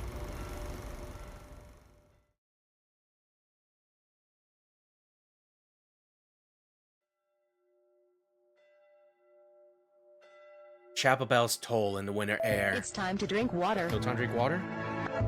It's time to drink water. I look around as I wipe down the outside tables, marveling at how busy the town has gotten. A crowd mills at the doors of the local church. Children from all over town are gathered in the town square, watching a charity performance staged by doll makers and magicians. December 24, 2001, 3 p.m. A bright sunny day. It's only a few hours until Christmas. Soon the squarefront cafe that doubles as my house will reopen for dinner service. こんにちは。お店は準備中? I spin around flustered at the familiar voice. My feet might have actually left the ground for a moment. Shaking my head fiercely, I invite him to take a seat. ああ、メニューはいらないよ。ちょっと寄っただけだから。He replies breezily, in fluent French, and takes his usual seat overlooking the main street. It's been half a year since he arrived from the east on exchange. He's well-mannered and likable. Often he comes by on weekends to play piano in the cafe lounge. Apparently he came to France to study music, moving to this town on the friend's invitation to avoid paying rent at exorbitant city rates. 君は広場に遊びには行かないのかい? Me? I'm too old for all that. I'm not a child, you know. I turned 14 this year. そういう意味で言ったんじゃないんだけど。ごめん、謝るよ。お詫びに、はい。一日早いけどプレゼント。He pulls a carefully wrapped parcel out of a paper bag. I can already tell what's in it. It's a jewelry I wanted, a silver cross with a bell on it. Something a real grown-up might wear. 親父さんにはいつもお世話になってるからね。ここと荒れる感がなかったら、僕はとっくに飢えて倒れている。お金はあっても料理ができないのは困りものだ。I mumble my thanks to the ground, too embarrassed to look at his smile. I've been a little slow to mature, so it's hard for me to get along with others my age. But with him, conversation is effortless. His boyish features might help, but more than that, he has the kindness air of anyone in town. でもアレルカンはここのところ休みが多いよね。せっかくのクリスマスなのに街で一番のパティスリーが閉まっているなんてちょっとがっかりだな。My heart sinks a little at that. Harlequin, at the end of the main street, is one of the oldest shops in town. Though it's actually a boulangerie, not a patisserie. Their recent range of cakes must have given him the wrong idea. We source biscuits and other confectionery from them, so they're good on terms with my father. I rarely leave the house if I can help it, but I met their daughter once or twice. She's younger than me, having only just entered junior high college, yet tall and lanky with dark hair and endless energy. My polar opposite. そういえばアレルカンの娘さんも見かけないな。以前はよく焼きたてのパンをくれたものだけど。I don't really like her very much. She's always chatting with him on the main street. I don't like that she's taller than me even though she's way younger. もっとも様子がおかしいのはアレルカンだけじゃなくて街全体の話だけどね。ここのところ物騒な事件も頻発しているし夜も静かすぎるだろ。よその町に親戚がいるのなら新年はそっちに行った方がいいと思う。こらそこ、うさんくさい顔しない。こういう時の僕の勘は当たるんだぞ。He finishes his coffee, excuses himself, and sets off towards the church. With a reminder of the countdown to Christmas, he waves goodbye. Christmas here starts and ends at night. Most people think of the 24th as Christmas Eve, but Christmas really goes from that evening to the night of the 25th. Once the sun goes down, customers start pouring in. I watch, a little wistfully, as he weaves through the crowd of children in the square. That sight will be my last memory of my hometown as it was.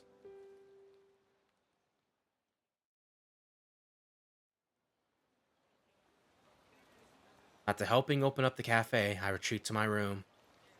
I have homework to do, and besides, I don't have any friends to invite me to mass. My absence is sure to spark some gossip, but that's still better than going. When my father asks, I lie and tell him I have a cold. My room is on the second floor of the shop, and the floor isn't thick enough to keep out the hubbub below. It will be especially loud tonight since it's Christmas. I slip my earphones in and burrow headfirst into my duvet so I don't have to feel so alone. The hours pass in silence as I lie in the dark. But sleep doesn't come, so eventually I crawl out of bed. I'm curious what's going on outside, and besides, I need to use the bathroom. It's still only 7. The night has just begun. I cock my head at the odd sight outside the window. The square is brightly lit, but the church is dark. Strange cries rise from the main street. Protracted screams unlike anything I've ever heard. Footsteps drum in the distance. The cafe downstairs has gone deathly silent. Still in my pajamas, I open the door, make my way through the corridor, and peer down the stairs to the first floor. First I call for my mother and father, I think. No one answers, not even the customers. But I'm still innocent, ignorant, confident in my safety. So I blithely descend the stairs to the cafe. And stumble into a nightmare of flesh and blood and bone. At first, all I can do is look closer, trying to process what I'm seeing. Broken tables, broken chairs, shattered plates, scattered corpses. A cash register abandoned, my father gone. 1, 2, 3, and I can't breathe. They say the heart is just a muscle, untied to emotion, but it feels like mine has literally burst with horror. I try to scream but end up throwing up instead. Curled up like a cat, throwing up what feels like all my guts. Throwing up until I almost drown in my own vomit. And by the time I'm done, my throat is too raw to make a sound.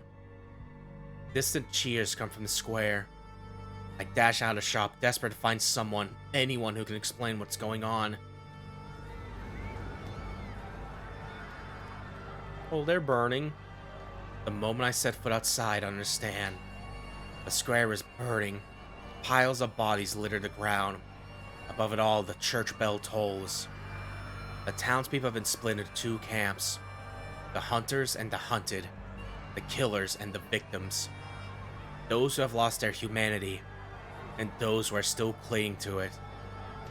Can't make heads or tails of any of this. I'll probably never understand. All I know is that the apocalypse came while I was in bed and I missed the memo. My guts clench as I realize my mother and father must have left me behind. It's lucky that I can't scream in the end. That may be the only reason I make it off the main street unnoticed. All I want is to find my parents. I'm sure they realize it's too dangerous here.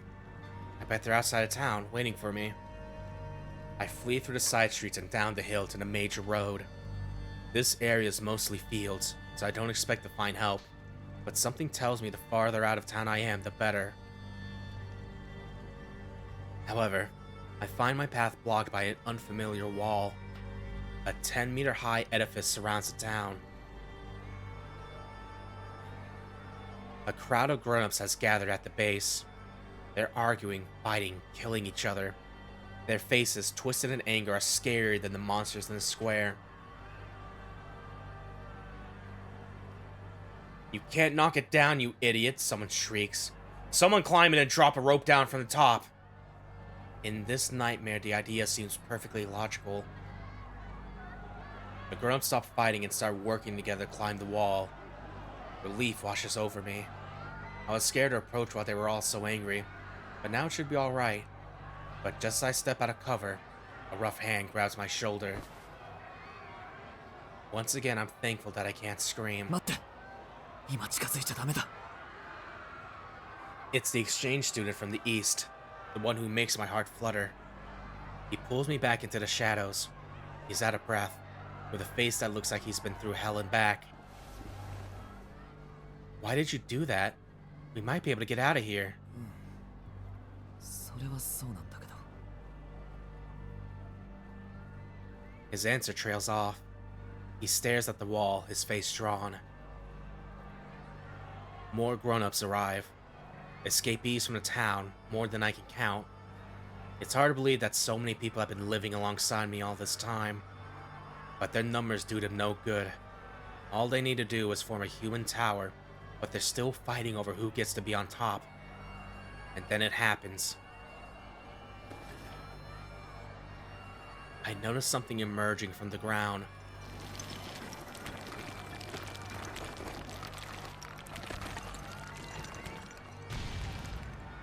Something dark, translucent, and very, very high. A second wall, tracing the first from the inside.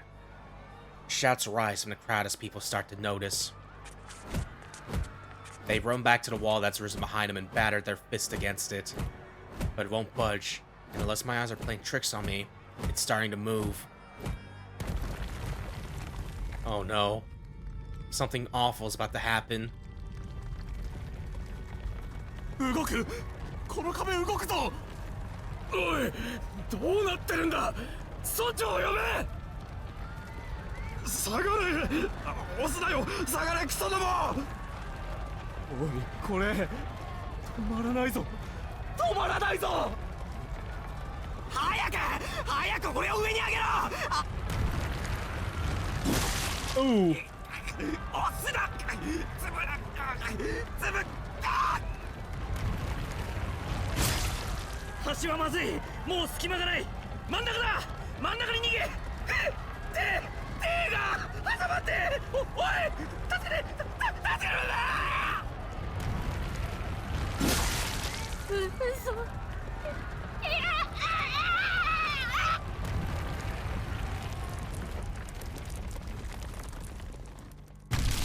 Ugh.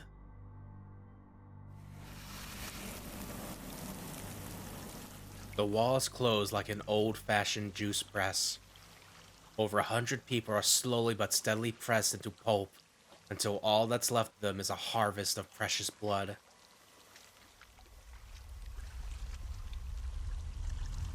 Dude. Hold on, I wanna... Yeah, that's Roa to the left there. Just look at his big old speed. What is going on in this image? There's a lot. There's the thing in the back left over there. There's a big-ass spider on the right.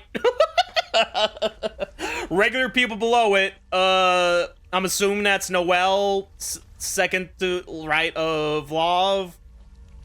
Long-hair person to the right of her. Like, oh, jeez.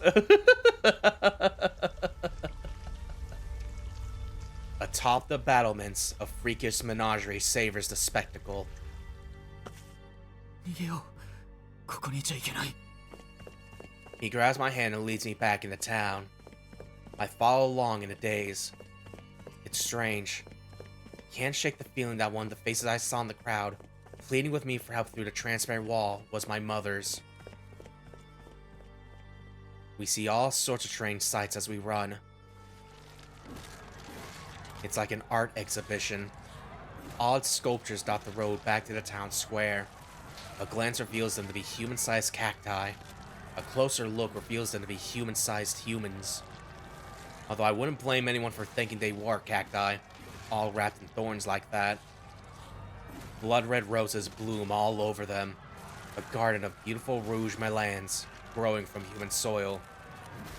All that remain of the people beneath are their heads, with mouths stretched into blissful smiles. Some are torn apart by living corpses. Others are staked for demons and killed by their friends. But I think all of them are luckier than the people at the wall. That's why I want to die, if I could choose. In my sleep, dreaming happy dreams. It's like a masquerade. Great big bugs squirm along the street. Insect with 6 legs, spiders with 8 long, wriggling creatures with more. Turn me back, they sing in tearful chorus. I don't have to look closely to tell that they're humans with extra bits growing out of them.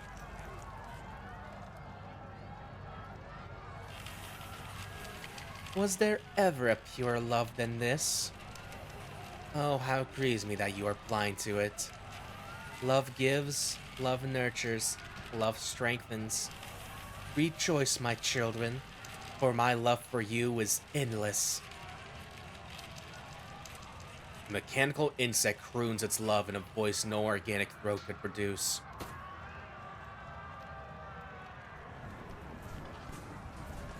It walks in midair, across an enormous web spun up between the rooftops. Its hulking body is so monstrous, just the sight of it corrodes my will to live. The devil from the fairy tales would pale next to this. Its 8 legs gleam as they scurry on thin air. 8 spindly fingers playing a dizzying tarantula. There is more. Whole streets frozen solid, a plague of holes pockmarking the ground, a flock of gorgeous doves picking out those who no longer care to run. Yep.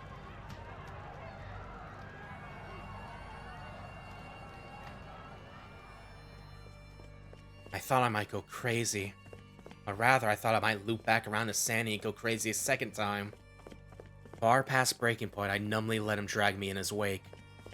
My presence seems to help him cling to sanity.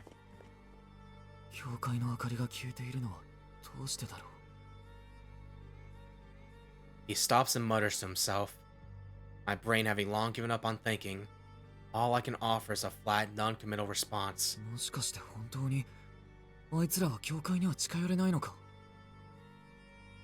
So he slips in through the doors with me and Tao. There are lots of people inside. My father is one of them. I dive in his arms where, overcome by warmth and guilt, I finally break down and cry.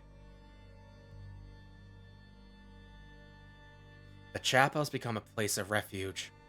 More than 50 people huddle beneath its roof, waiting for the dawn, hoping against hope that daybreak will end this nightmare and return their ordinary lives. But it's not to be. ああ、なんて嘆かわしい。町中の人間が殺到すると期待していたのに、集まったのはこれだけなんて。この時代は不信心者が多すぎる。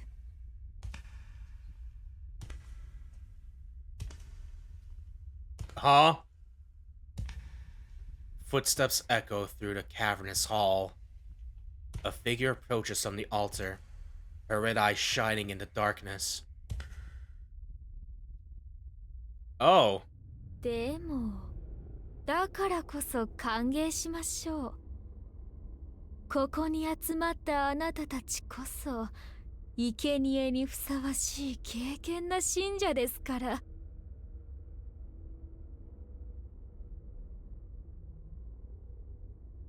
And we become toys to pass the time.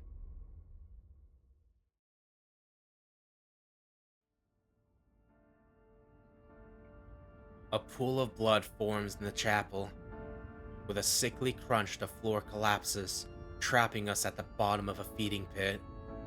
She says she wants to find the best way to keep us fresh. One of my classmates is the first to be chosen. Starting from his extremities and working in, she rolls him up like a tube of toothpaste, squeezing screams and innards from his mouth. One by one, she must be pleased with the results. She takes a similar approach with the second and third, folding one into a living box, flattening the other into a living carpet. One by one, she's waiting for someone, killing time until they arrive. It reminds me of myself, absent-mindedly dipping a hand into a bag of chips as I stare at the television. What she's doing now is no different. This church is one big foil bag, and we're nothing more than human chips waiting to be picked up and eaten. One by one, the pool starts to fill, not with blood, but with human beings squashed flat. We scream, we pray, help us, help us. All together we scrape at the walls, and then after our nails are torn off, smack. For smack, I should have just done like the fucking, instead of like trying to word the onomatopoeia here. One by one, she chooses a man next, the one holding on to me, the one whose name I can't remember no matter how hard I try. I cry and scream, but she won't listen. I hit her to try and make her stop, but she only laughs. Then she does the cruelest thing yet, and no, please don't kill him, don't kill him, don't kill my father, no, please stop, you're hurting him, oh god, he's so small, smaller than an apple, please, no, don't eat him, don't eat him! I'll kill you last. No, he's not disgusting, don't throw him away, someone catch him, oh god, pick him up, please, before somebody else steps on him. One by one, the people are half gone, and the pool is half full, and we're all too scared to look her in the eye anymore. We just press our faces to the warm fleshy ground and beg for mercy. One by one she takes us, but in the end, none of it matters. Dawn isn't coming, someone finally whispers, as one by one, carefully but coldly, us.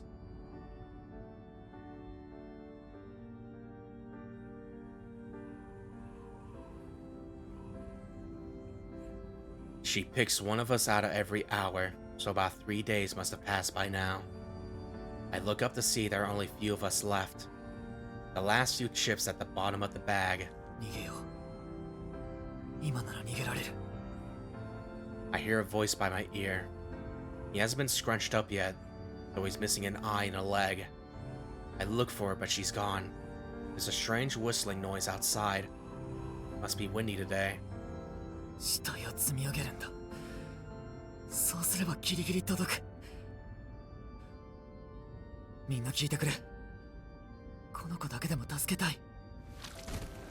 He's our light in the darkness. None of us are thinking about escape anymore.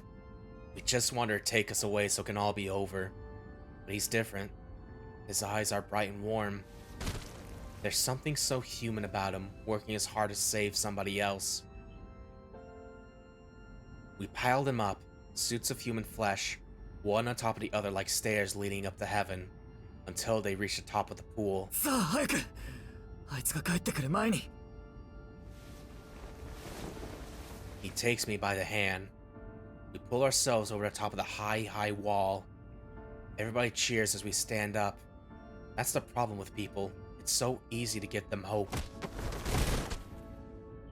He steadies himself against a pew and knocks over the stairs we all built. Why would he do that? 全員で逃げたら気づかれる。仕方のないことなんだ。He's right. Now that I'm empty inside, even I can see it. I wouldn't notice 1 or 2 missing chips, so she probably won't either. But I still don't understand. He breaks the pew to use it as a walking stick. Then he leads me outside. The hometown I would have given anything to see again. A crowd of scary monsters is waiting for us. He pushes me forward so I stumble in front of them. The only way he can escape is to make them focus on me. I don't hate him for doing it. He isn't a bad person. He's just doing what he has to. Even good people do bad things sometimes, but they need to survive. おい見ろよ。ここにうまそうな女がいるぜ。He isn't a bad person, but I really shouldn't have said that.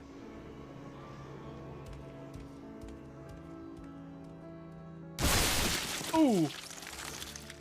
He screams as they bite into him, while I, with my throat scraped raw, still couldn't scream if I tried.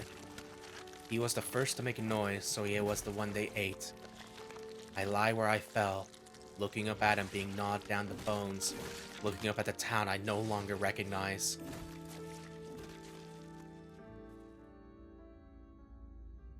I watch as they come to an end. The death of my hometown was a little thing, all told. At least, next to what's happening to the world. A profane revolution is stirring. I can see it so clearly now. Even a broken little girl like me has a third eye to open. This was a ritual, and my hometown was the altar. Oh. But the ritual ends in failure. An apparition in white comes to kill my tormentor, who falls to earth in front of me with a splat. I want to run, but I'm frozen stiff. Her glassy eyes stare up at me. I see myself reflected there, the discarded doll I am. And for the rest of the long, long night, I keep watch over myself, pathetic and powerless. Woo!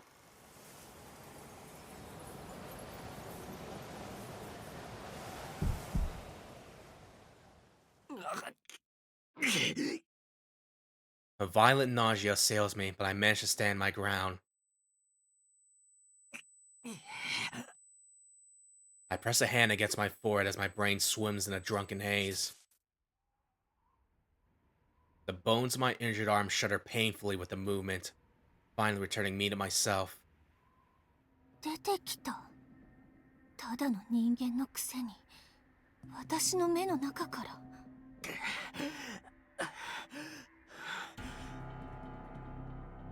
My cardiopulmonary functions resume with a start. I drink in oxygen like a drowning man. How long did I spend submerged in someone else's life? Those were my own memories or my own dreams. They were hers. I was living out the events of Noelle's past. It's probably only been a few minutes in the real world. But for me, trapped in an illusion, forced to watch a reel of Noelle's memories, more than 6 days have passed. おっと、そっか。ただの人間じゃなかったんだ。今じゃ四季君は半分吸血鬼。死ぬような目にあっても生き延びるんだっけ。ほんと、生き汚いにも程があるわ。ルアの精神ごと夢の中で殺せると思ったのに。In the depths of my brain, I feel someone answer her. The true mystic eyes of Rosa might have posed a challenge, but your paltry imitation was a mere annoyance. でも、その人は耐えきれなかったみたい。そうよね。もう一度あの出来事を体験させてあげたんですもの。ルアに乗っ取られて心が死んで、心祖に殺されて体も死んだ。一人一人の死に様も教えてあげた。今頃は記憶の中で一人ぼっち。シエル先輩 I ignore Noelle and call her name, but her eyes won't open. I cry her name again, shake her shoulder, slap her cheek, but she refuses to wake. 無駄よ。私の魔眼から自力で抜け出したのはあなただけ。そいつはもう目覚めないわ。だって心が死んでいるもの。見せつけられた罪に耐えきれず、自分から覚醒を拒否した大罪に。卑怯で下劣な肉人形なんだから。先輩シエル先輩 Undeterred, I keep at it. She's still alive, I know it. Every time I say her name, she twitches a little. Ciel! Her shoulders shudder like she's crying. 諦めの悪い人ね。ああ、生きて出てこれたのもその往生際の悪さがあったから。でも無駄な努力よ。どうあってもあなたは助からない。命乞いを聞く耳もないし、逃がすのなんて絶対にない。あなたはここで夢の中のどんな死に方より痛くてひどくておかしい死に方で殺されるの。あ、でもその前にせっかくだから聞いておこっと。これってレアかつ一度きりの美味しい機会だし。ねえ、私の中はどうだった？ Please no, not again. 興奮した？ Even worse now. 癖になるぐらい酩酊した？っていうか、そいつがどのくらい最悪で私がどのくらい正しいか分かってくれた？心の底から謝って二人仲良く私に殺されたくなったかしら。 She smiles gleefully. The ring of zombies close around us. Before me, the girl I love is trapped in a nightmare with her eyes wide open. そうかよ。 No more holding back. Somewhere in my brain, a firing hammer falls. Our position couldn't be any worse. There's not a second to waste. I really quickly and cleanly take Ciel and run. I'm gonna say we probably run.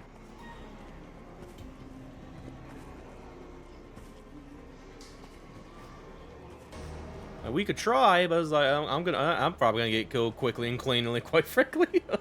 So yeah, let's do that. The situation is clear. An ordinary person would have no hope of escaping this army of the dead. I get bogged down trying to fight my way out, finding myself dogpiled, and end up eaten alive. But I'm no ordinary person anymore. Though I have yet to drink blood, I'm still half turned. I grip my knife in my right hand, grip my teeth against the pain in my left. And with that left hand, I hoist Ciel up and leap clean over the encroaching circle of zombies. It's time to drink water. Drink water? It's time to drink water.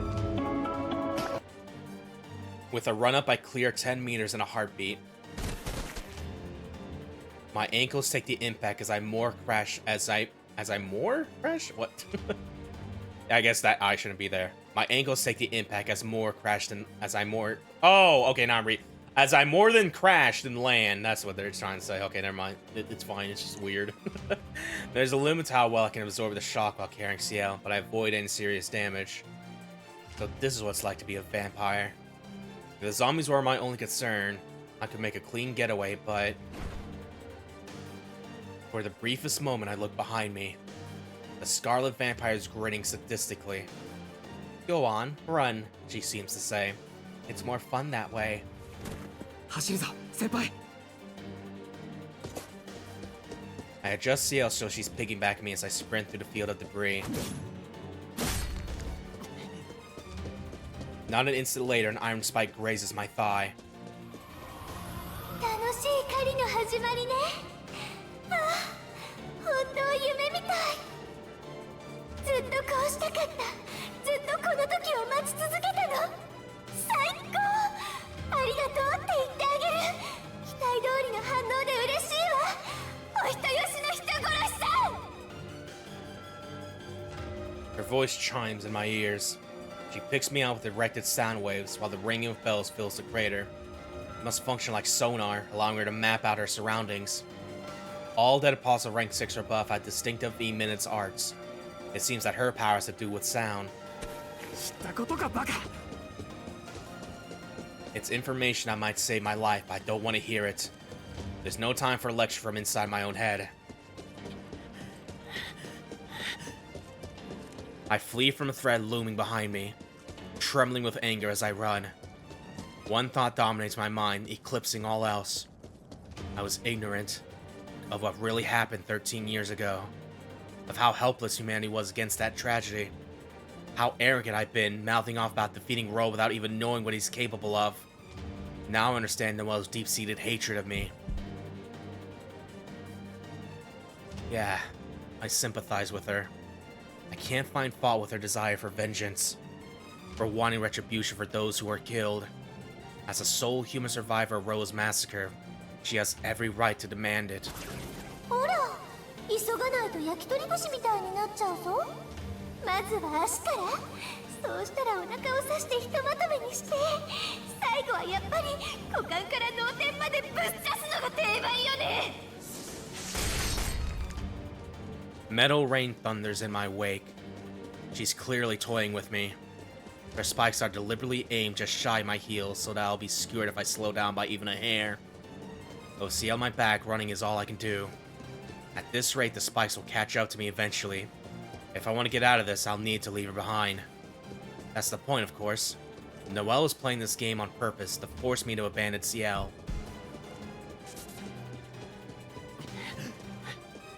But it doesn't matter. I'm hardly even paying attention. The insides of my head are boiling over with fury. I didn't know the first thing about either of them. The girl who survived the living nightmare, and the girl who created that nightmare, only to awaken in its wreckage. I run, cursing all the while. Here I thought I was the only victim. Ciel tried to tell me otherwise, but I didn't pay attention. And for all I knew about Roa's hosts, I never spared a thought for what life might be like as one of them. 昔、私はこの体になるきっかけで罪を犯しました。多くの間違いを犯して、多くの人命を見殺しにした。その後、私に課せられたのは、犠牲になった人々の数と同じだけの処罰でした。What kind of fucked up nightmare is that? She must have watched, powerless as Ro did as he pleased with her body before being slaughtered by Arcoade. And her suffering didn't even end there. 教会の人たちは異端者であるその子を何度も何度も殺すんですけど、 She endured one execution for every life she took. She allowed herself, a living human, to be treated like an indestructible object. And still, after atoning 100 times over... でも、そんなのは違うんです。私は全然強くない。単に死なない体だから、体が強いから罰に耐えられただけ。普通の体だったなら、きっと一日で投げ出していたんです。She still can't forgive herself. ふざけやがって。 She wants to die a human death? That isn't atonement, she just wants to forget it all and rest. But she treats that as her absolute duty. She's convinced herself that if she saves others from Roa, kills them and submits herself to death's judgment, she'll finally have paid the price for her sins. I'm sorry, Ciel. I don't think I'll ever have your strength. All I have is this violent rage. Rage at myself for failing to realize the burden you bear. But now... まだそんな体力が残っていたんだ。四季君一人ならとっくに地上に逃げられたのにね。一体いつまでそんなガラクタを背負ってるつもり？ That might have been a blessing in disguise. I'm glad I didn't give myself up to die. I'm glad I didn't leave you alone, even if it means letting Roa get away.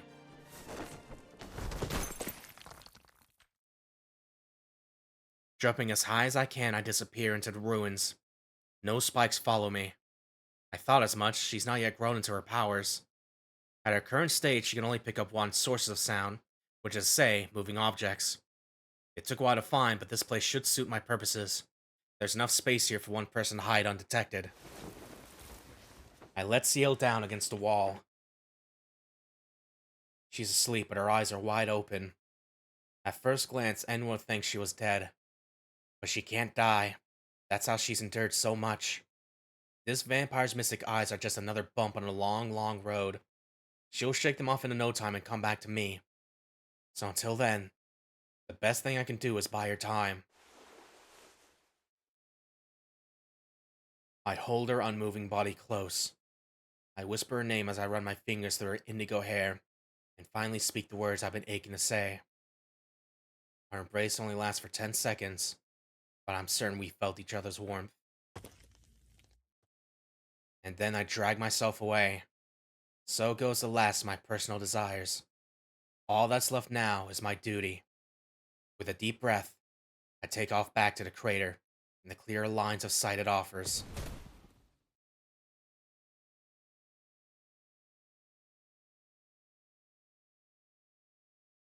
I emerge from the maze of debris into the central basin. It's amazing how sprightly I am with no one to carry. I could probably bound up the giant staircase and back to the surface in minutes. That is...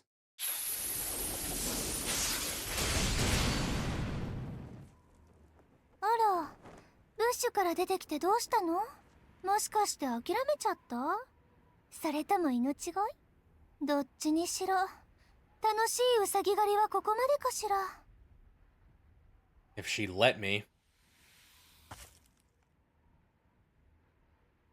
The palisade of spikes cuts off my escape as the vampire touches lightly down to earth.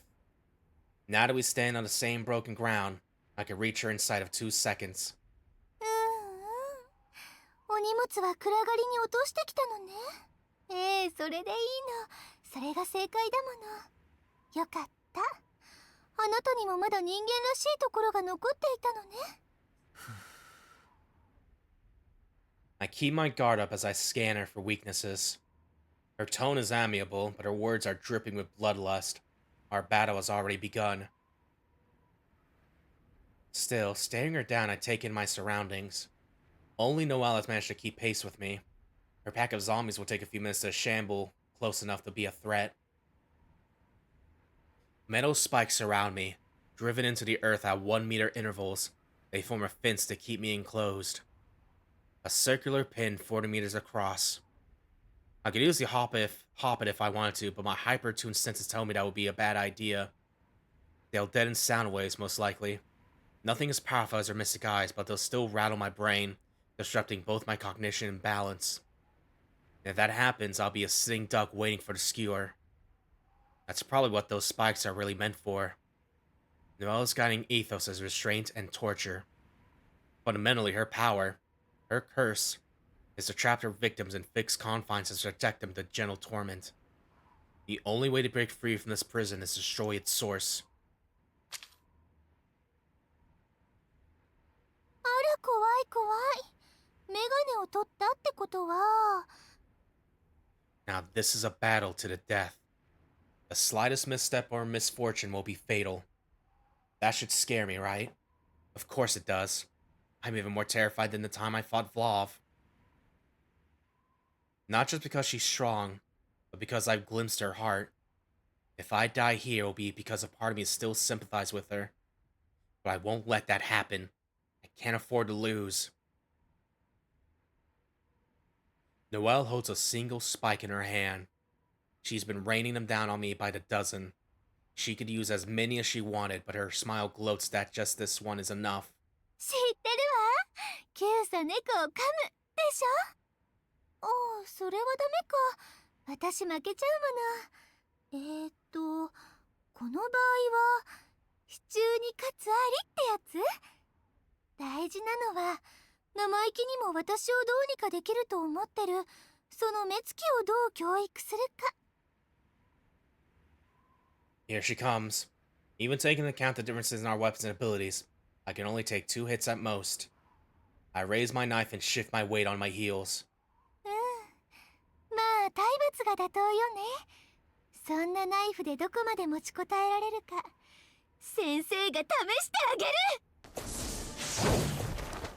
Our battle's on. I fall backwards, fluidly but in full control. Noelle and her spear pass overhead as I topple into a bridge pose. The spike meant for my heart pierces empty air, inches above the tip of my nose. Out of the corner of my eye, I see Noelle grimace. Her stomach and the line of death running across it is fully exposed. I twist under her guard, aim carefully at my target. And the elbow of her weapon arm sends me flying.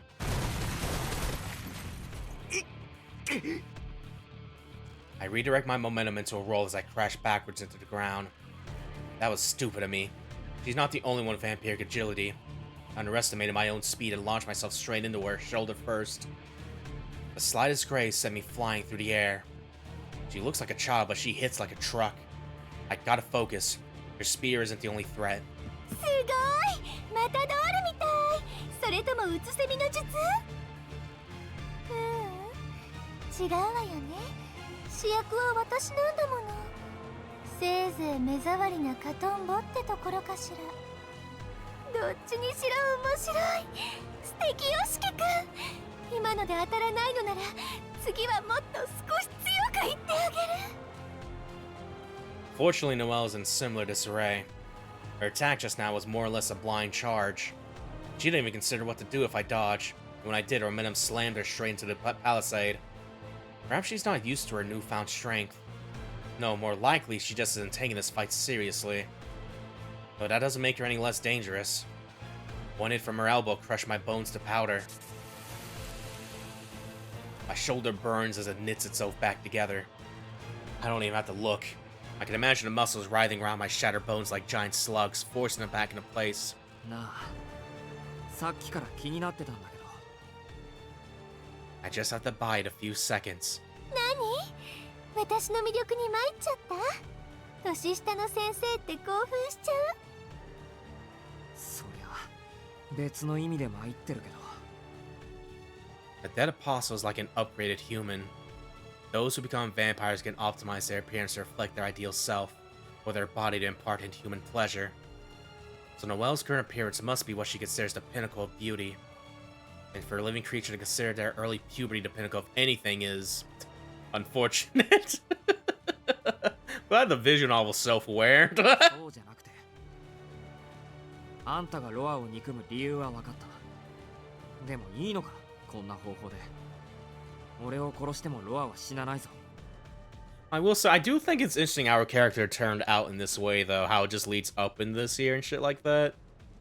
Because, yeah, it will explain just, like, how they're just going, like, yo, I want to slaughter these fuckers. They put me through hell, man. Like, fucking... Because I do think that part... Because, yeah, she did say this form was the happiest. Because, yeah, that was, like, before the incident. It's like, yeah. Yeah, and that's how she met Ciel as well. It's like, Jesus Christ. Ro is nothing but data to be transferred. Killing me won't affect them. She need the 7 Holy Scriptures baptism, or some means of delivering death directly. その通り。頭のいい命乞いね。確かにあなたをめちゃくちゃにしたところで、ロアには何のダメージもないわ。私の復讐は果たされない。なら。でもいいの、そんなの。ロアへの復讐なんて今さら何の意味もないと思わない？ロアを殺せば誰かに褒めてもらえるわけでもないんだし、そういういい子ちゃんごっこはあの女にお似合いでしょ？ No surprise there. I've long suspected that was how she felt. A roll on my shoulder and... Good, it feels back in working order. やだ、びっくりさせちゃった。そう、私はロアの転生体を殺したいだけ。あなたを殺して気持ちよくなりたいだけ。あの女を殺して気持ちよくなりたいだけなの。その後のことはまたその時に考えればいいと思わない？ Yeah, thinking back on it, like, I'm trying to remember, because again, my first exposure to this form of hers was in Melted Blood type Lumina. And I think it's like, what, didn't they try to, like, spoiler-proof that to some degree? Like, fucking... It's kind of funny to think about in retrospective here. だってせっかく吸血鬼になったんだもの。後先を考えて我慢するなんて。 Like, when her trailer came out, they just, like, silhouetted her or whatever. I think there was, like, one other character. Yeah, it was for, Red Arc, wasn't it, I think? For all we know, she could be here or she could be not. I don't know. I mean... But it is making me a little interested. It's like, oh yeah. Oh yeah, this is where it all comes from, huh? 矛盾してる。ロアを殺さないと先輩は死ねないのに。バカじゃないの。あれは生き返るだけで死なないわけじゃないでしょ。殺せばちゃんと死ぬのよ、あの人は。だからね、ずっと殺し続けておけばいい。例えば濃硫酸のプールに浸しておくとかどう？生き返っても即死する状況にしておけば、あの子は永遠に生き返るけど、 Putting Ciel in the infinite acid.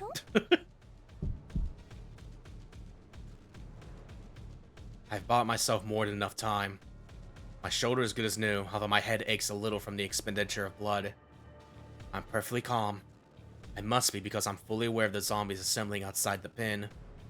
So I can ask her one final thing. ノエル先生、これがあなたとの最後の会話でしょうけど。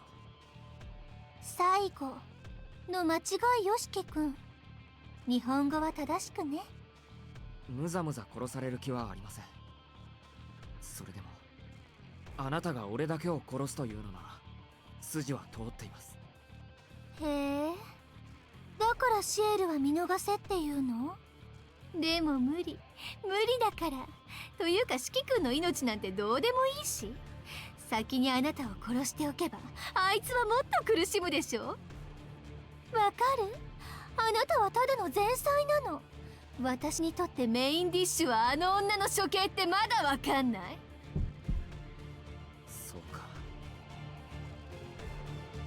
There's nothing more to say. The memory of a helpless girl trembling in a chapel hall falls back into the back of my mind. In its place is conviction, clearer than ever. I cast aside the last vestige of my human sympathy and grip my teeth against my headache as I close on her for the second time.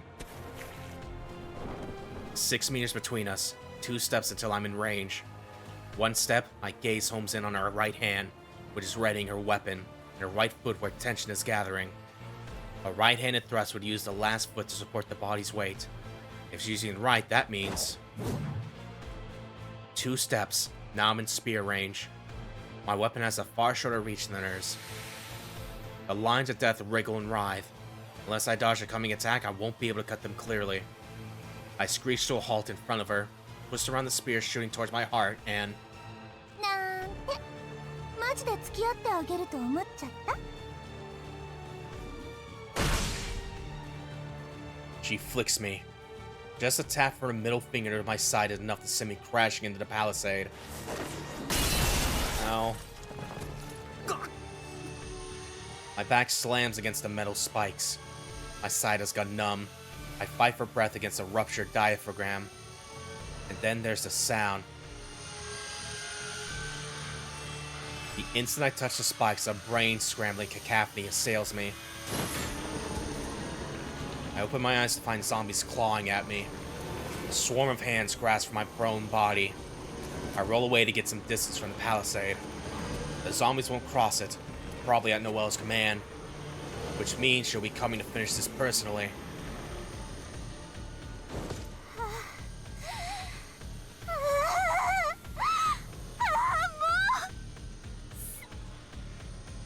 But nothing comes. She's still in the center of the ring, clutching at herself with pleasure. これが吸血鬼の体なのね。イメージ通りに体が動いて、イメージ以上の力に満ちている。私、ずっと疑問だった。どうして吸血鬼たちはあんなに偉そうで、どいつもこいつも人間を虫けら扱いするのかって。だって実際虫けらなんだもの、あなたたち。たった一度生きて、たった一度死ぬしかないなんて。小さすぎて笑っちゃうわ。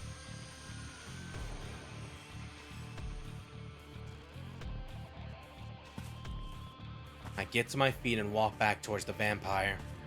My breathing is still impaired, but I'll heal before I reach my destination. そうよ。いらっしゃい。あなたが逃げ出さない限り、死者たちには手を出させない。次は指一本じゃなくて、ちゃんと平手打ちで真っ二つにしてあげる。この舞踏場の中で、ボロボロになるまで私と楽しみましょう。 We end up at the same distance as before, 6 meters. Noelle is more focused than ever. I clench my left hand to test whether it's recovered. The finger still won't curl, but I can move the arm at least. And now that we traded 2 blows, I have all the information I need. I scowl to myself. That's not a good sign. At this rate, I really could kill her.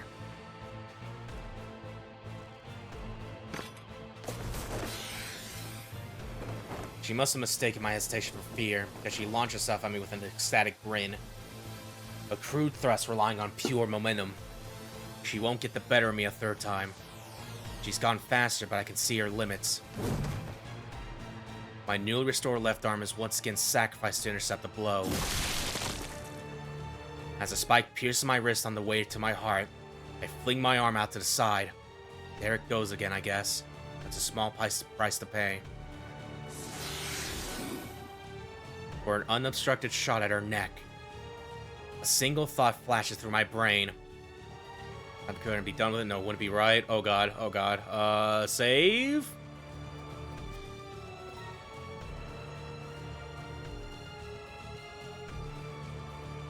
Ideally, would go for the kill now, but I imagine something's gonna happen to go for it now, so... What wouldn't be right? Just before I sever her head, I stop myself. My hard-won opening slips through my fingers. Like a replay of our first clash, one of her limbs, this time her knee, catches me and sends me bouncing across the broken ground.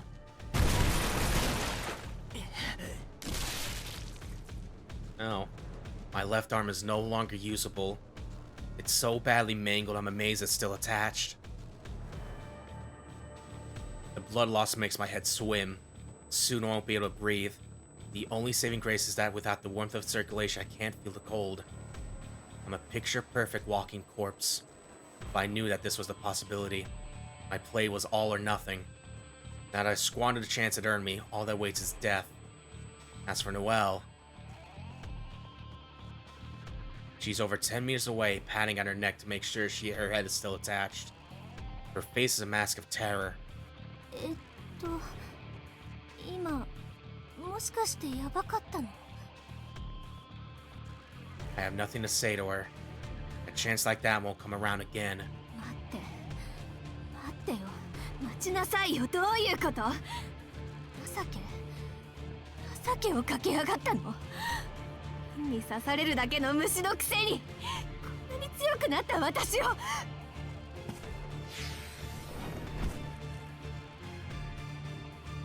She vaults back onto the pillar and stares down at me as thought repulsed by an insect. もういい。遊びは終わりよ。そこで惨めな肉になっちゃえ。 The zombies start to shamble through the palisade. ほんと今更だけど、あんたのそういうところは素直にすごいと思うよ。 I mean, she's employing the optimal strategy. There's a huge risk in engaging me at close quarters. Now that she's realized I pose a very real danger, she won't stay in melee range. Her best options are picking me off from range or wearing me down through force of numbers. As shrunk on power she is, she knows her limitations. A healthy level of cowardice is important for survival. Only 3 kinds of people will be insane enough to fight me head on. A mindless living dead, something proud enough not to fear death, or a human capable of swallowing their terror. 俺の体力次第か。くそ。生きたもの食べられるのって痛いんだろうな。 I adjust my grip on my knife. There's no going near those spikes. If I try to jump over them, I'll drop right out of the air like a bug hitting a zapper.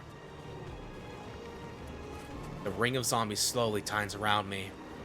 With a vampire's endurance, I could probably take 20 at best. Beyond that, my chance dropped to nil. Try as I might, I can't picture myself making it out alive. I could have finished this. I wonder why I didn't. But there's this nagging feeling that I should leave Noelle for someone else to deal with. Well, no time for regrets. It's not like I can afford to die here anyway. I muster the last of my blood and brain power and hurl myself into the encroaching tide of undead.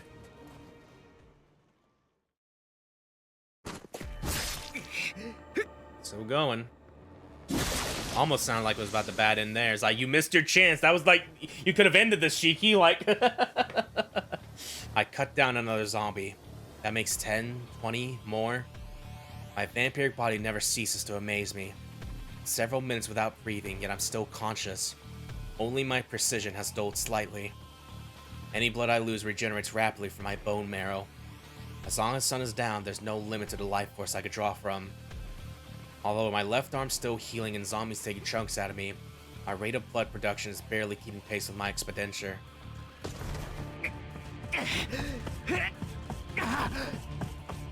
But as long as I'm standing, I can keep fighting. That's 40 now. Only 10 or so left to go. I don't even feel my headache anymore. Now my entire body feels like it's going to burst from the strain. But I can keep going. I can do this. Once I've gotten rid of all the dead, I just have to bring their mistress back to ground level. And then... いい顔ね。終わりが見えてきて生き返ったって感じ？実際あなたはすごいわ、四季君。私感動しちゃった。だからご褒美をあげる。その希望をぐちゃぐちゃに踏みつぶして思いっきり泣かせてあげるわ。Funeral bells sound across the crater. How long has it been since this battle started? Only now do I notice that more zombies are amassing outside the ring. At least as many as they were originally.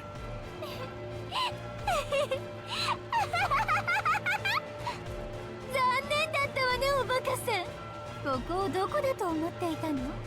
ドアの地下墓地の慣れの果てよ。手足になる死者なんてそれこそ吐いて捨てるほど埋まってる。そうね、私から見てもざっと中隊分ぐらいはいるんじゃないかしら。 My heart finally sinks as the last of my hope evaporates. 10 times 10. More than 100 zombies. And still more are coming. Just let go, a voice whispers in my ear. The proposition is all the more appealing to a vampire. Getting injured doesn't hurt all that much. It's the healing that's agonizing. So dying would be peaceful. In a way, giving up is the easiest choice. Wait, what the hell am I going on about? Since when did I care about doing things the easy way?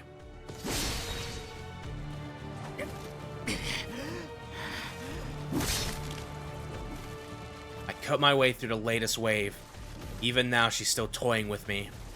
Left to their own devices, her minions would have gnawed me to pieces by now.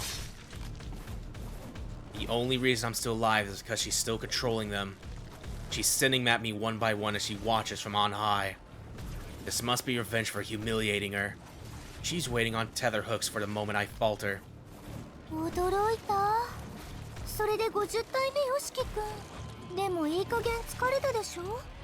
自分から殺してくださいって思えてきたでしょ。 It's time to drink water. Time to drink water? It's time to もう寮に drink 乗っ取ら water. れるって分かっているんでしょ。どのみちあなたは消えるんだから、もう楽になったら。 Shut up already. These zombies are bad enough without her voice in my ear. The only thing I'm getting tired of is her games. If she wants to kill me, she's gonna have to work for it.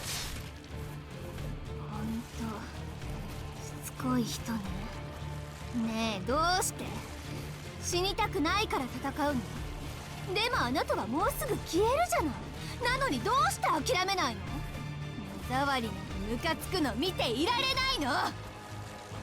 ほらさっさと死ね虫けら。あの時の私みたいに何もかも投げ出せって言ってるの。 I feel a spike coming from above and leap back. It flies from her hand to pierce the ground at my feet. She stares dumbly down at it, as though she's cast aside her pride with her own hands. In this killing field, I find myself grinning. 何がおかしいのよ。先に頭の方がいかれちゃった。諦めないのは脳が腐ってもうゾンビになってるからなわけ。 No, I'm thinking I'm the matador now with how this is looking right now. I'm not certain I'm still seeing myself, but apparently I've retained the capacity for pity. まったく言いたくはなかったけど、あんたの勘違いは耳障りだから教えてやるよ。俺は死にたくないからあがいてるんじゃない。シエル先輩がいるから立っているだけだ。あんたが何をしようが知ったことか。なんですって。 I take a deep breath. As soon as I say this, it's over. No more playing around. She'll come for my head. I'm fine with that. I can take it. But unless I reaffirm here and now what it is I'm fighting for, I might lose sight of who I am. 俺が諦めないのは先輩を信じているからだ。もっと生きていたいからだ。っていうか、俺はこれからずっとシエルと楽しくやっていくんだから。こんなところで死ねるかバーカ。 Stick that in your pipe and smoke it. ああ、そういうこと。拷問って苦しめるだけが答えじゃないのね。命を奪うこと、未来を奪うことそのものが責め苦になるやつもいるわけ。 The zombies cease their lurching movements. An enormous number of spikes array themselves behind Noelle, more than my brain could possibly follow. いいわ。それならさっさと殺してあげる。あの女への見せしめに隙間なく埋まって死ね。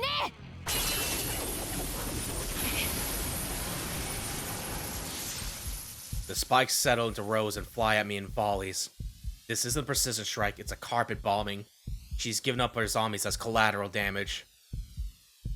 My legs reflexively try to dodge, but I freeze. There's no avoiding this. I'm done for. Unless... But they never arrive. A steel cannonball blasts through the metal rain from the sidelines. One of the church's black keys rests in the ground.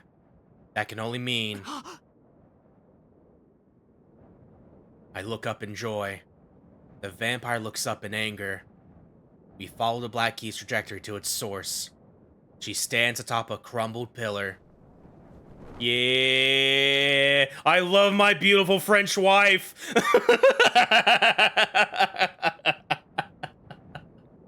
Piercing eyes look down on the well, framed by a cold moon.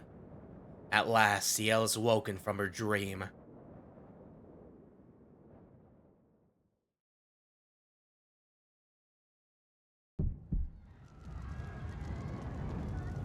I watch normality descend into nightmare.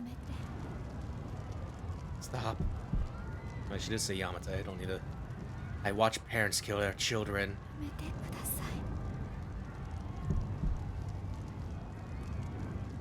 I watch children kill their parents.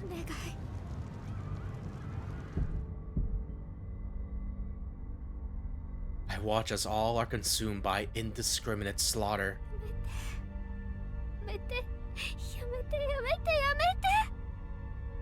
I watch helpless to intercede as the hell of my own creation unfolds. I try to hold myself back, but it's pointless.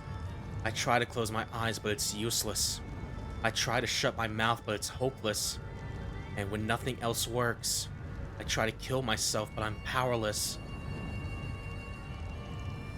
I am a sick kind of machine. A compactor built to extract blood by any means. Perhaps that is insulting machines. A machine is the least efficient about its work. No one would design a machine to enjoy its victims' terror, savor their screams. I have been human for a long time. Just an imposter clothed in human skin. Regardless of what I have or regardless of what I have or have not done, my nature marks me for death. So they all said. They were all right. My existence was unjustifiable. I'd hoped it would at least be over before the sun rose. But the night never ends. The ritual very nearly succeeds. Archway falls neatly into my grasp. Given just a little more time, I'll be able to devour. Instead,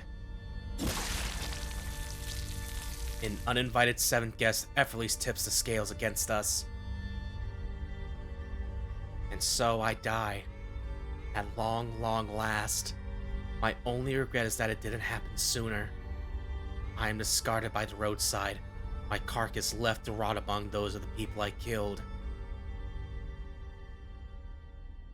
My eyes are closed for what follows, so I have no way of knowing how the story ends. Finally, I plunge into death's dark abyss. It's alright. It's better this way. Now I'll never have to wake again. Now the memories won't haunt me night after night. It's best for everyone that I stay dead.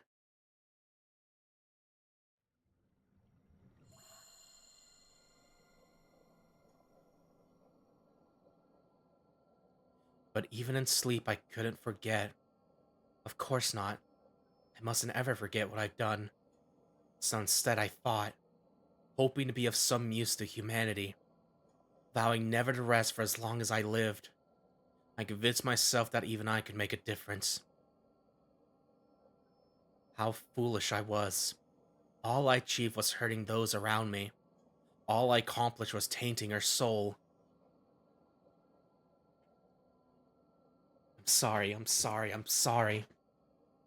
I didn't know my place. I'm sorry I couldn't die when I should have. I'm sorry I can't fight anymore. These 6 years didn't change me one bit. I've lost everything that made me who I am. Now I'm no more than a mindless husk. It's only right that this is how I meet my end. Killing my own heart until there's nothing left inside me. I'm so sorry. I never should have fooled myself into thinking I was worthy of saving anyone.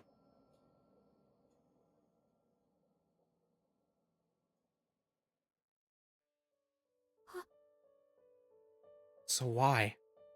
Why do I still feel the warmth of a hand through my hair? I see. There's someone still out there, fighting. carrying me onwards even though I don't deserve it, calling my name over and over, refusing to abandon me. The pallid heat of his body warms my chest. I wish he'd stop. I wish he'd leave me here. There's someone out there who needs me. I'm sure he isn't the first, but that isn't enough. I can't fight anymore. I can't take it. I can't bear the memories. I've been in pain for so long. All I want to do is rest. I've never been strong, just terrified of stopping. It was only a matter of time before I derailed and crashed. So what would be the point of picking myself back up? No matter how many vampires I kill, or how many lives I save, I will never find forgiveness. 自分は許されないだって。そんなの当たり前だ。あなたは絶対に許されない。何よりあなた本人が自分を許すことを認めない。And the voice is right by my ear, speaking the heartfelt words of someone who is no longer here. But he's right. There's no forgiveness waiting for me. No absolution. I can't ever atone for my past. The best I can do is stay here, in the darkness. 違いますよ。あなたが許さないと誓ったのは過去じゃなくて、何をしても結果は同じなら、何をしても失われたものは戻らないのなら、せめて一つでも多くの良いことをやって死なないと。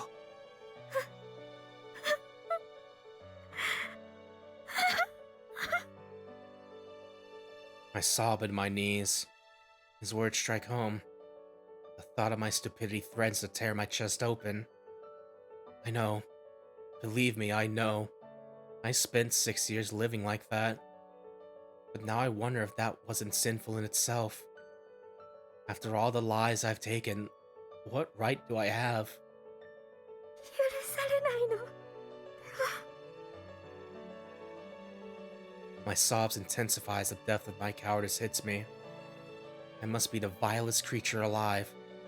Everything on this earth should scorn me. And yet, I feel the squeeze of someone's embrace. あなたは言った。死なない体だから。体が強いから罪に耐えられた。自分と同じ体なら誰でも耐えられたと。でも、それは違う。体が強いからじゃない。あなたは始まりから心が強かった。それは。That's something he can never have, he says. And I should be proud to let it shine through.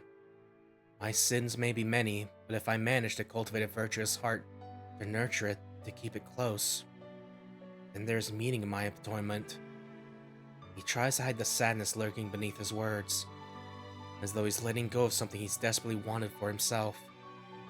俺はどうしようもない人間で、実のところ感謝することはたくさんあったけど、楽しいと思える時はなかったんです。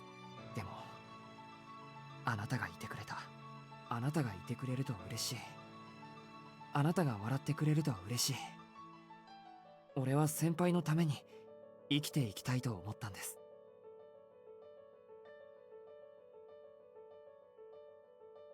あなたの道に付き添っていく。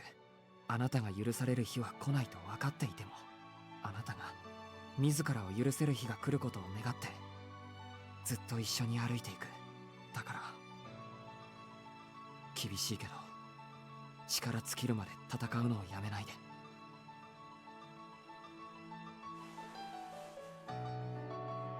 The pressure of his embrace fades away. His presence gently withdraws. With a bashful smile, he runs off towards the battlefield, his faith in me the wings at his back. なんて見当違いの信頼でしょう。私が始まりから強かった。全く馬鹿らしい。あなたは自分を殺さなかった。自分の命可愛さにみんなを見殺しにした。この世で最もありきたりな。それが私たちの正体でしょう。I stop my weeping. Boiling blood surges through my leaden body. It's painful, excruciating. I've come back to life more times than I can count. but the agony is overwhelming every time.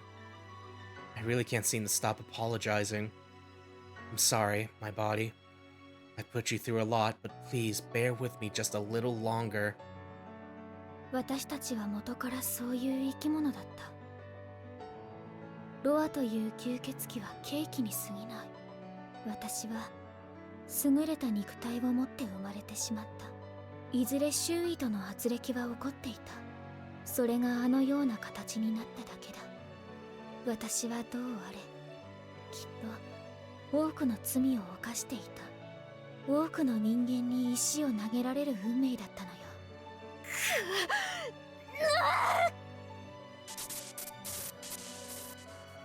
I ripped the skin off my back. Painful but necessary to tear free from the darkness. Besides, listen. Can you hear it? Even now, far away. Someone is fighting for me, believing in me. I'll flame myself to the bone if that's what it takes to repay their trust. どうしてまだ希望を見るの？まだ罪を認めないの？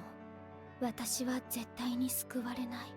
代行者としてのあなたは犠牲者に過ぎない。私たちには救われる奇跡も生きている理由も愛される価値もない。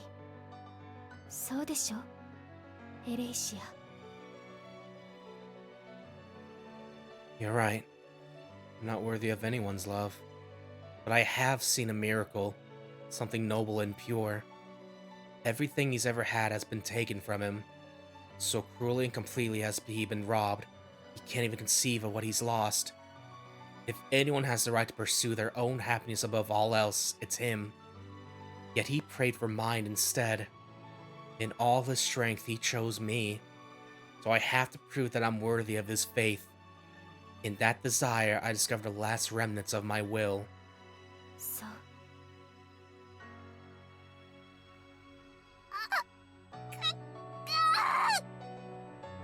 I reach up towards the light. My body is drained of strength. My heart is as weak as ever. My doubts will stay with me until my dying day. But I have to do this. This life I have isn't for lamenting the past.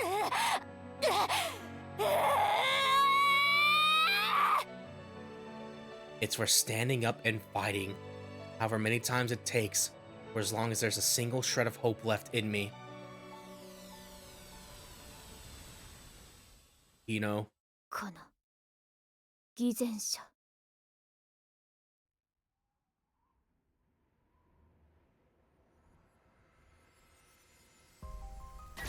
吸血鬼になっても甘い狙いですね。あなたの本命は私でしょう。Ciel regards Noelle from atop her pillar. As she should. She has no need to look at me down here on the earth. And now that I've seen she's unharmed, I have nothing to say to her. I played my part. Now it's up to these two to settle their score. さっきまでメソメソ泣いていたくせに戻ってきた途端に上から目線とか笑えるわ。何？もしかしていじめられるのが癖になっちゃった？もう一度私の目に見入られたいの？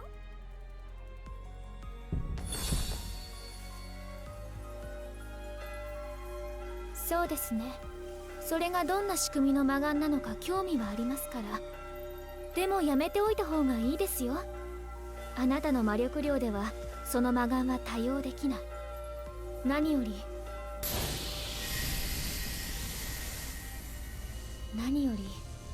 もう効きませんから。魔力はより強い魔力に洗い流される。どこのそのレプリカかは知りませんが、分かっていればこの通りです。The back of Ciel's right hand is glowing. With my half-vampiric gaze, I can see the vortex of energy swirling between the two combatants. A scarlet curse emanates from Noelle's eyes, encircling Ciel like a tangle of thorns. But its barbs decay the moment they touch her body. The curse embedded in her right hand overwhelms them with its sheer magnitude. I've seen this light before. The heart of Love's curse burned with the same brilliance. ほんと、どこまでも偉そうな女。やだやだ、そんなに先輩面したいんですか、シエル先輩。これ見よがしに昔の勲章を見せびらかすとか、代行者としても吸血鬼としても上だって言いたいの？え？い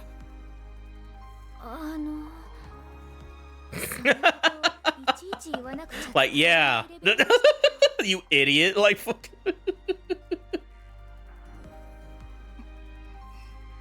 いつもの辛辣さが戻ってきたじゃない。でも今さらやる気になっても手遅れだから、冷静になって下を見下ろしたら、四季君は私の指先一つで死者どもの食い物になる。それが嫌ならおとなしく私の魔眼に。失礼。そちらなら当然真っ先に終わらせました。Huh? For just a second, she glances at me. It seems like she's trying to tell me something, but I can't figure it out. All I can do is look back up at her warily. Those sparkles? Hold on. Pinpricks of light fill the sky, and they aren't stars. The reverberations hit me. A dozen, 2 dozen, more. There's no doubt about it. Those are Ciel's black keys! Yeah! Yeah!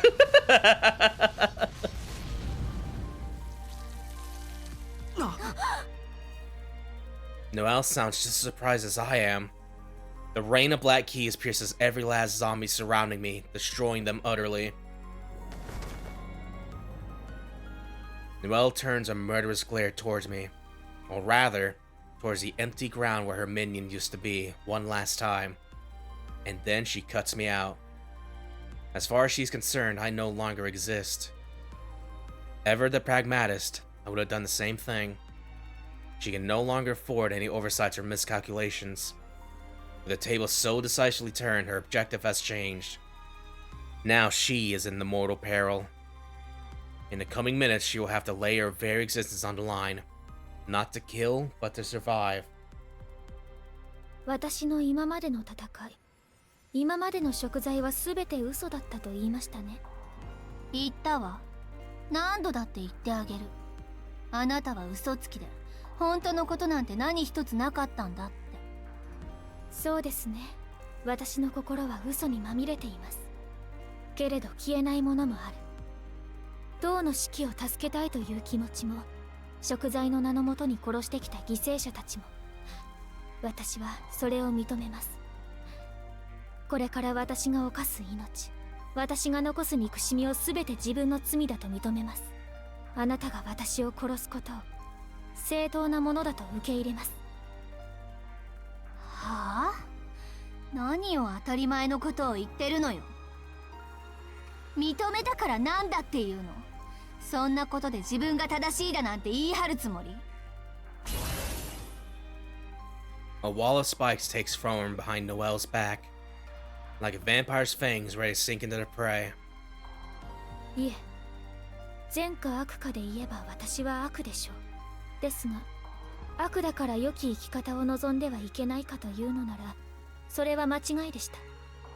だって、人間の善悪と人生の善悪は悲しいほど違うものなんですから。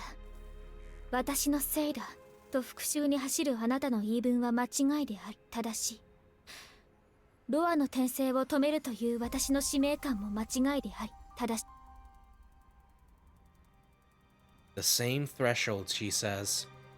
They are both sinners straddling the line between good and evil. On this battlefield, they are equals. なら、後の計りは力で示すしかない。互いが間違いであるのなら、それぞれの正しさは互いの強さでしか測れない。The seventh holy scripture clanks into position. Ciel's eyes makes it plain that she will say no more. 何それ？結局強い方が正しいっていうわけ？ああ、本当に信じられない。最後の最後までムカつく女。She doesn't understand. Ciel isn't saying that might makes right. She's saying they're both right in their own way, but brute force is the only way left to make their cases. It's an apology for failing to apologize before things reach this point. but it falls on deaf ears. 開き直りやがって。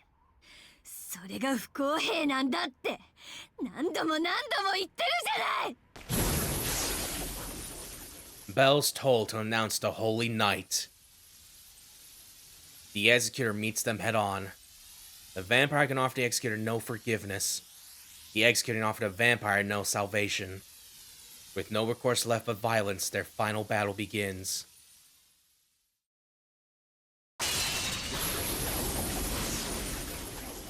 Noelle's spears streak towards their mark like shooting stars. A rain of steel that will skewer anything in its path, even a foe with superhuman capabilities. She is using distance to her advantage. At range, her supremacy is beyond question. Or would be if her foe were merely superhuman. That vast distance closes in an instant. That rain of steel cloud in the sky shatters against an opponent who doesn't even deign to block. In the blink of an eye, the executor enters killing range. A wall of spikes deflects the bayonet's lethal tip, only to be blasted into shards of twisted scrap. This is the third time the same dance has played out. Noelle's resources are starting to run low. By contrast, her opponent is an irreplaceable juggernaut, blazing with bottomless magical energy.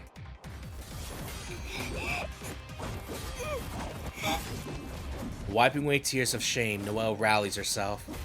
She knew it'd be like this. Tormenting a sad little half-vampire is one thing, but her current opponent is a monster whom other monsters fear. Victory won't come easily.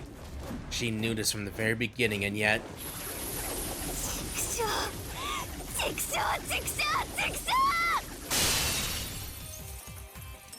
Each blow pushes her a little further backwards. Each clash saps a little more of her strength. She can't take much more of this. Her only chance is to marshal all of her strength and kill her enemy right here, right this instant.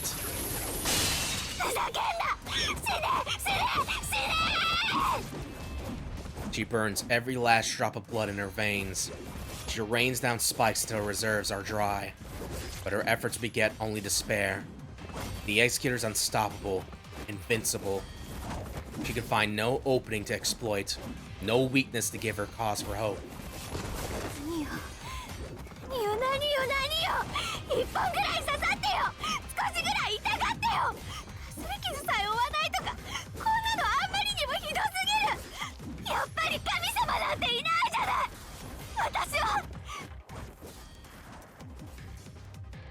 It's to punish the woman who took everything from me.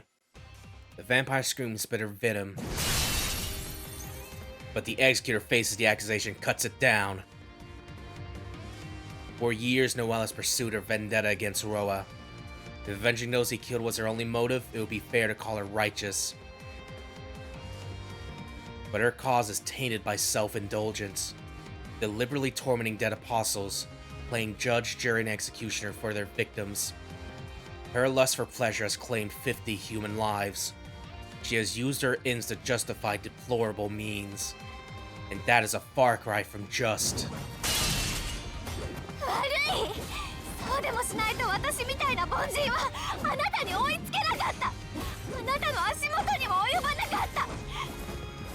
All she has left is a single spear in her hand.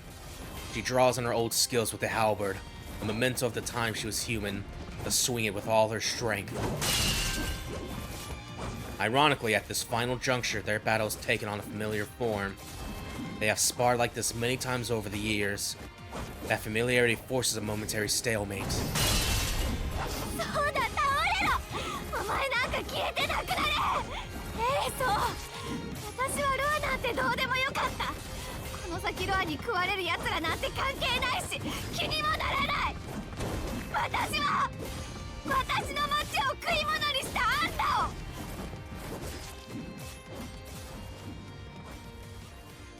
That is the truth at the heart of her being.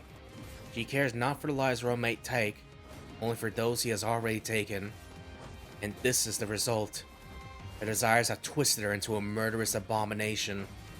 Now she is no different from the very vampire she so despised.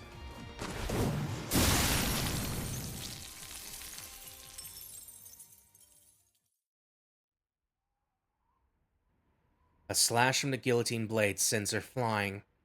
She slumps weakly to the ground, split from shoulder to hip.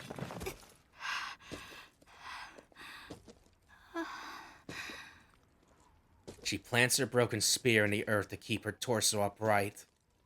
The battle is over. The executor steadily advances on her incapacitated foe. Yeah, hello, Skydom. Yeah. You missed a lot of best parts right now. それがあなたの間違いです。死とノエル、弱き人々を守護する精霊と父の名において、あなたへの刑を代行します。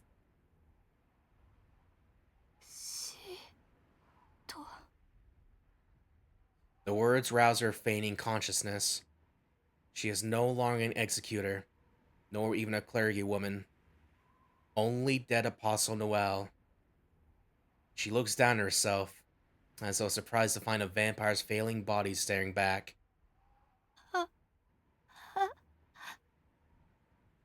Whether the sadness or disbelief that courses through her, she cannot tell. Not now she has sold her mortality.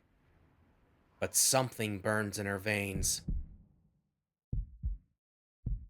How did things end up this way? It's time to drink water. I drink some water, like It's time to drink water.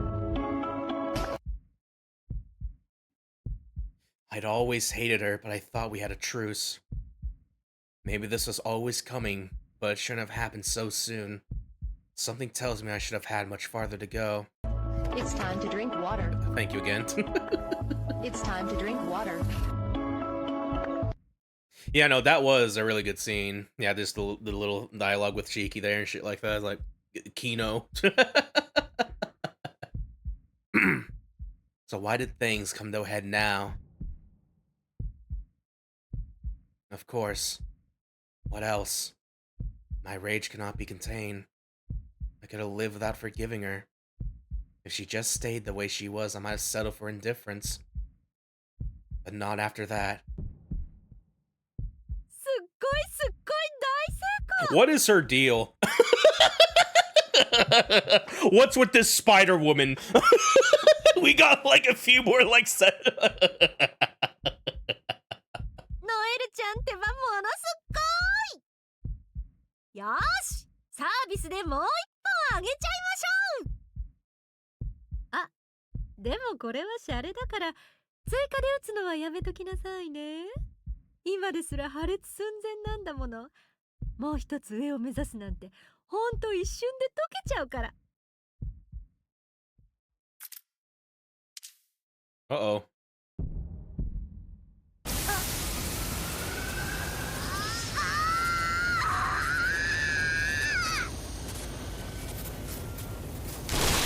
Oh! Noel is seized by a grotesque metamorphosis. A newborn star flares into being, explodes, and condenses into a galaxy, all within her chest. An eternal transformation on a cosmic scale. Her own body's the first to shatter as her curse tears through it. But at that moment she finds joy. Now at last she is her enemy's equal. イデアブラッド、そんなものを打ち込むなんて。うるさい、うるさい、うるさい。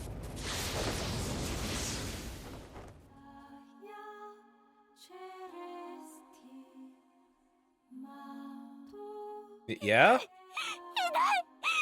い、助けて、シエル助けて、うるさい。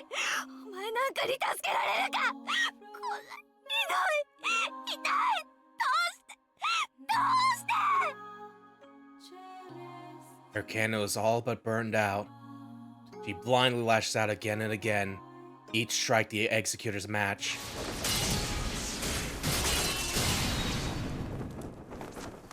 なんでよ。演技のままならよかったのに、いつもの非人間のままなら私だって許せたのに。吸血鬼を狩るだけの、戦うだけのエンジンならよかったのに。本当に心から尊敬していたのに。 It is pretty fucked for a lot of characters involved in this scenario. Yeah, just like he like look seeing like the flashback of her backstory and stuff like that, just what led her into this and shit. Like, oh, yeah. なんでこんなところで私を置いてただの人間に戻っちゃったのよ。 She launches her final blow even as her body breaks. A killing thrust born of all her newfound strength. Faced with the sum of Noelle's entire being, Ciel brings her barrel to bear and readies her stake driver.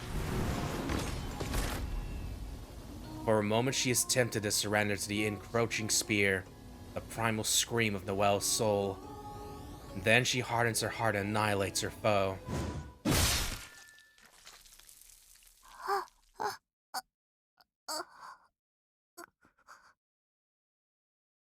The stake driver obliterates Noelle's core.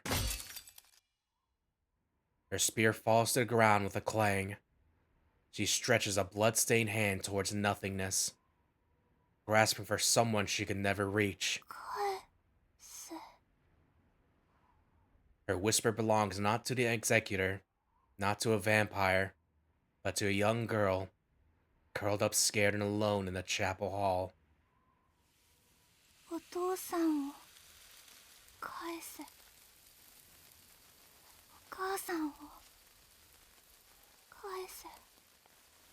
私の人生を返せ。 The disintegration reaches her torso. As her flesh crumbles and darkness closes in, お願い返して。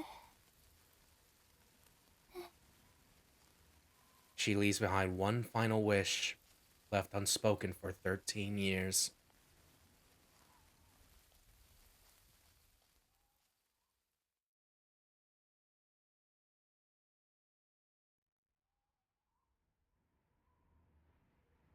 Fuck.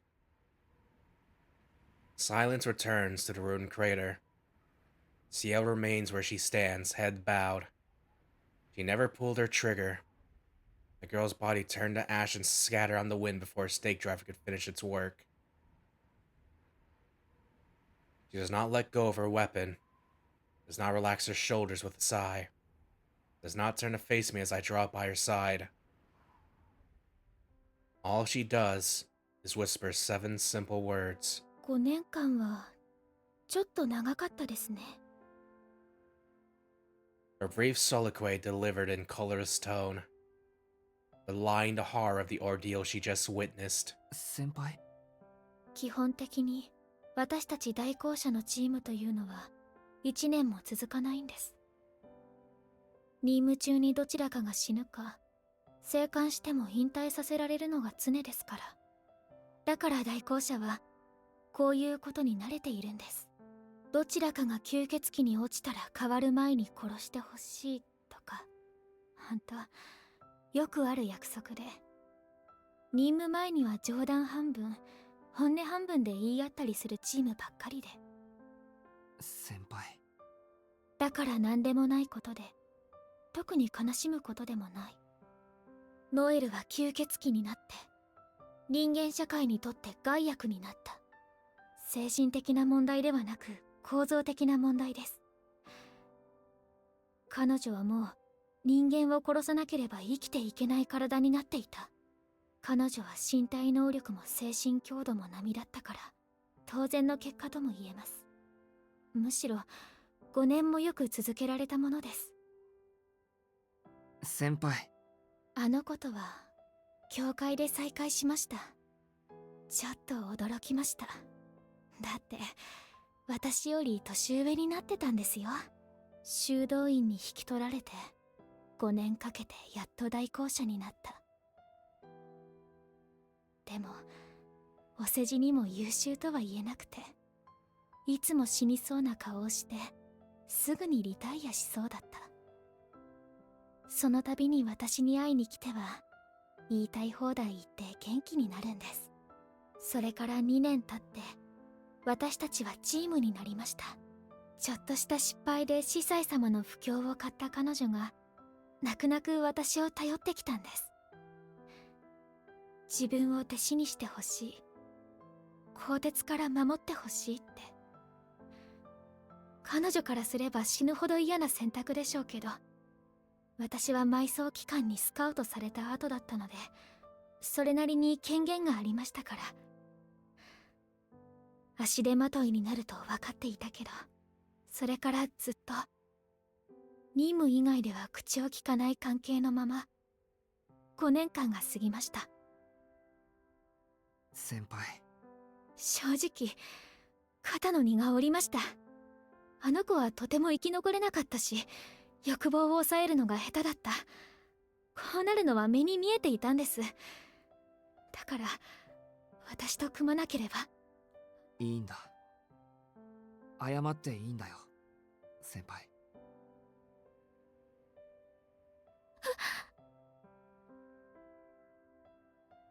She gasps sharply. Her formidable aura wavers for a moment. But that's all. She stays facing away, holding back her feelings with all her might. ごめんなさい。あなたに何も返してあげられなかった。Soundlessly, voicelessly, tearlessly, she weeps.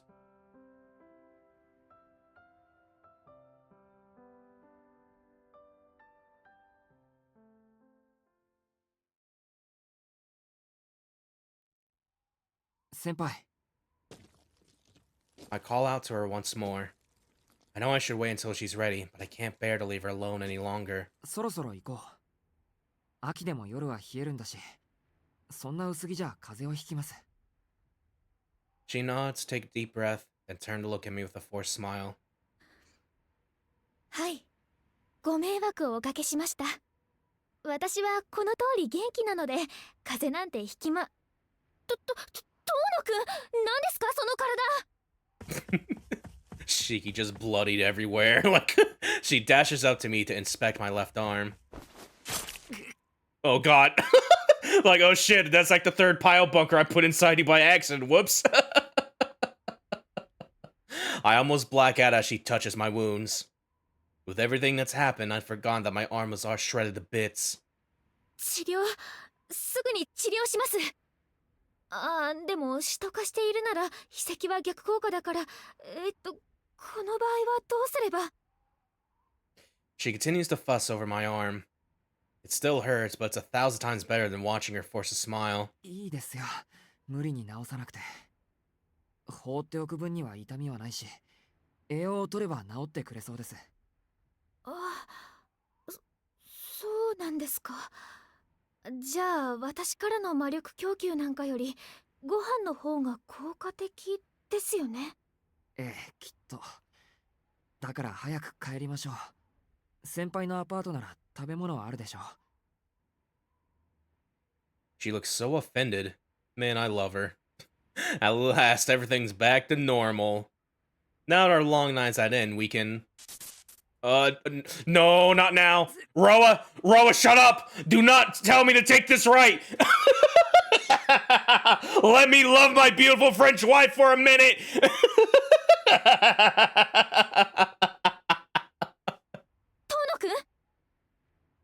Damn it, he always picks the worst times to butt in. Or maybe he just couldn't keep quiet any longer. The moment I let myself relax, my headache comes back with a vengeance. ごめん、先輩。俺、歩けそうになくて。情けないけど、先輩の部屋まで肩を貸して。情けなくなんかないです。無理をせず頭痛に耐えることだけに集中してください。 She slips around to my right side and props me up. ごめんなさい。抱えてあげたいのは山々なんですけど、私も荷物があって。もうこんな時にセブンは起きもしないんですから。 Have I read the original Tsukihime? No, I have not. I do remember looking at like some deep dives towards it, because again, like my first exposure like Tsukihime in general was with Melty Blood and stuff like that. So I'm at least was aware of like what's with what certain characters' deals were or whatever and shit like that, but it's different from just like reading and just knowing what kind of happens or whatever. And even then, it's been like a long minute, so I don't remember the full scope of like what everyone's deal is or whatever. Do you plan on reading? Probably not for stream a little bit. Like I'll probably read like some of it on because I'm curious about like the other routes that aren't in this, like the Akia, Hisui, and Kohaku route or whatever. And shit. like maybe we could stream that, but there's already like other Type Moon stuff that I plan on looking at sometime after this, so that's probably why. But yeah, without a doubt, whenever we get to like Red Garden in like 5 years, I will definitely be there and shit. Because I'm definitely loving my time with this one. Especially like this session. This session has been like a really good one in terms of our reading sessions a little bit. Like, oh yeah, a lot of shit happened here. I'm like, yay. Like, oh fuck. I get it now, you know?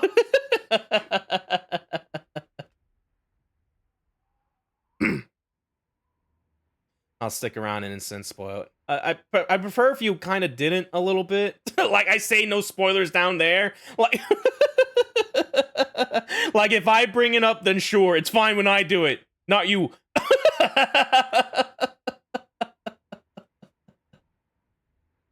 I guess she's talking about her gun. Weapon in one hand and me in the other. Ciel starts to ascend the debris. At this point, I just want to black out, but I can't afford to lose consciousness yet. If I do, there's no guarantee I'll wake. Besides, I have more to say to Ciel. I have to keep being me, at least till dawn comes.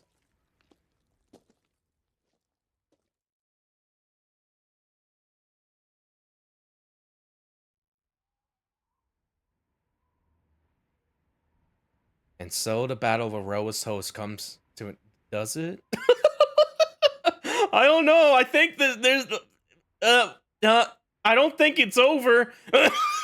I guess like the battle over. Yeah, I guess that, but it's like there's still Roa inside Shiki we have to worry about. Uh-oh. For tonight, anyway. But Shikitono will last until tomorrow. He will not succumb to Roa so easily. Bathed in the light of the moon, she looks on from afar. 変な邪魔が入ったけど、結局あいつの独り勝ちか。ほんと、どこまでも目障りな女。いつも私の気を逆でるんだもの。邪魔者は大小様々だけど、間違いなく大きい方の邪魔者ね。The one in white watches the two figures vanish from view down below, a grin blossoming on her lips. Shihitono and the Executor. Her warm smile and cold mouths are directed at them both. おっかねえ独り言はそこまでだ。さっきを抑えろよ吸血鬼。その辺にしておかねえと、この辺りのカラスがストレスで全滅するぞ。The top of the building teems with movement. The vampire stands on the edge, the blonde boy behind her. But they are far from the only ones here tonight. Countless executors lie in wait, dressed in battle garb. Even now, their numbers grow. Lurking in the shadows or perched atop nearby buildings, they await their orders. Their presence is so blatant as to leave their purpose beyond question. They are here to surround and subdue the vampire in white. マリオ、私、一度忠告したわよね。ああ、してやがったな。なんでこっちも本気でやる。俺も後がないんでな。使徒になっちまった部下を放置してでもこっちに戦力を集中させた。あれは俺の責任だ。悔やんでも悔やみきれねえ。せめてその代償にあんたにはここで一旦消えてもらう。It's crazy how an arcade root feels strong and Ciel's root arcade. Yeah, it's neat how that works a little bit. Kind of convenient.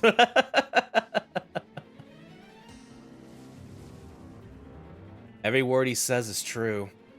Over 30 executors are positioned around the rooftop, each one equipped with holy relics and conceptual weapons designed to counter a true ancestor. This is a force assembled to exterminate Arcade. Not powerful enough to overwhelm her, but with enough force ready to equal her. If it comes to battle, they will likely annihilate each other, leaving Mario the sole survivor. She could see that as clearly as he. お見事。昔からきちんと計算するのよね。この町に来る前の私なら微笑みの一つでも送っていたかも。やめてくれ、縁起が悪い。そもそもあんたが笑うことなんてなかっただろうが。たく、異常すぎるぜ今回のあんたは。大体なんでロアを殺しに行かなかった？あいつがロアの逃避先だって分かってたんだろ。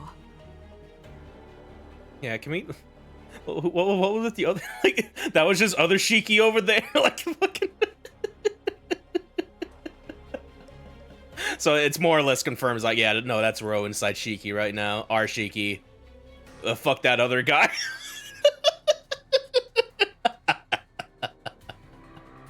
ダメよ。今だとシエルが邪魔するでしょ。あいつがいるうちは我慢しなくちゃ。私、ことはできるだけ穏便におしとやかに済ませたいの。おしとやかってどういう意味だ？人間らしいって意味。シエルと戦い出したら私、楽しくなりすぎて町の人間をみんな殺してしまうと思うの。ほら、そうなったらシキに嫌われてしまうでしょ。The air seems to freeze. This is no longer the woman Mario once knew, nor is it the creature of impulse he encountered days prior. This is something utterly alien. A cruel goddess who would dash to pieces those who displease her. おい。でも、その前にこっちが先ね。あなたがいるとロアを生かそうとするし、何よりシエルの味方をされたら面倒だし。小さい方の邪魔者はここで蹴散らしておきましょうか。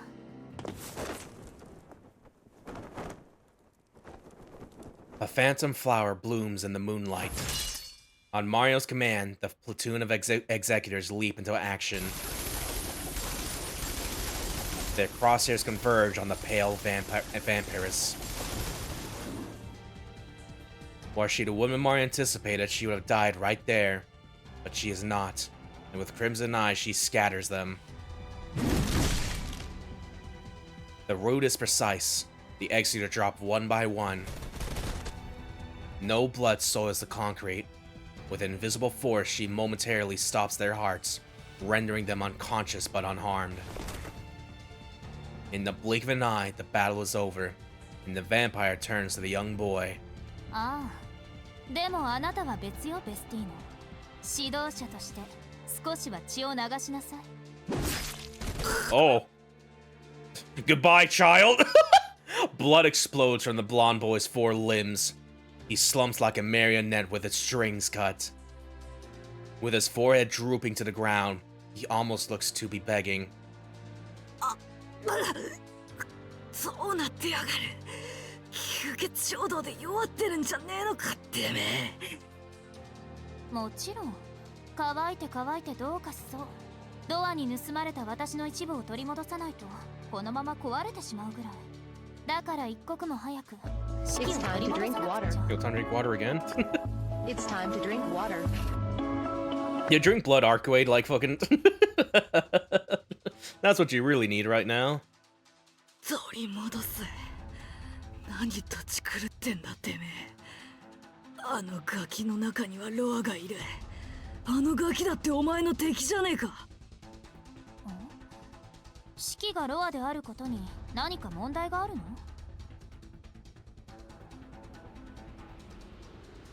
As the boy's mouth gapes, he finally puts his finger on the source of his unease. A true ancestor using their powers indiscriminately is certainly a threat, but not an unknown quantity. He himself once helped subdue a low-ranking true ancestor who succumbed to their vampiric impulses. This, however, is unprecedented. Arcuate has suffered an unthinkable malfunction. The most powerful vampire is broken in the most dangerous possible way. これは運命なんだわ。必要なものと欲しいものが同じになるなんて。こんなに嬉しいことがあるなんて、私は今まで知らなかった。Drunk on infatuation, the woman in white looks to the sky. She stretches out her hand as though to grasp the moon. ロアの逃げ先が式でよかった。 Yeah, right? それって心身ともに彼は私のものってことでしょ。 In the throes of bloodlust, she has never looked more love-struck.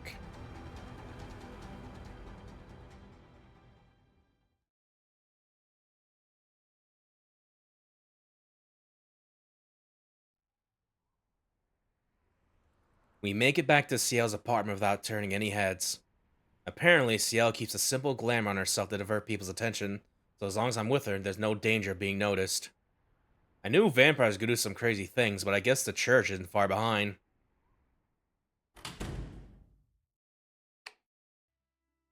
We make our way inside. Only 10 days have passed since I first came here, but that evening feels a lifetime ago. どうぞ。狭苦しいところですが楽にしてください。はい。ではお邪魔します。 Even after everything that's happened, I still feel self-conscious about coming to a girl's house late at night. 頭痛はどうですか？ここなら少しは緩和されるはずなんですが。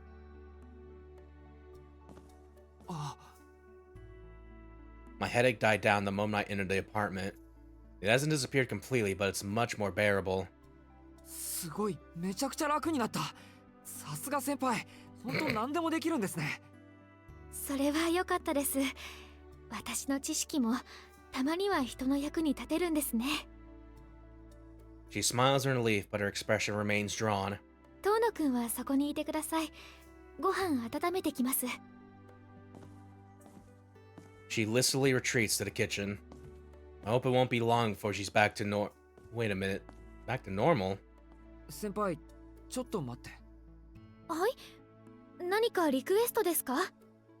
ご飯を大盛りに？それともルーを2倍ですか？ She's got a full menu all planned out. Is she making up for the convenience store food she preserved last time? I guess it's better not to ask. Anyway, there's something more important on my mind. 着替えないんですか？その服なんていうか。Threatening, maybe. Or enticing. おかしいですか？いえ、文句なしで似合ってます。そこは自信を持ってください。ただ、つい廃墟で追いかけられたことを思い出しそうになるというか。It might be the start of a deep-seated trauma, if I'm being honest. そうですよね。失礼しました。ご飯の前に着替えるのが先ですよね。She bolts into the bathroom like a frightened rabbit. I guess she's realized what's going through my head.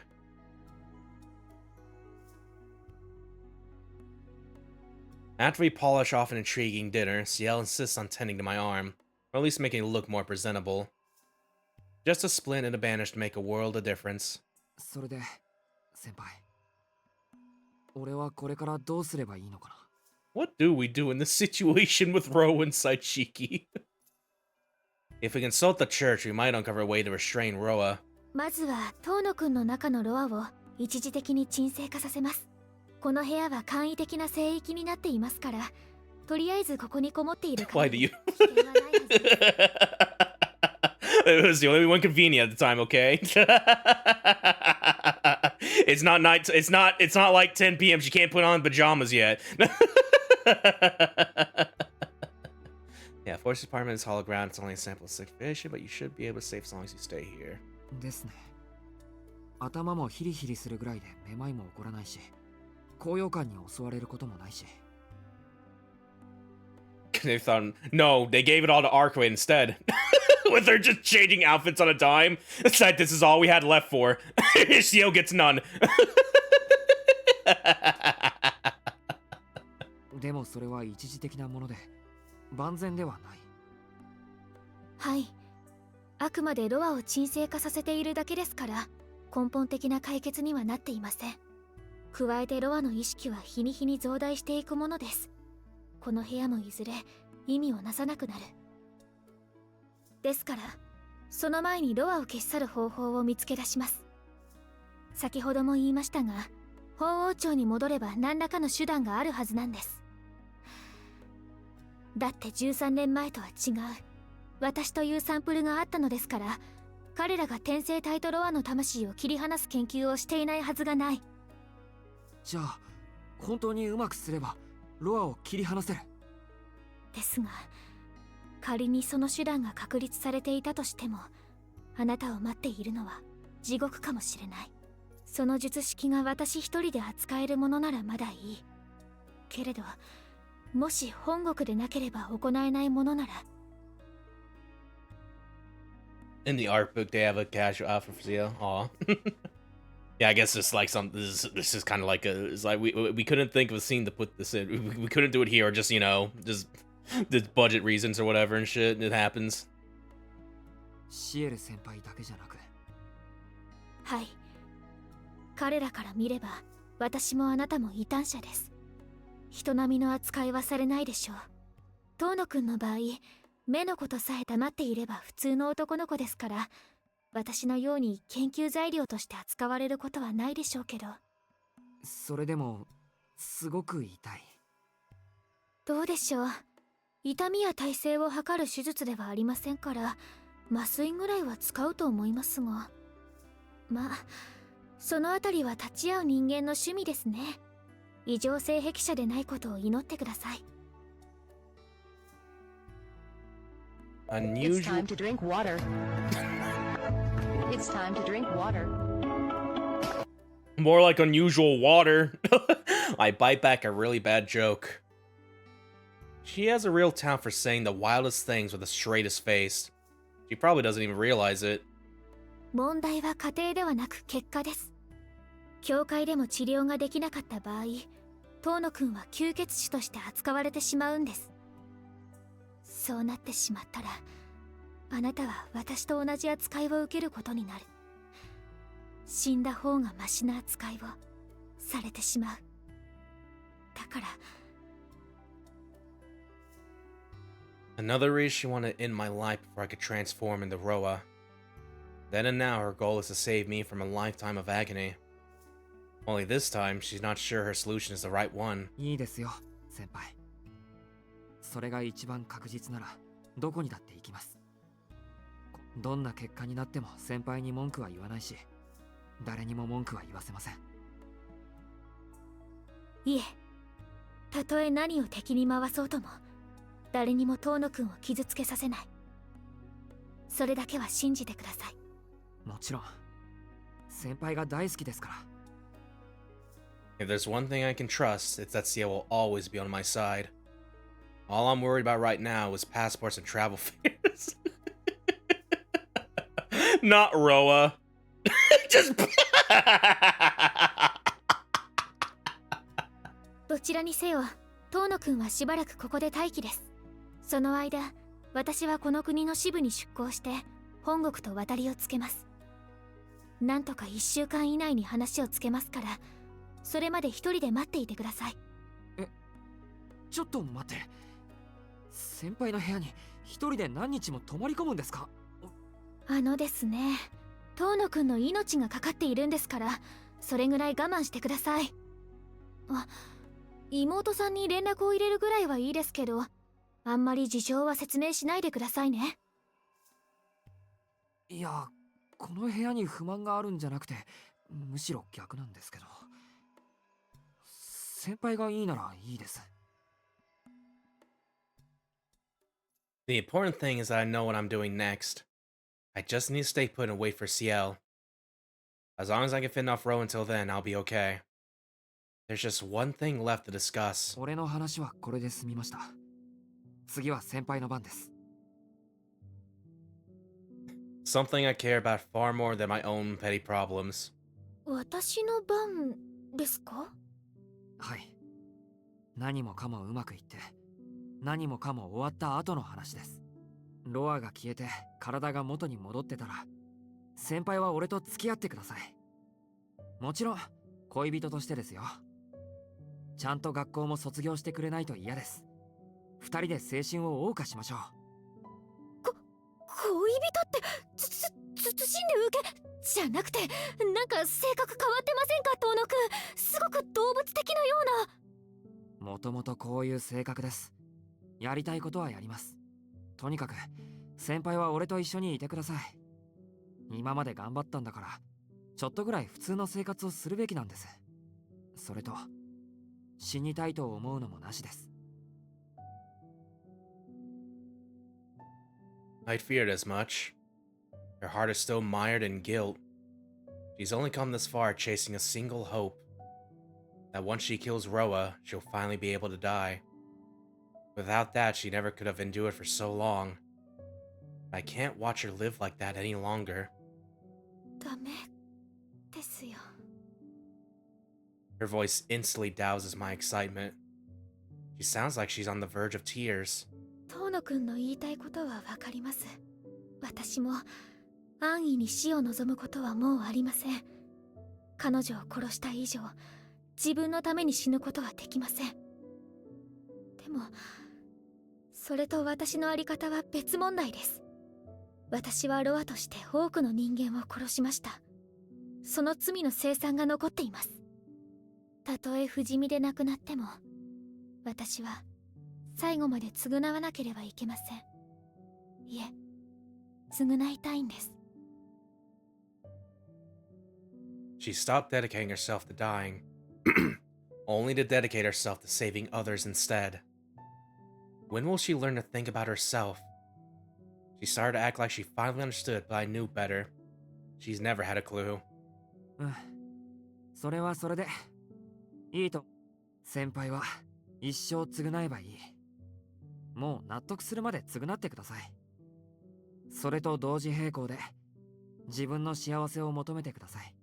だいたいブローブの時からそうだったし、先輩はブローブが憎いんじゃなくて、人間として当たり前の義務として戦っていた。そのあたりからして考えが真っ当なんです、あなた。She was nothing like me, with my single-minded focus on killing. However powerful she became, whatever hardship she had to endure, she's only ever lived to serve the greater good. でもそれは、私にはそれしかできないから。何言ってるんですか。あれだけ学校で人気者だったくせに。戦うことしかできないなんて、いいですか。先輩は普通の生活だってできるんです。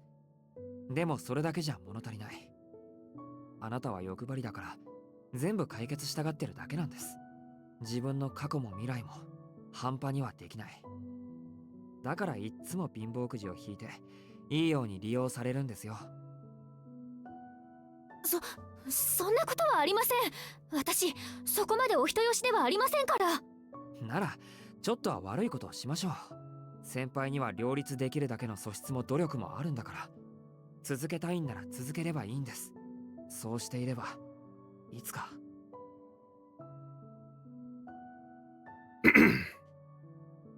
Maybe someday she'll be able to seek her own happiness, even if she can't ever forgive herself. One day the gratitude of those she saved will lift her up more than her regrets weigh her down. It might take years, it might take decades, but I can't imagine any greater joy than being by her side when that day comes. とにかく先輩が楽しくやっていける時だって来ると思います。それを自分から切り捨てるのはやめてください。そうでしょうか。それは夜に虹がかかるような話だと。 Sounds like a little midnight rainbow. 夜に虹？お父さんの口癖です。私たちの町の例え話。起きては欲しいけど起きるはずのない出来事をそう言っていたんです。虹は太陽の可視光が分かれて見えるものですから。昔の人はそんな仕組みは知らなかったでしょうけど。I don't think I get it. いえ、なんでもありません。ありがとう、遠野くん。あなたにそう言ってもらえるのは本当に嬉しいです。でもやっぱりダメですよ。私はもう学生には戻れないし、遠野くんの恋人になんてなれません。私はあなたを騙して助けを求めてきたあなたを殺すところでした。あれだけのことをして今さら。そんなこと気にしてたんですか、先輩は。そんなことじゃないです。思い出すたびに死にたくなります。っていうか死にます。 Jeez, what's the big deal? Everything worked out in the end. The female mind really is a mystery. 大丈夫。俺は気にしてませんから。先輩も気にしなくていいよ。ほら、好きな人に追いかけられるっていうのも貴重な経験だったしさ。So I crack a joke in an attempt to put her at ease. Ciel remains stubbornly silent. Tears glisten in her eyes, and the tips of her ears are reddening. 何より今夜の先輩かっこよかったし、いつもの制服も法衣姿もいいけど、ここぞという時に特別な服装で決めてくるとか反則です。あんなの誰だって惚れ直します。 She's still not speaking, but she does glance my way. あとはそうだ、メガネをかけてないとイメージ変わるんですね。キリッとしてなんだか年上みたいに見えました。みたいじゃなくて年上です。そりゃあの時から体は成長してませんけど。なんですと。 Hold up. I think I just heard something with explosive implications. Though I should probably just ignore it.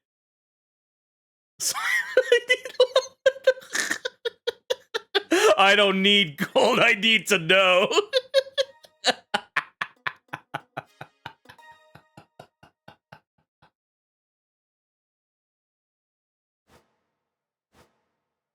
Yeah, I think we can know.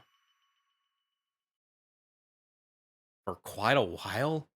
She must mean since she turned to the row and was killed by Arcuade. Collating this with other available data reveals. 先輩、12歳の時からそんなスタイルなのか。 I knew she was part French, but that's just crazy! 人より掃除家だったんです。それに目覚めてから少しは成長しましたから、絶対。 I distinctly recall Miss Noah saying Ciel didn't age in 5 years, but I can tell I'm going to get an earful if I don't stop now. But okay, I thought it was like the implications, like, yo, she's like 25 actually. Or like older than Noelle at this point, yeah. でもほら、くぐってきた修羅場が違いますもんね。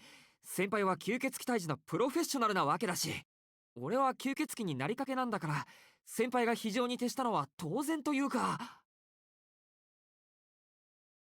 Uh-oh. She's gone fully unresponsive. I fumble for a way to salvage conversation, but come up short. 参りました。先輩、何か言ってください。それとも、俺なんかとは話したくない。 She swallows hard. Then, looking as though she's about to burst into tears. Her voice is so quiet I can barely hear it. 遠野くんはバカです。私は遠野くんが思っているような人間じゃないのに、どうしてそんなに私に優しくできるんですか？そんな資格、私にはありはしないのに。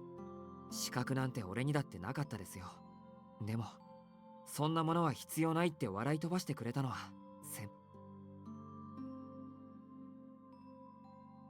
In this in this very room, in fact. In the hours after I killed Arcuade, when all I could think about was suicide, it was Ciel who saved me. Ciel and no one else. It's time to drink water. Yeah, I should probably drink water. It's time to drink water.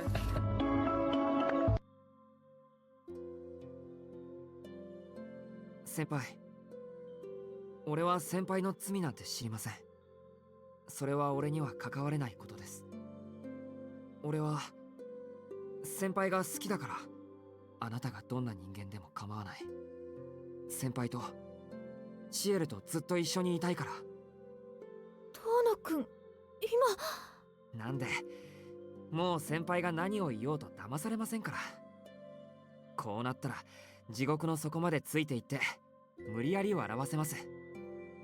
だからほら、先輩にとっては迷惑だろうけど、たちの悪い後輩に捕まったと思っていい加減降参してください。I hold out a hand and wait for a reply. If this is what it takes for her to give me a straight answer, so be it. しょうのない後輩ですね。聞いているこっちの方が恥ずかしくなるなんて想定外もいいところです。そんなことを言われたら完全降伏するしかないじゃないですか。She extends her hand to take mine. She doesn't shake it this time, but gently interlaces her fingers with mine. 先輩。はい、お言葉をお受けします。自信はありませんけど、遠野くんといるときは自分から諦めることはしないと誓います。これからは恋人同士なわけですし。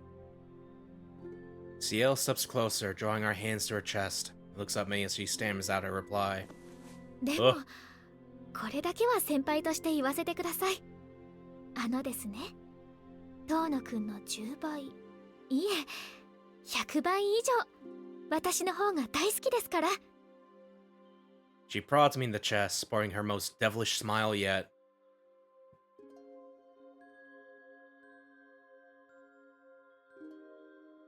I'm a little scared, but glad she's back to normal. It's a relief to finally clear the air.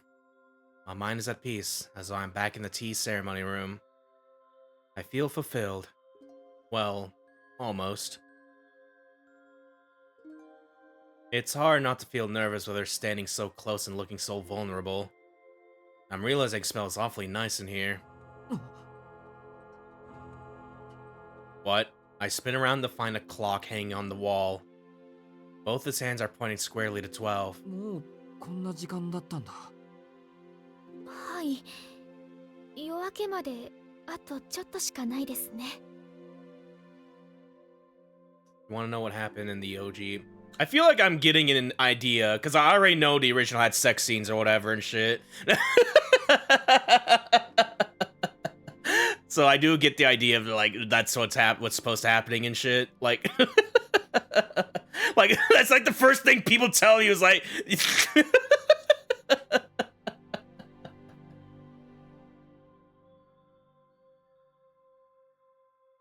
We stare at each other awkwardly. Screw this! Life's too short for us to beat around the bush! Someone's gotta do something!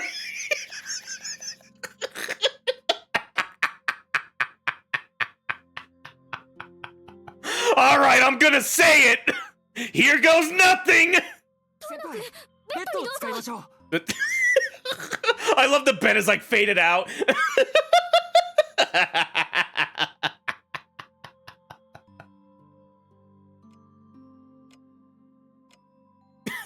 Tick tock goes the clock on the wall. I'm too embarrassed to look C on the eyes, but her expression just now was too adorable for words. Apparently, she feels the same. A minute passes in silence as we each process what the other just said. And then simultaneously burst into laughter. じゃあ、今度は床に寝るのはなしで。ベッドは一つしかありませんから、一緒に寝るしかないですね。Yeah, basically, Ciel takes a bath and asks if she prefers her with or without the glasses. Oh, okay. Because it's like, because remember, like earlier, it was just like, hey, you peeked on me, I was changing clothes, weren't you?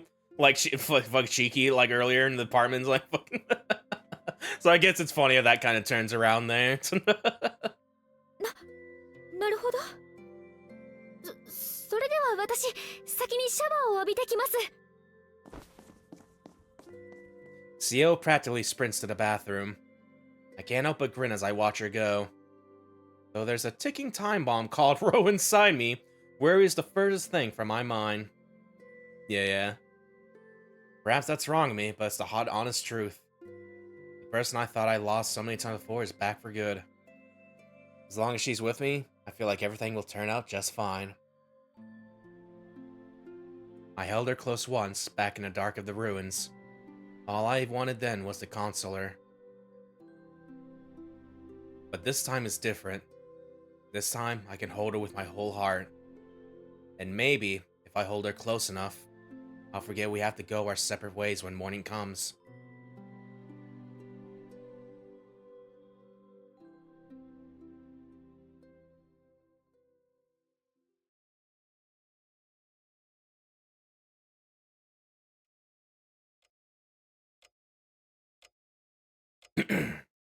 The hour hand is coming up on 5. The night passed in a blink of an eye.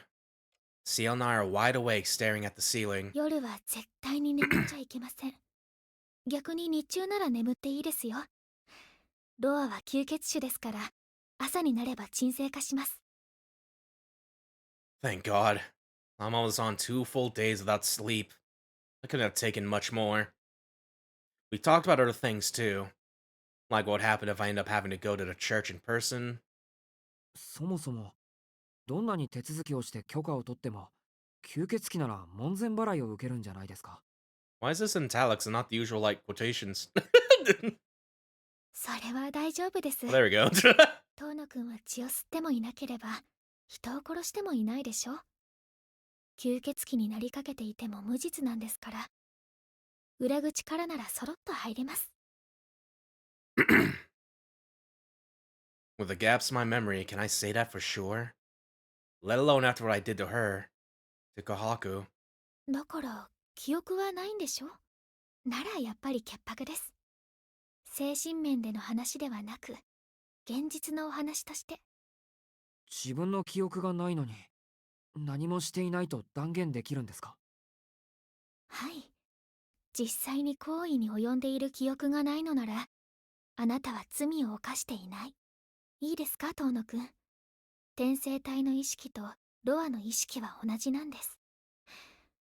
たとえロアの意識が上回って行動した時があっても、自分のしたことは必ず記憶しています。殺害の記憶がないというのは何よりも確かな無罪証明なんです。Even as I sigh with relief, I realize again how heavy a burden she bears. Whatever Ro does with your body, you'll remember it. That can only mean she's had to look every last one of her sins in the eye.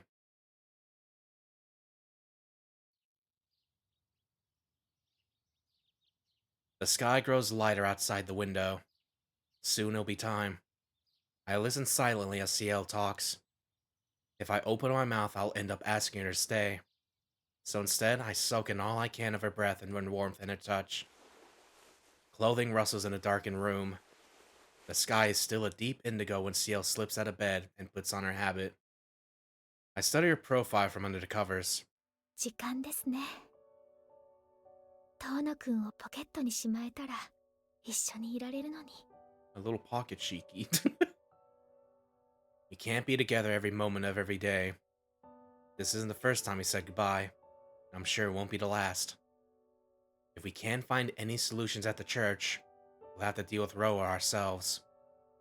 Worst comes to worst, I'd rather she be the one to... 死なせません。あなたは絶対に死なせない。ロアなんかに遠野くんは渡さない。私があなたを守ります。必ず救ってみせる。だからそんなこと言わないでください。言ってないです。先輩の気のせいですから。それでも I stop myself before I say thank you. There's nothing to thank her for. I let my mind wander for a moment, that's all. 行ってきます。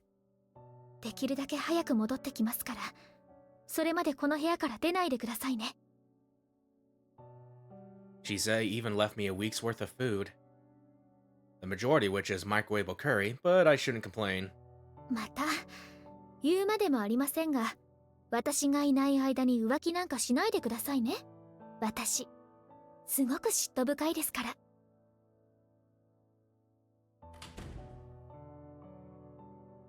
With a blood-curdling smile, she closes the door behind her.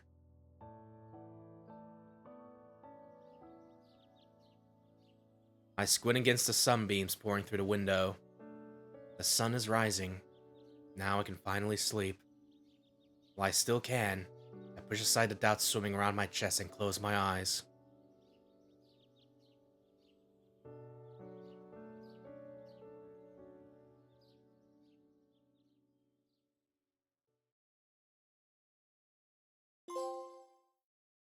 Whoo-wee! We did it! God damn. Yeah, this was a really good session. like we're about to end here, but yeah, this was a really good one from start to finish here. Pretty much like loved every second of it. It was a really fun one and shit. And we're almost there. On day 14 right there. Stone unyielding. Oh my goodness. Yeah, I'll go and like load into it, but we'll go and do this next time here. We pretty much have like we're pretty much getting like, oh yeah, like fucking of course it like this begins with us like killing Arcuade, and now it's going to end with Arcuade killing us with Throw. Is like, oh shit. So I do kind of like how that turned. This is how this is like turning out here and shit like that. So it's like the other like little story moments happening here. Because yeah, this is really good. This was a really solid point where I'm just like, oh yeah, I'm in it. I've been liking this a lot actually. Hell yeah. But yeah. Yeah. Who are we? Alright, yeah, that is going to be it for tonight's Tsukihime reading here. So good chance as any that the next session, if not maybe 2 more, will be our finale sessions of Tsukihime Remake here.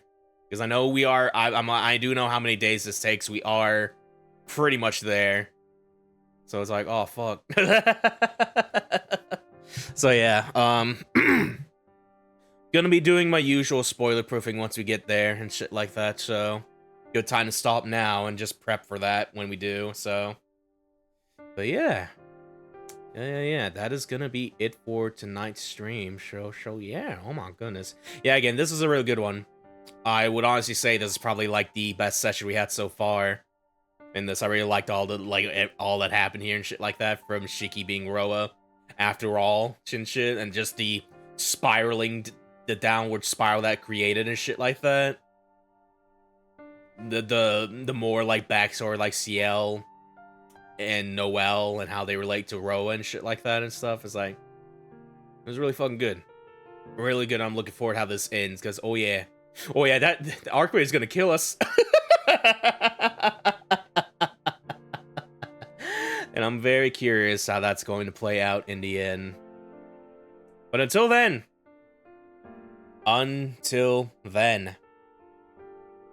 that is going to be it for this session of Tsukihime Remake. So with all that said and done,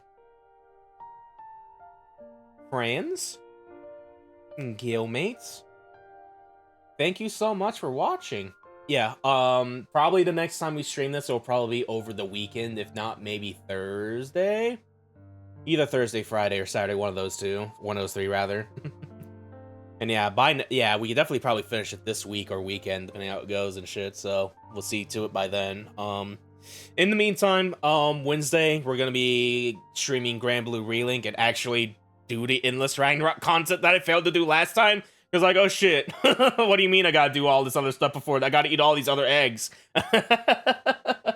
So yeah, I pretty much like prepped up as much as I can to do that properly. So part 1 for real, a little bit. But yeah, and sometime after that, we will do the finale of Ciel's Route at the very least, if not the grand finale of Tsukihime Remake. Look forward to that, because I am very much looking forward to it myself.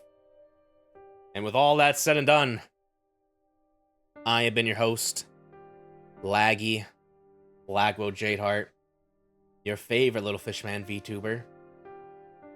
Thank you guys so much for watching. Have yourselves a good one. And take care. I will see you guys next time. Change the world. My final message. And goodbye.